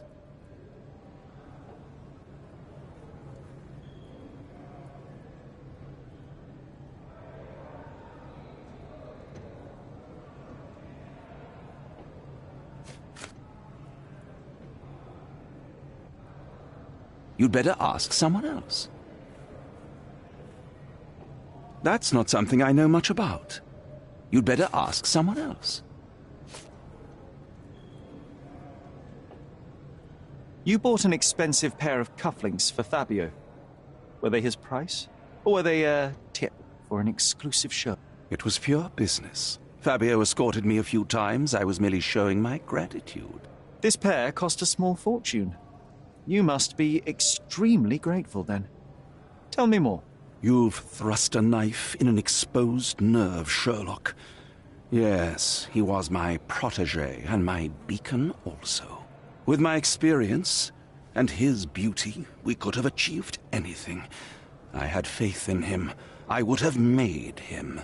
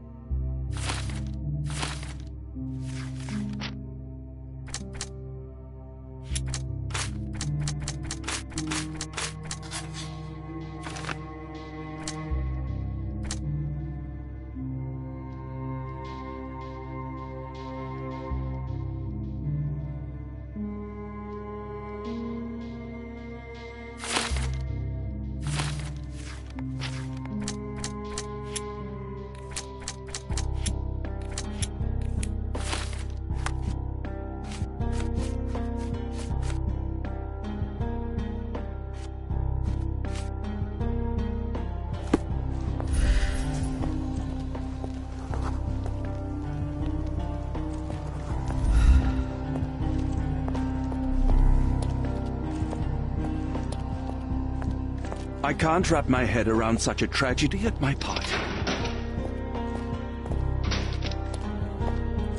I'm Sherlock Holmes. I'm helping Constable Oswald.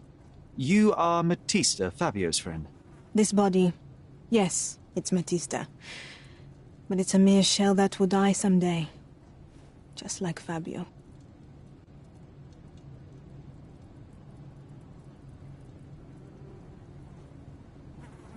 Fabio knew the risks. Selling his body to degenerates who hid behind robes and masks, it could not end well. That's only your distorted understanding of safety. Officers here, they wear robes and masks too. It's a dangerous lifestyle. But it's not as though we were given many other choices. I'm just here to ask questions and find Fabio's murderer. It will not bring Fabio back.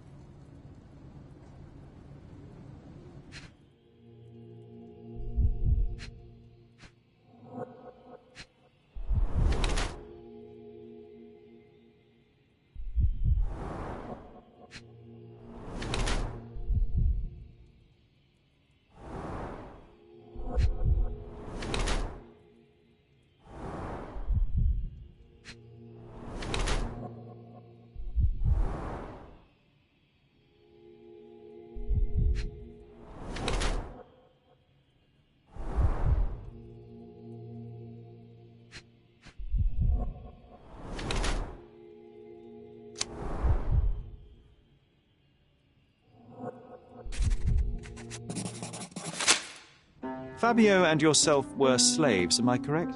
You have a similar branding on your body. Yes. It was a long time ago. Couldn't help but also notice fresh cuts upon your forearms. The cuts helped me to forget my past, to cover the old wounds and hide them. How did you escape? Something happened. One night the master fell down the stairs. I made him fall, and he died. We ran away that day. We managed to get on a ship and traveled here, to Gordona. Fabio and I started a new life here. It was very hard at first, but it became better with time. Until today. The bruises on your neck are not self-inflicted. Someone else made them. Some guests can't contain themselves. They even bite, sometimes.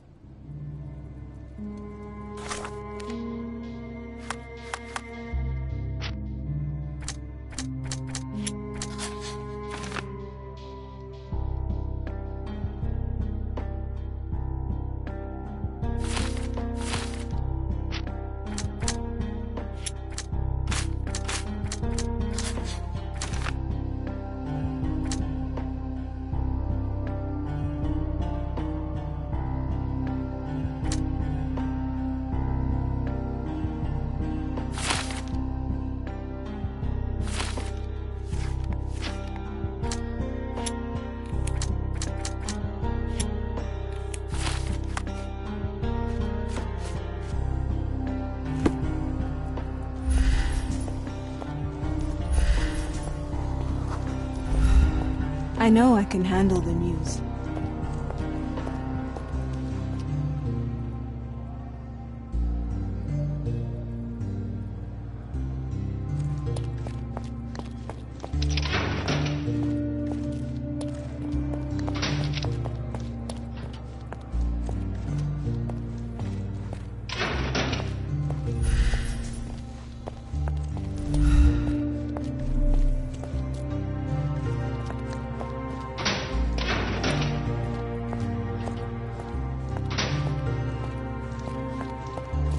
Werner, are you all right?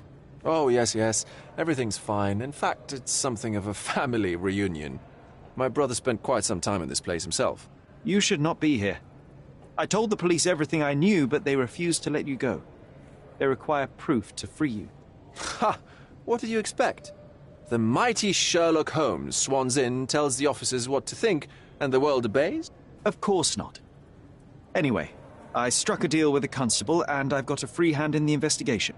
I find proof to solve the case for him. He obtains files about my mother's death for me. Well done. If one has the power or will and can act, then one must. I wonder, suppose you couldn't get the proof to your truth. Would you tell a lie to the guard that enabled my freedom, knowing my innocence?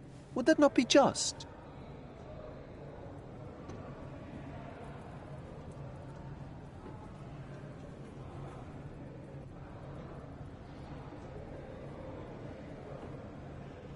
There are lines I will not cross, Werner. I will do my best to secure your release, but with proof, not deception. Really? How many white lies have you told on this island? Why not for me? Why not another? That is absurd. I can resolve this without compromises. Do not give up hope. I can't follow you here. I don't think I can tell you anything about this. I don't think I can tell you anything about this. I can't follow you here. I don't think I can tell you anything about this. I don't think I can tell you anything about this. I'm not supposed to know anything about this.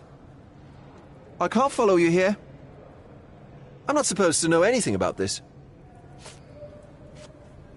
I'm not supposed to know anything about this. I can't follow you here. I'm not supposed to know anything about this. I have learned who told the police about the crime. It was Santos Pinchetti. Do I know him? The major domo of the manor. He cleans up after you? Well, then he does his job perfectly. All but invisible. I couldn't tell you the first thing about him.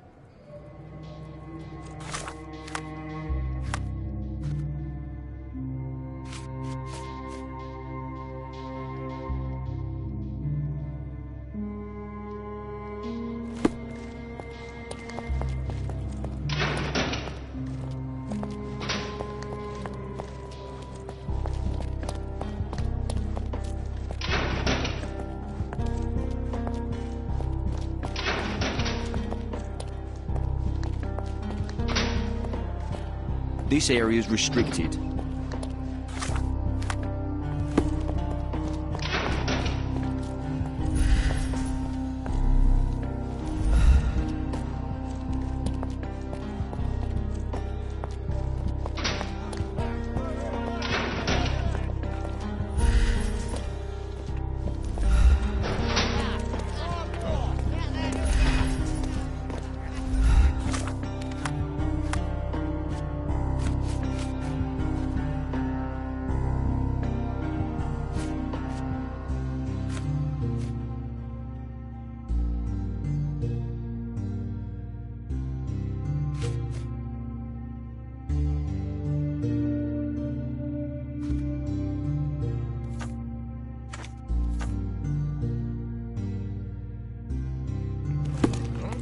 Excuse me, just one question.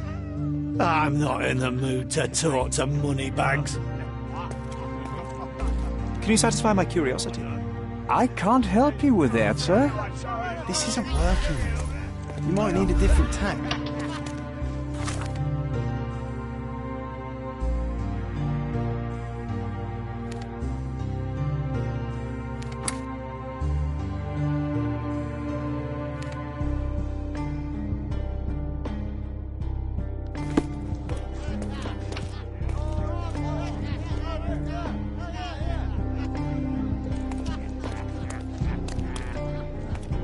May I ask you something?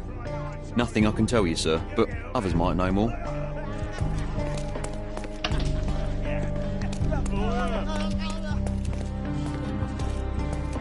Good day. Your ticket, please, if you want me to help you.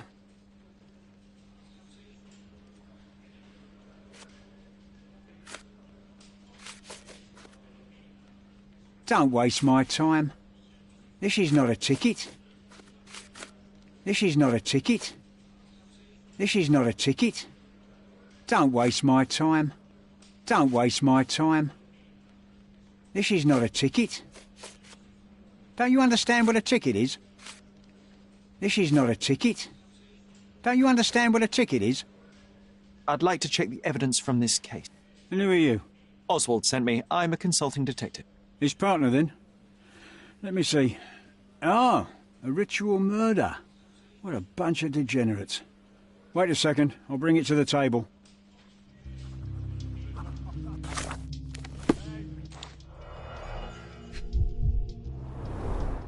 A heavily perfumed handkerchief with the initials KM in the corner. It's a miracle this ruby hasn't tempted anyone.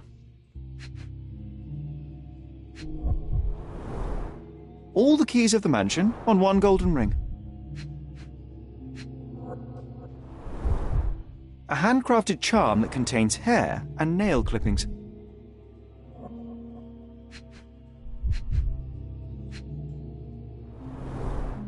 Her key to the altar room.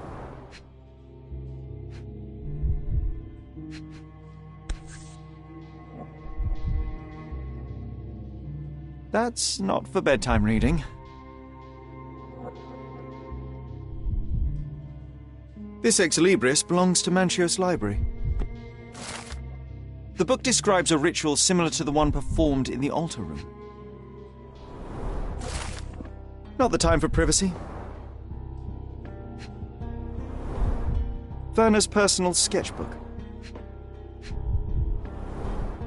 An emergency kit for boredom. Thank you, officer.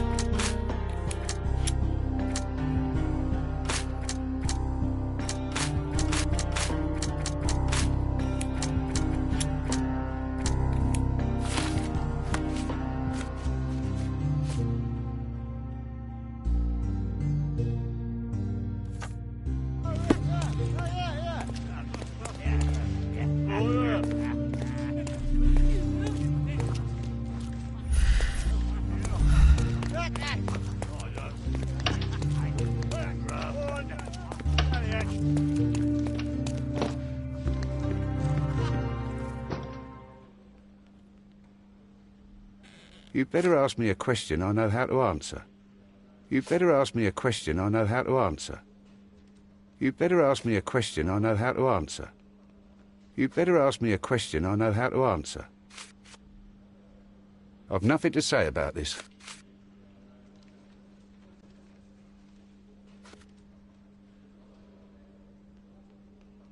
I've nothing to say about this. I don't think I can tell you anything about this. You'd better ask me a question I know how to answer. I've nothing to say about this. I've nothing to say about this. I've nothing to say about this. I've nothing to say about this. I don't think I can tell you anything about this. I've nothing to say about this. I've nothing to say about this. I don't think I can tell you anything about this. Have you considered Mr. Santos Pinchetti as a suspect? The snitch? Have you seen him? I mean, my breath could knock him down. What's so special about him? As a major domo, he has keys that open all the rooms, including the one to the crime scene. Could have testified only to circumvent suspicion, don't you think? We need to question him. Right. I'll send our men to fetch him. Stay here.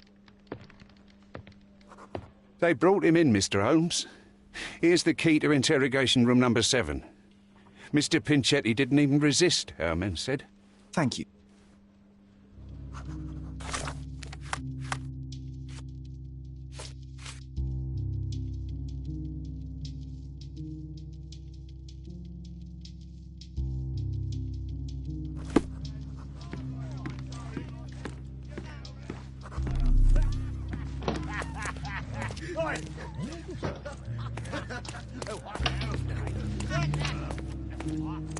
May I ask for your assistance? Nothing I can tell you, sir, but others might know more. Any progress with the case, Mr. Holmes?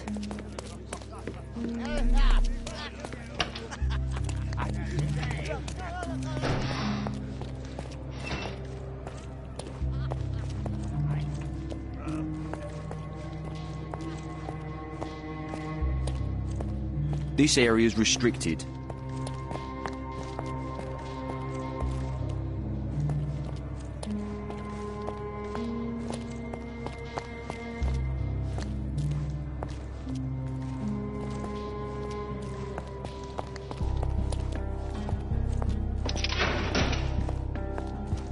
Mr. Pinchetti, a pleasure to meet you. I'm Sherlock Holmes. I'm helping Constable Oswald. I've already told him everything I know. I'm only a witness, sir. Everything's in my report. And I've read it. You forgot to mention that you hold the keys to the room where Fabio was found. I need only to find if the crime was intentional. But I need to return to my duties. I doubt the house will fall without you, Mr. Pinchetti. Just be still for a few seconds.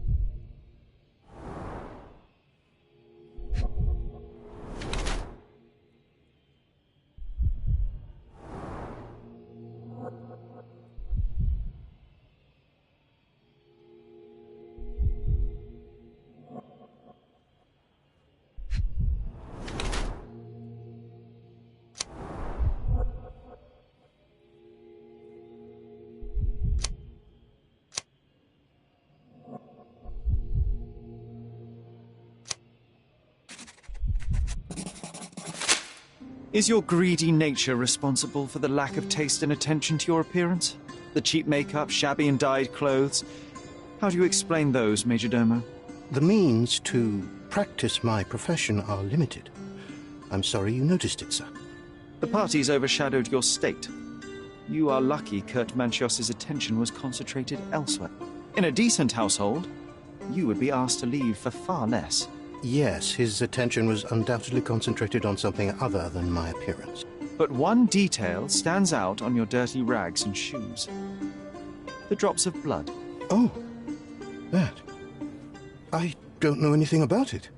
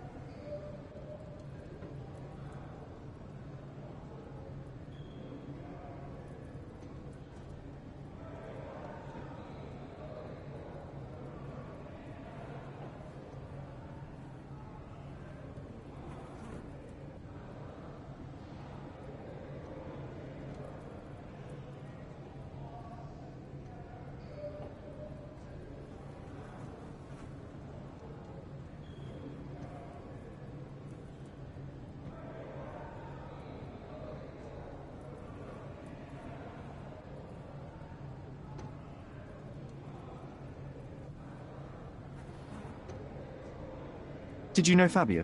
Not personally. He was a frequent guest, and cleaning the mess after his performances was tedious. Mr. Manchios always had a role for him, and mainly the leading one. The parties were always, Fabio-centric? And Matista? Was she as popular as her partner? Don't tell her I said this, but I do not think so. Mr. Manchios hired her only because Fabio refused to work without her. Mr. Manchios used to see her as a worker. She was tasked with entertaining the guests, unlike Fabio, who could pick and choose.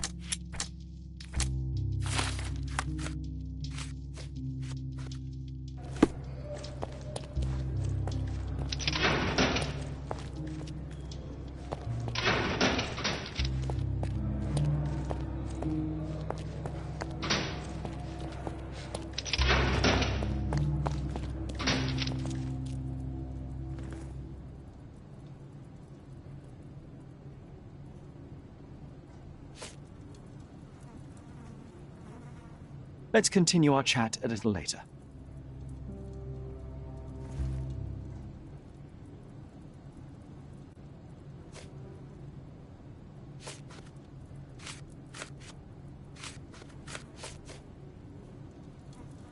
This book, The Power of Love, Blood and Mandrake, what do you hope to achieve?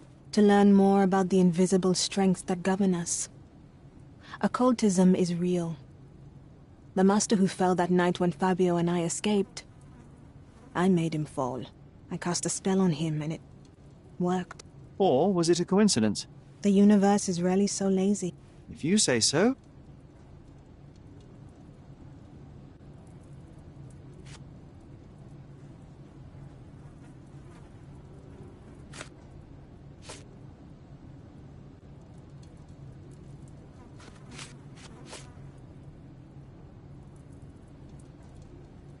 This is the letter the police found in Mr. Vogel's pocket. Fabio wrote it. Do you know anything about it? I don't. Although I can feel Fabio's energy. It's there, but it refuses to let me analyze it. Do you practice occult rituals? For protection? For fortune? To wash away the ugliness of the world? Sometimes to survive. I have the gift. And I'm learning to use it better. Did you use your gift on Fabio? I only used white magic. Love charms lately. Fabio became so distant. I just wanted him to be with me, but I suppose I'm not as skilled as I thought.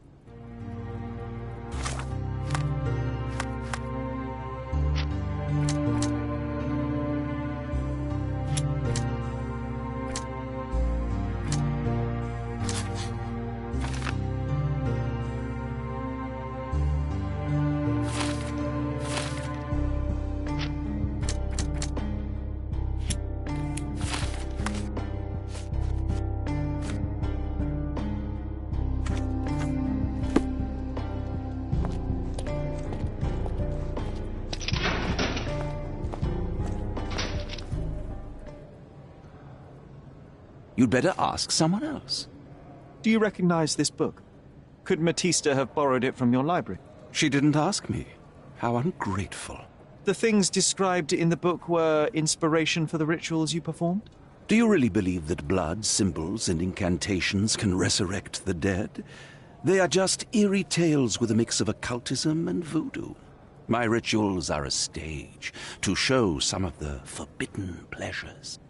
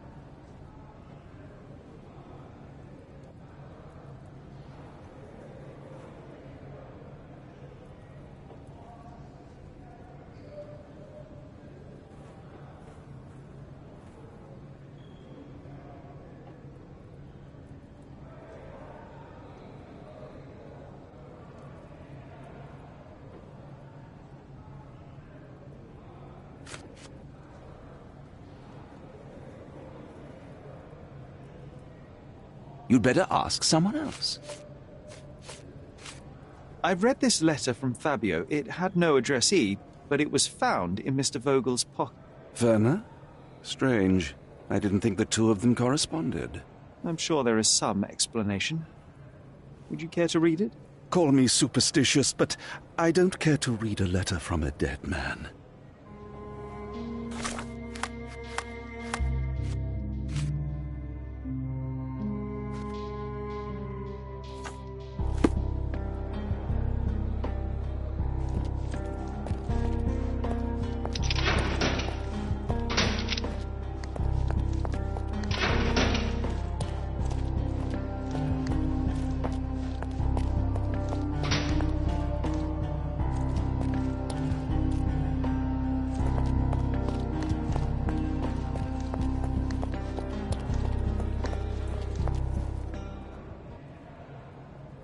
I'm not supposed to know anything about this.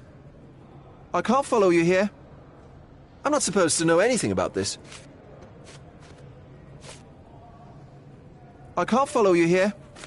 I don't think I can tell you anything about this. I don't think I can tell you anything about this. I can't follow you here. I'm not supposed to know anything about this. So, the police found a letter from Fabio in your pocket? I cannot tell if it was truly in my pocket at all. Perhaps it was placed there later. Well, that is one hypothesis. If it were true, then how did it get there? No clue. But this night has been rather eccentric. Such a detail could have easily eluded me. Indeed. Do you recall reading it? I can't remember that either. But I tend to respect privacy. Reading others' personal notes is not one of my perversities.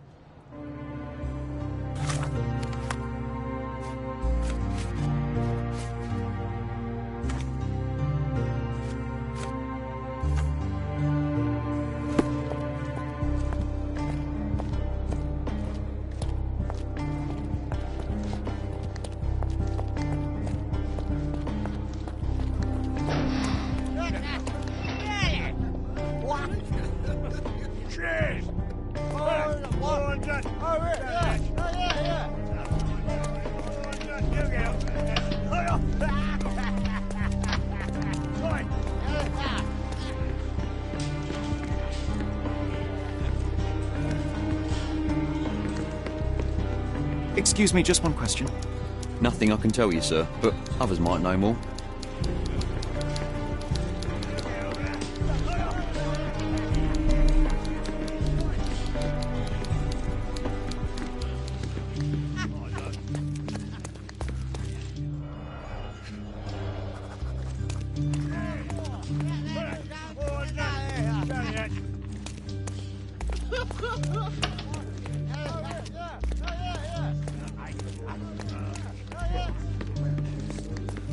Any progress with the case, Mr. Holmes?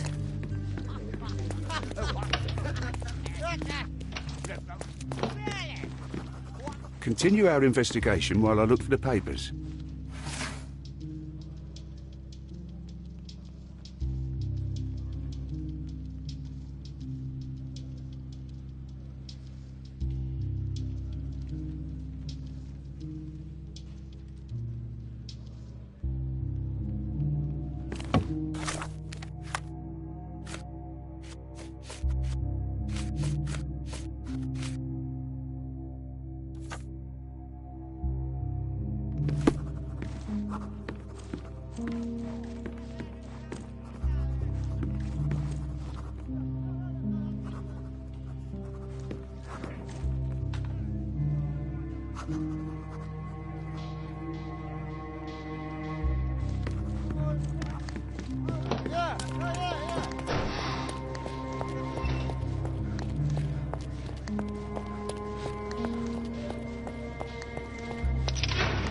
Please let me out.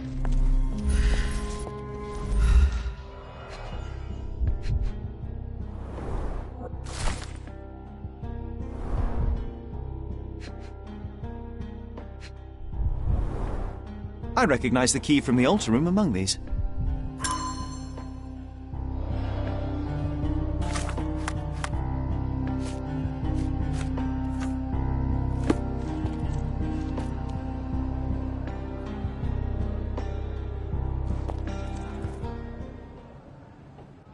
Mr. Manchios says that you begged him to be included in the heritage. Isn't that a little extreme, even for a major domo? He's not only my employer, he's my uncle. And I'm his next of kin. The only one. Mr. Manchios flatly refuses to pay a family member. All I have to do is repay his so-called love, cleaning up the filth after perverts and decadents. He's imprisoned me. The best I can hope for is a new broom. That's why I wanted to have my part of the inheritance. Is it that bad? You have a roof above your head, a salary, and the status of a major domo. For God's sake. I'm forced to dye and stitch my threadbare clothes, and the holes in my shoes are painful. I'm ashamed every time a guest looks at me closely. Why do you think your uncle treats you this way? My mother, my uncle's sister, had me illegitimately. She died, and I was given the surname of one of the maids. But you are entitled to some of the money that belongs to your family. He thinks not. I was not responsible for my mother's death. I work hard, and he pays me nothing. I feed on the leftovers. While he wastes our estate's property on decadent parties, he paid Fabio handsomely and showered him with expensive gifts for their disgusting relationship.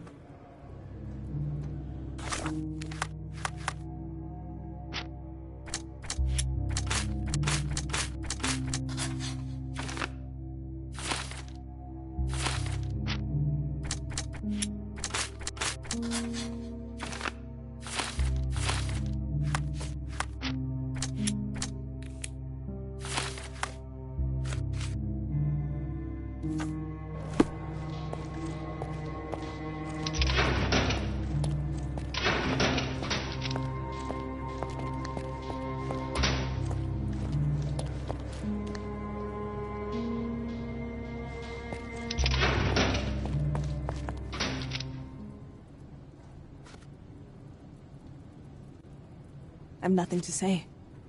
I've nothing to say. Could Fabio have written this letter to Kurt Manchios? Oh. That could be. I never thought Mr. Manchios could make Fabio that angry, though. What do you mean? Well, Fabio wanted to disassociate from Mr. Manchios. Clients who are in love are both a blessing and a curse. But Fabio was here tonight. Money. In our line of work, we can't afford to turn down clients who pay as well as Kurt Manchios. Was Fabio afraid of Mr. Manchios? Not at all.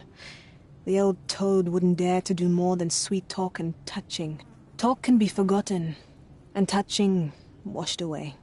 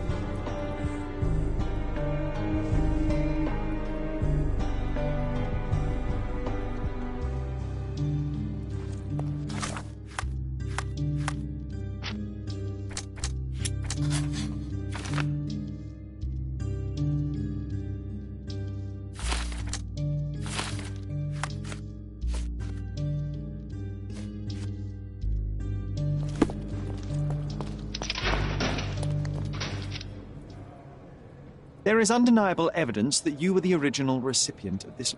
What are you talking about? Is it addressed to me? Your protégé wanted a fresh start, it seems.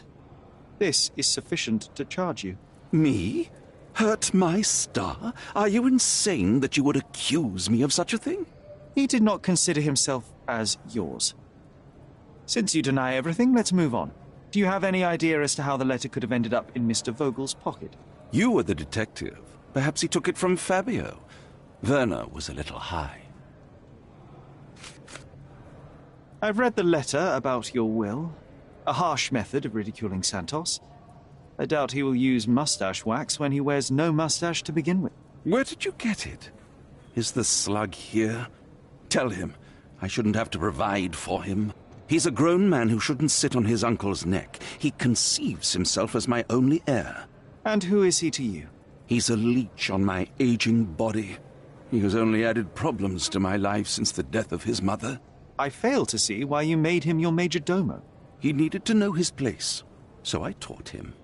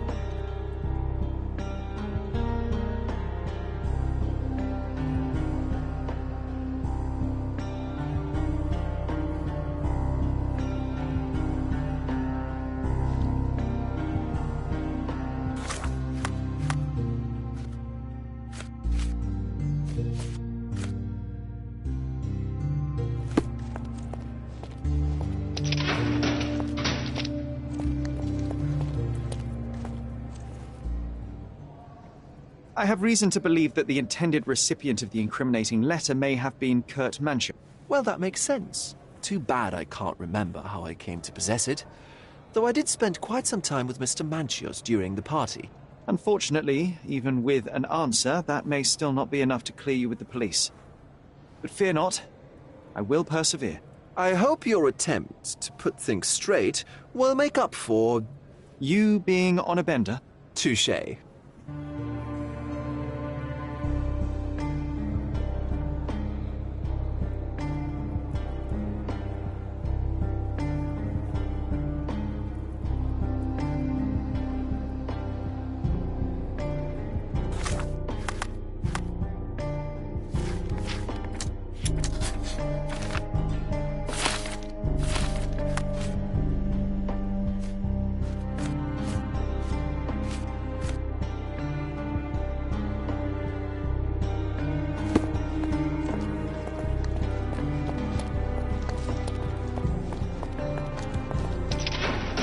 Please let me out.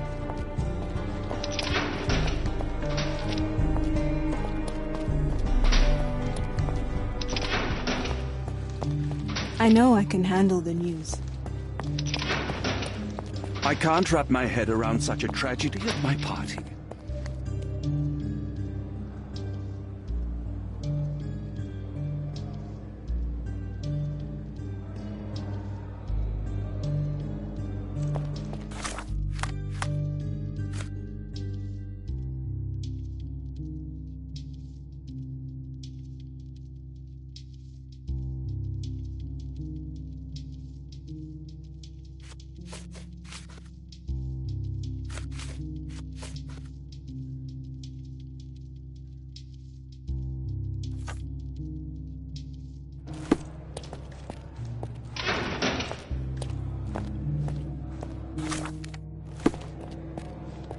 This area is restricted.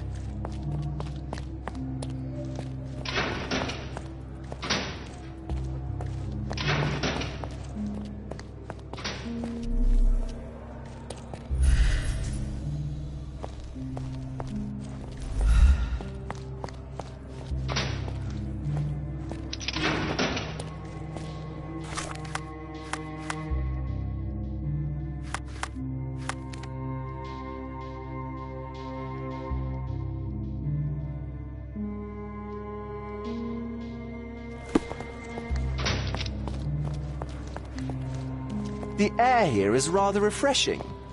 I'd even recommend that some of my friends visit the place.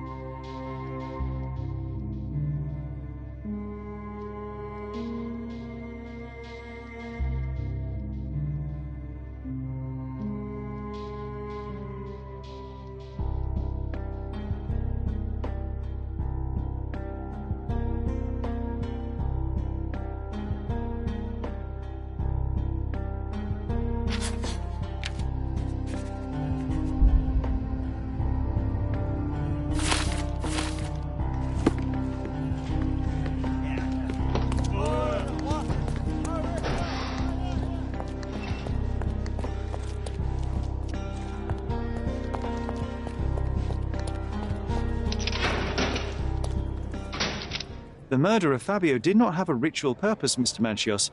It was staged by a man who wished to distract the investigation. That might be true. That poor girl Matista wouldn't dare to kill the only man who cared for her. So, Santos. Mr. Pinchetti snatched at the chance to solve his problems. Ungrateful little scum. Will he be executed? But what for? He informed the police as to the crime, that was all. He couldn't stage the ritual, but he found the body, I believe. I can't believe it. Why did Werner do it? Mr. Vogel. He had no reason, and he won't be a scapegoat as you plan. You put Fabio's letter in his pocket when he was intoxicated, didn't you? You can't be serious.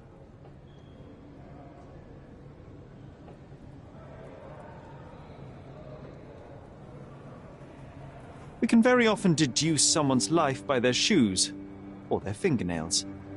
You are a meticulous person, but this murder was fairly traumatic and filthy. After you stabbed Fabio, you were covered in blood. You panicked and neglected to rinse the soap from under your fingernails. The devil is in the details, Mr. Manchioso. Nonsense. I missed it simply because of the busy schedule of the party. Of course, a staged murder was certainly not planned. You're at the twilight of your life. You have no partner, you have no children. You had feelings, however, for one man. That was Fabio. You loved him. That is, you wished to own him with money and gifts. But he was also a free mind, was he not? He turned his back on you. Quite unjust. Love, so cruel and painful, and Fabio, with his words and deeds, made you feel the more wretched. So you killed him. You must surely perceive that my sensitive nature wouldn't allow me to hurt anyone. You staged the murder as a satanic ritual. It was easy for you, since you were the one who wrote the scenarios for the parties. It was your way of avoiding suspicion. A respectable man in his 60s, early 60s, who hosts the cream of Cordona society, cannot possibly be a murderer. But the guests who behave like animals in his mansion, of course, one of them could have killed Fabio. I did oversee a few of the rituals, but I did not stage Fabio's death.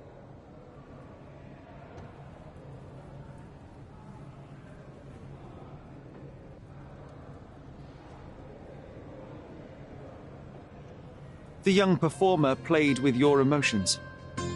That was painful to realize. You spent so much time and effort to be with Fabio, but he didn't respond in the way you would have liked. You wanted to be loved. Fabio shattered your dreams. In the smoking lounge, he teased and mocked you. He wanted you to suffer by offering himself to others. The deception was unbearable.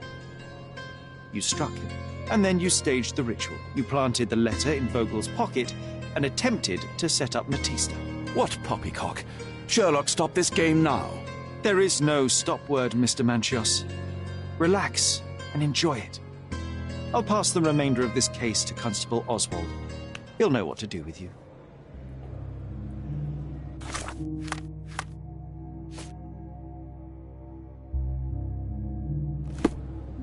I can't believe you dared to accuse me.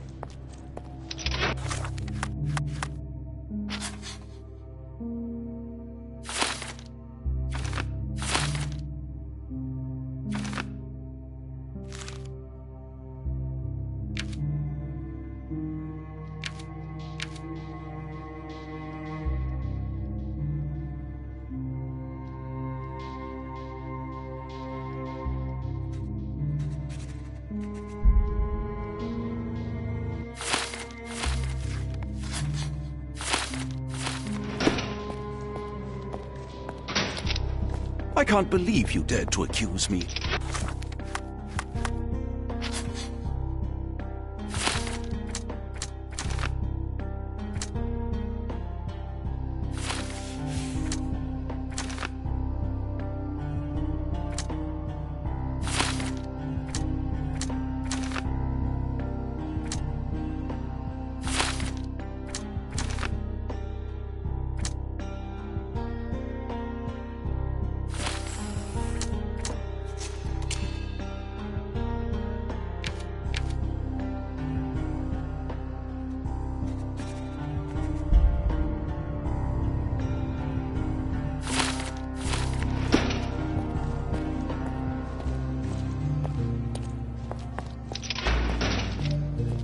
I'd weep if I had any tears left at all.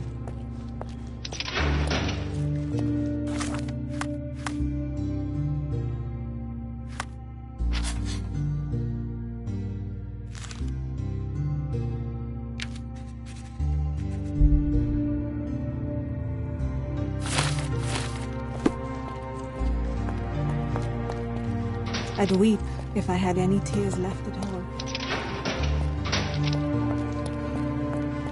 Are you done yet? Can I leave?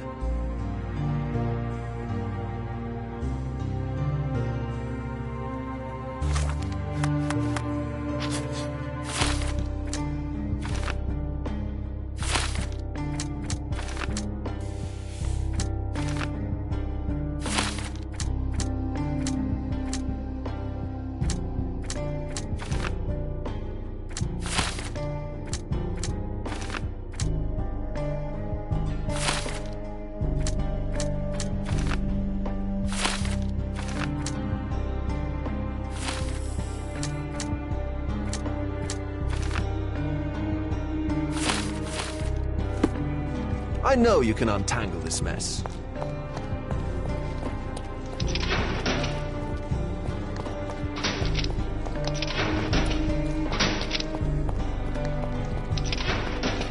I'll remember this horror forever.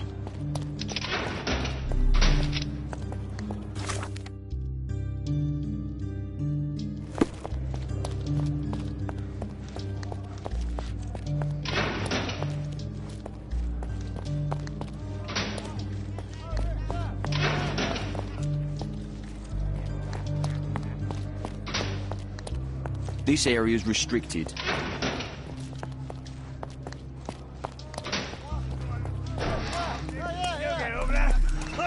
Can I ask you a question? Excuse me? What? I'm not sure I know.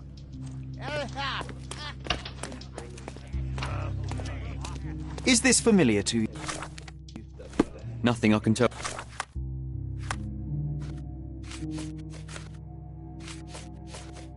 You, sir, but others might know more.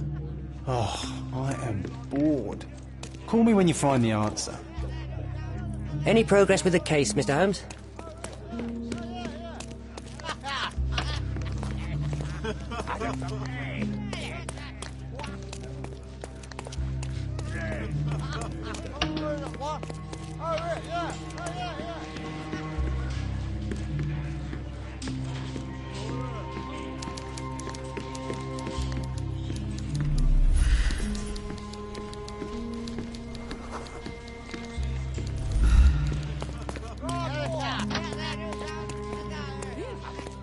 Do you know anything about this?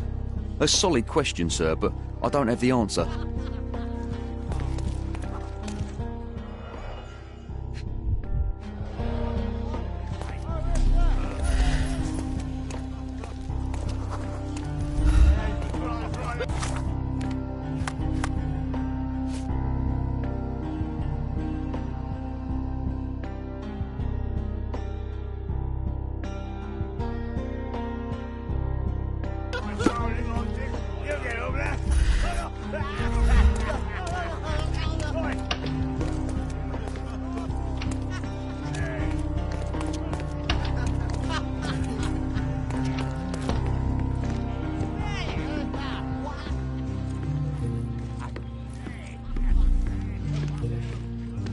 Can I ask you a question?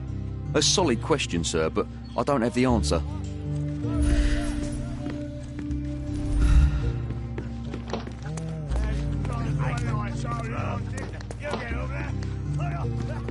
I have a name for you. Kurt Manchios. Is that so? The master of the Sabbath? The man himself. Mr. Manchios couldn't stand to lose control over his lover. A deadly revenge that deserves a proper sentence. I have all the evidence to charge him. A degenerate and a murderer. I'll make a name thanks to that for sure. As for my part, not everything was in place. Perhaps...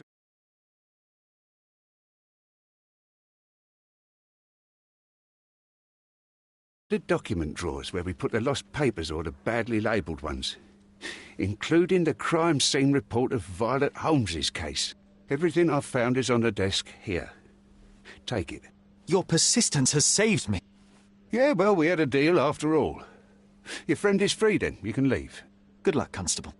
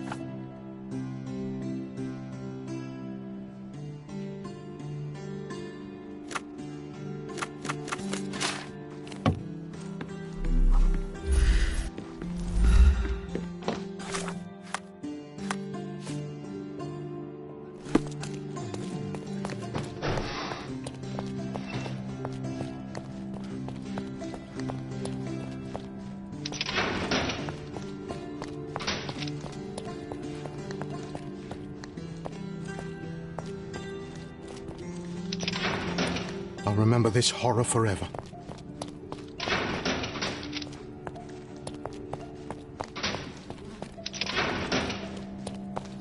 I'd weep if I had any tears left at all.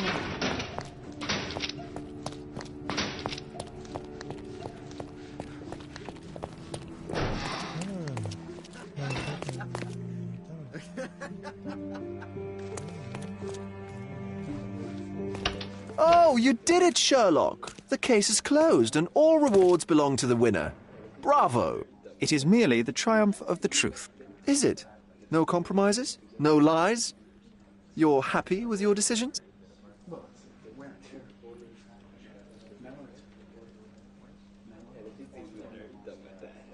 It was the best decision I could obtain. The truth must be told in the way it is most acceptable. You're making progress, Sherlock. I was right to believe in you.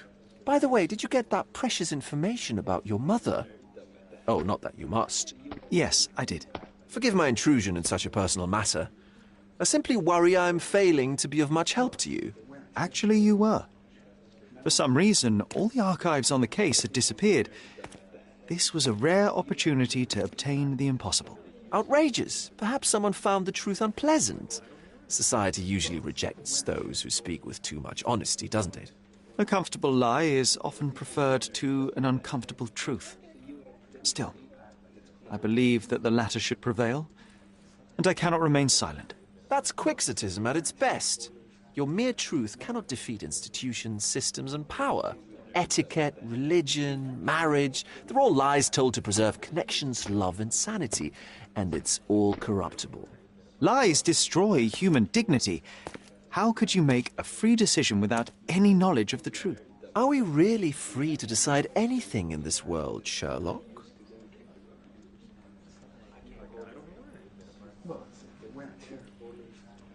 Oh, yes. It's a struggle, but yes, we can make our own decisions. That's what I fight for. What an endless fight it is. Will you ever give yourself a break, Sherlock? You're a walking contradiction, Sherlock. You refuse to lie to others, but constantly lie to yourself. How long until the train comes off the track? I cannot look away, but perhaps I should take a few steps back. You're an accident waiting to happen, dear. Until then, I shall bid you adieu.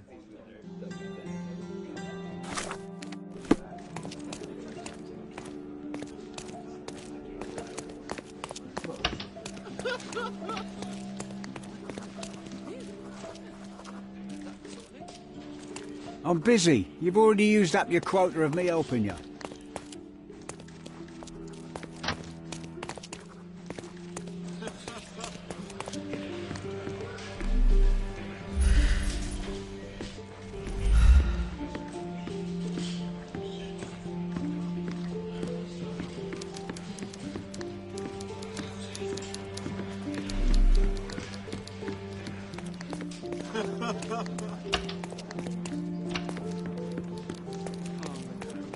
Any progress with the case, Mr. Holmes?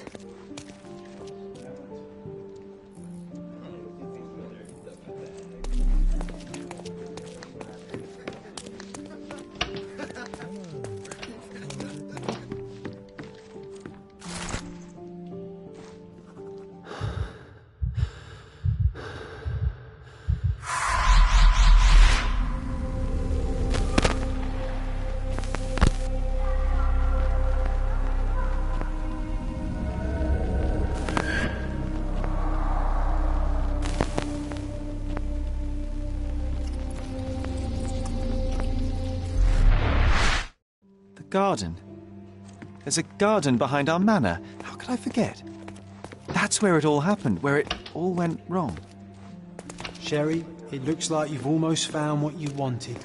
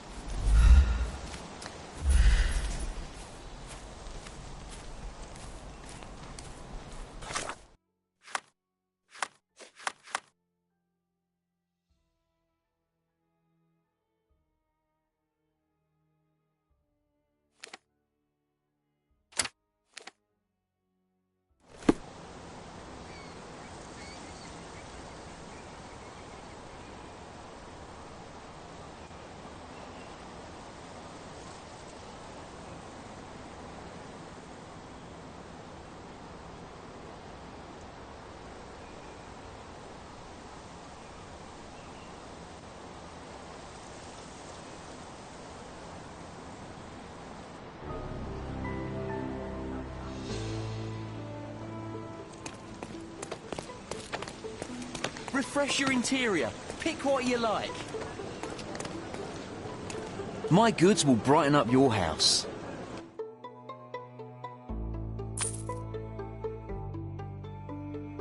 Enjoy your perk.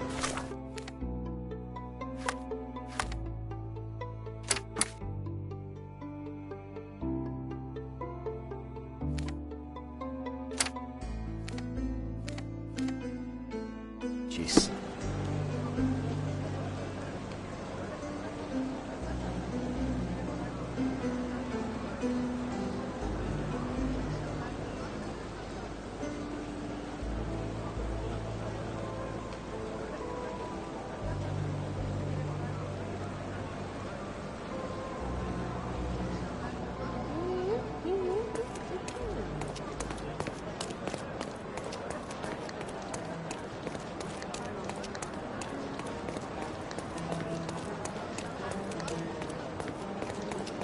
Don't miss out on my unique Come, clothes. decorate your house in Oriental. Merhaba. It's a good day for a purchase. May your purchase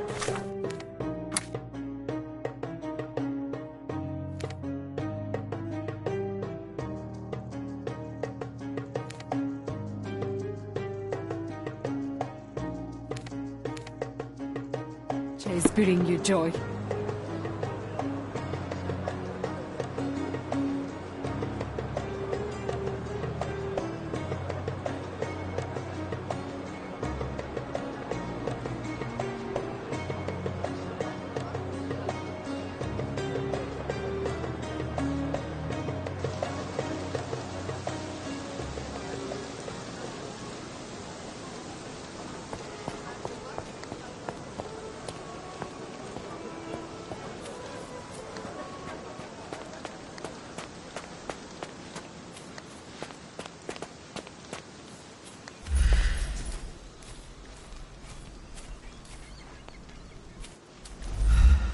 I imagine Goliath was surprised to find out his lady was not real.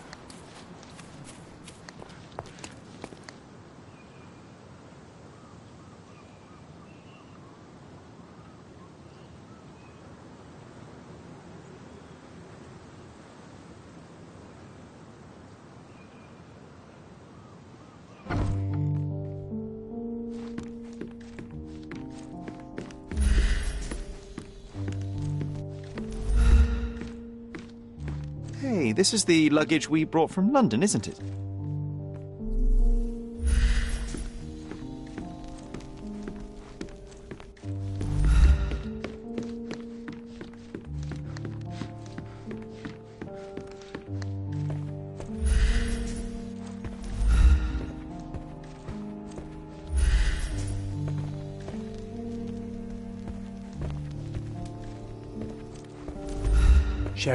Sherry, please listen to me.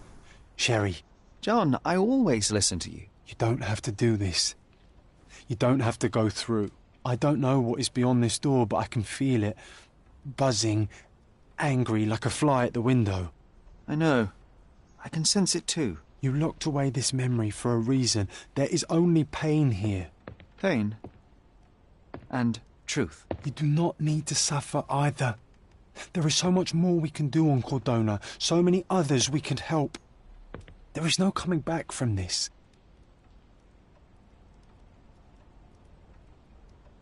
John, my anima, my brother, there is nothing more important in this moment than this truth. I know you fear for me, but my path was set long ago. I can no more step off it than I can ask the avalanche to roll back uphill. Just please be careful, Sherry. I love you. Quite. Come on. We'll go together.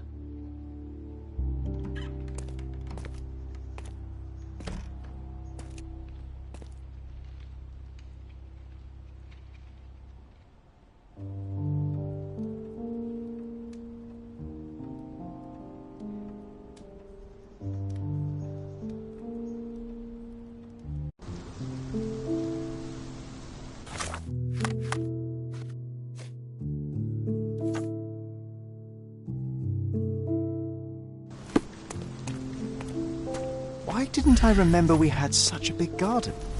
Maybe you forgot it for your own. That's the descendant of a tree your father planted in London, correct? Indeed, we planted the sprout here, and for a while it grew happily. Alas, it seems without us here to care for it, it didn't survive.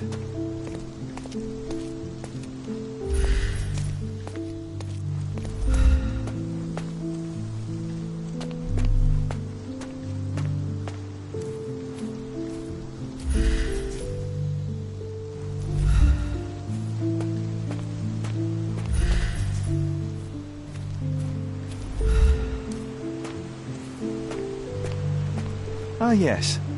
The statue of Merope. My mother was trying to restore it. Pity she never had the opportunity to finish.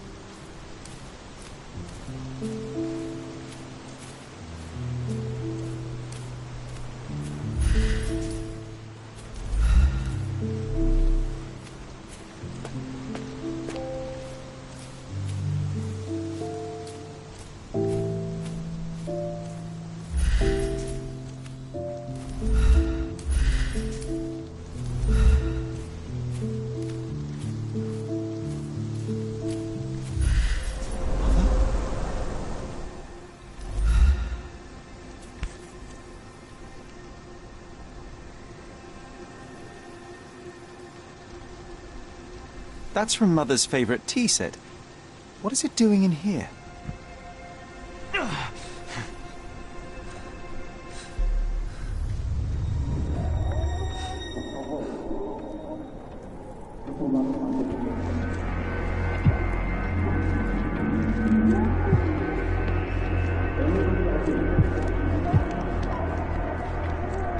Come here, Sherry. Hurry!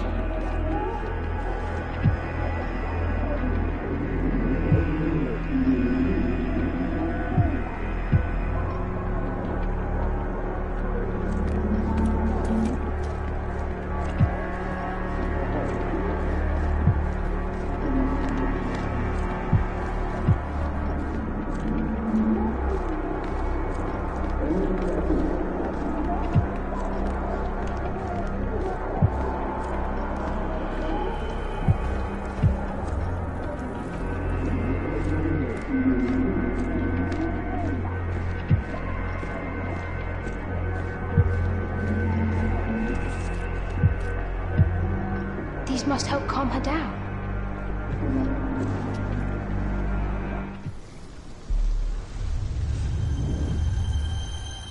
What are you...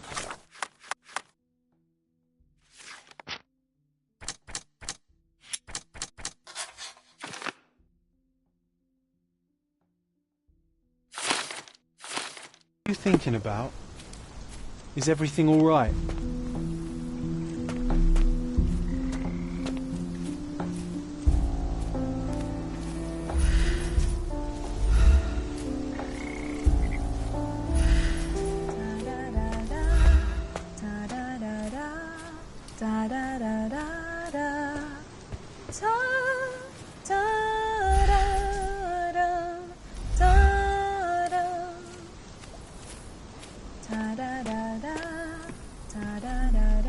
Is that the raft we made together, John? Looks more like a pile of rotten planks now.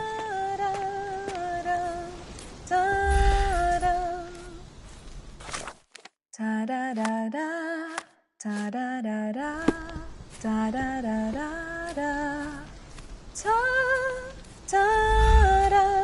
Don't go, Mother, wait.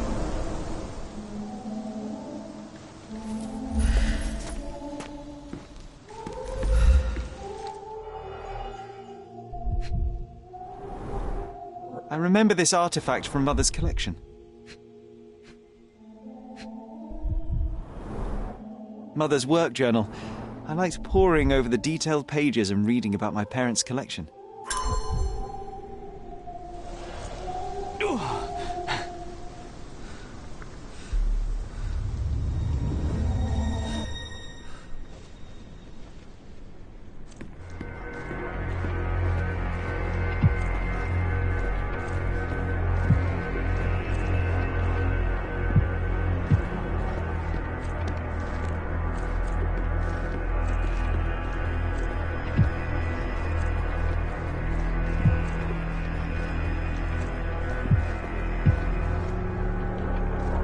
Here it is. We'll just borrow it for a while.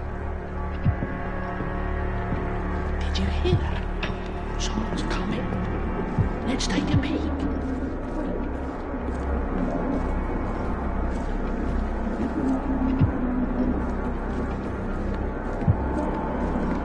You call this progress? Charlotte, amateur. I'm not letting you anywhere near my mother again. Any result is progress, even if it is a worsening of her condition. It informs my... No. I have made my decision. She must be sent to a legitimate medical facility. I will not let her hurt Sherlock. What? Master Holmes, you do not understand. That will be all. I expect you to have left the house by week's end.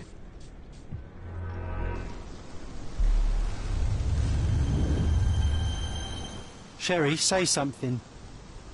Can you hear me? You're scaring me. I'm waiting for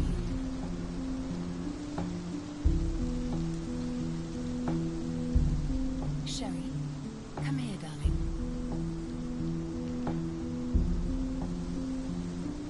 Sherlock, I'm here. Come closer. I'm waiting for you.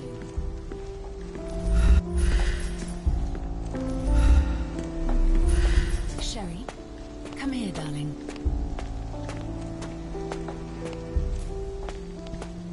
I'm waiting for you. Coming, Mother!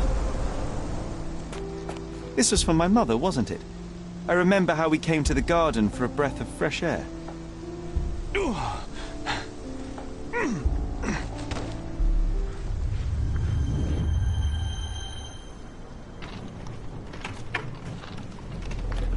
Take me to my flowers, Sherry. They must already be in bloom. As you wish, Mum. I bet you missed the fresh air, didn't you? Terribly.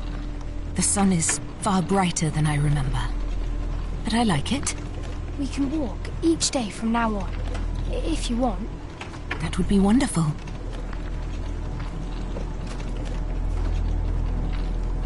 Just... Indeed.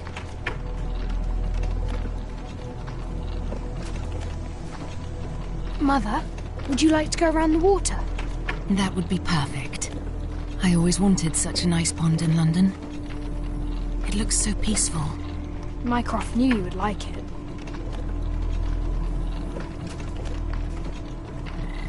We should put some fish in it, don't you think?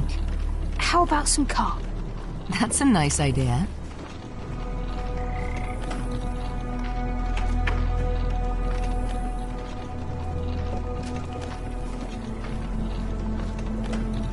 Let's visit your father's tree. It grows so fast, just like you. We could even build a tree house in it. Yes, Sherry.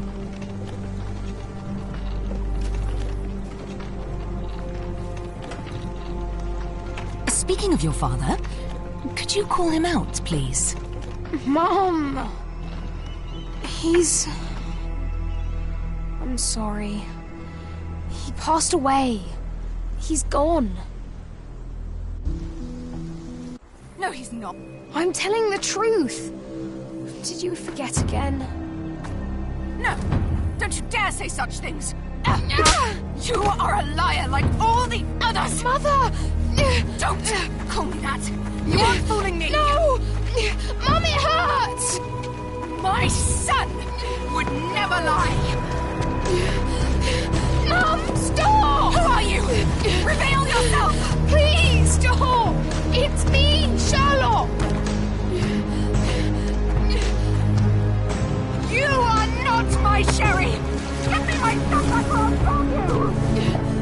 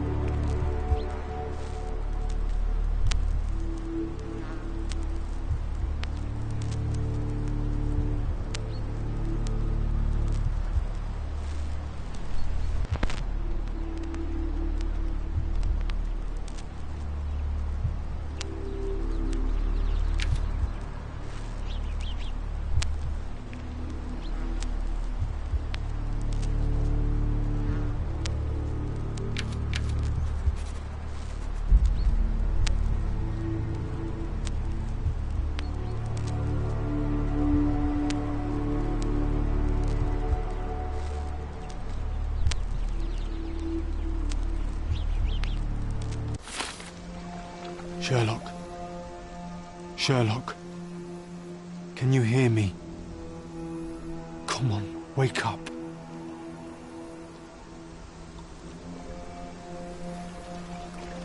Get off me. Sherry. You knew, and more than that, you hid it from me. You couldn't bear the truth, Sherlock, so I shouldered it for you. I took your pain, your horror. Otto Richter murdered my mother, and Mycroft covered it up. Whisked me away from this place, buried me in schoolwork, and left the past to rot. And you needed a way to cope, so I helped. You were a lie, John, a fiction, a crutch. No, I was a friend. Sherlock, please. Sherlock? What? Are you okay? I don't know. I told you not to come, Sherlock. Where is he? Who? Your friend, John. He's beside you. Was all this worth it? Is he worth it? Why is he here? I think, in his own way, he was trying to protect me. The truth I couldn't bear. But now I must face it. You kept me in the dark, and kept your actions quiet. You enabled Richter and his untested quackery for far too long. Worse, you wanted to lock up our mother. I wanted to give you a chance at normalcy, at childhood. There was no changing what happened, no good to come of dwelling in the past. It was lies upon lies. Otto Richter killed our mother, and you kept it from me. You had no right. I deserved to know. You deserved to live, Sherlock. In his twisted mind, he killed her for you. But you didn't need to bear the burden of his choice. You were so fragile. I could not... I just couldn't. I chose us over him. You know, for once, I actually believe you. And perhaps, now that the truth is out, I can finally do what you had hoped. Leave it all in the past. Good. You have your whole life ahead of you, Sherlock. It is time you got on with it.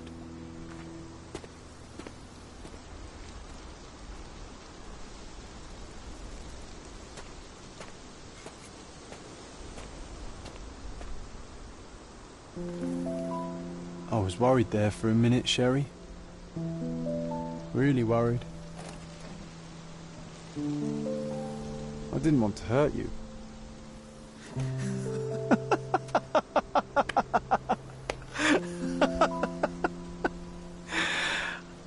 What's so funny? I am talking to myself, John. I think I was hurt regardless. But we made a good team, eh? Explored every inch of this place together. Helped a lot of people. Terrorised a few too, I suppose. I think I may go so far as to say, Sherry, that I have not lived wholly in vain. So that's it. It's over. You've opened every door, Sherry. Faced the past you locked away. You don't need me anymore. I know. I will miss you all the same. I don't want you to go.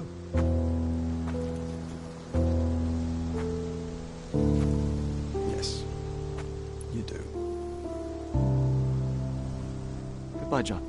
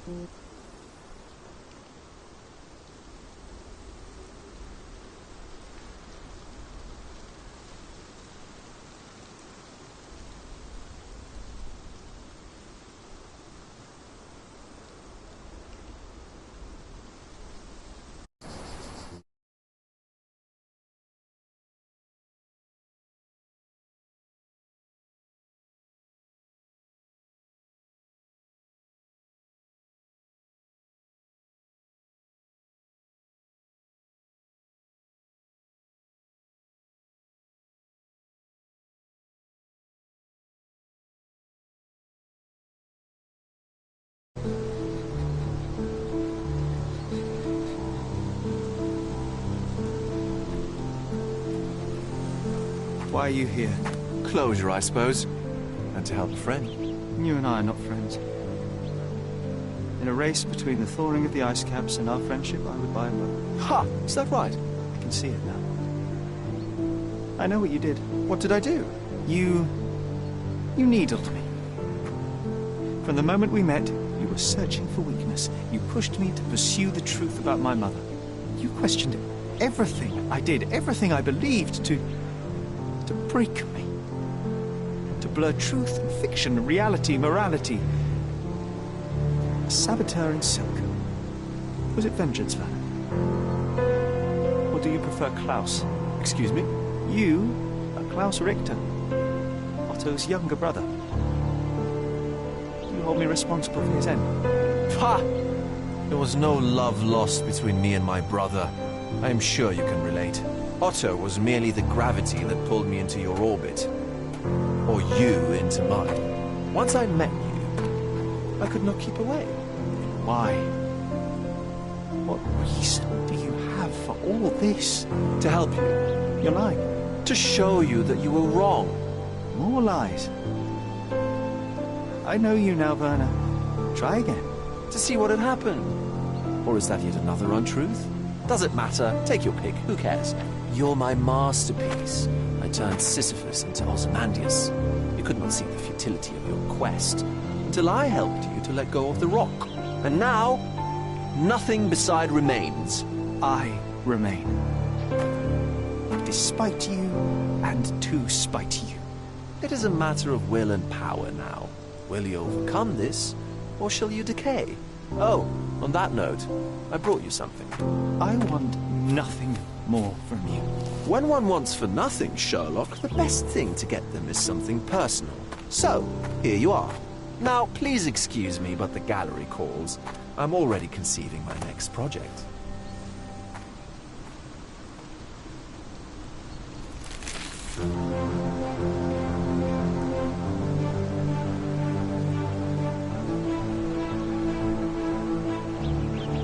You really are beautiful.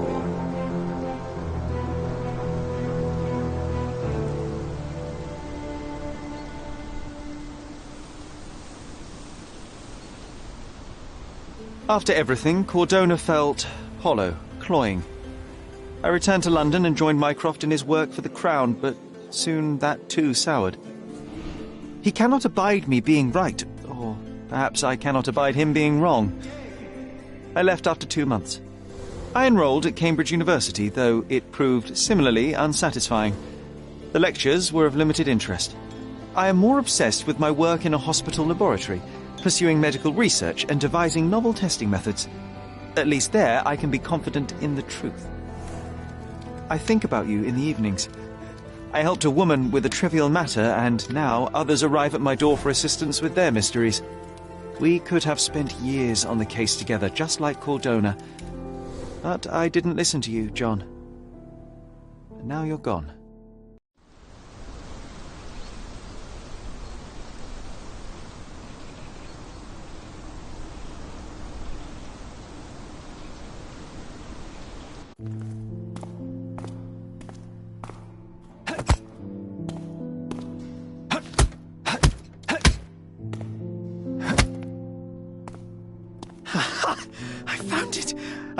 I found it! And what is that?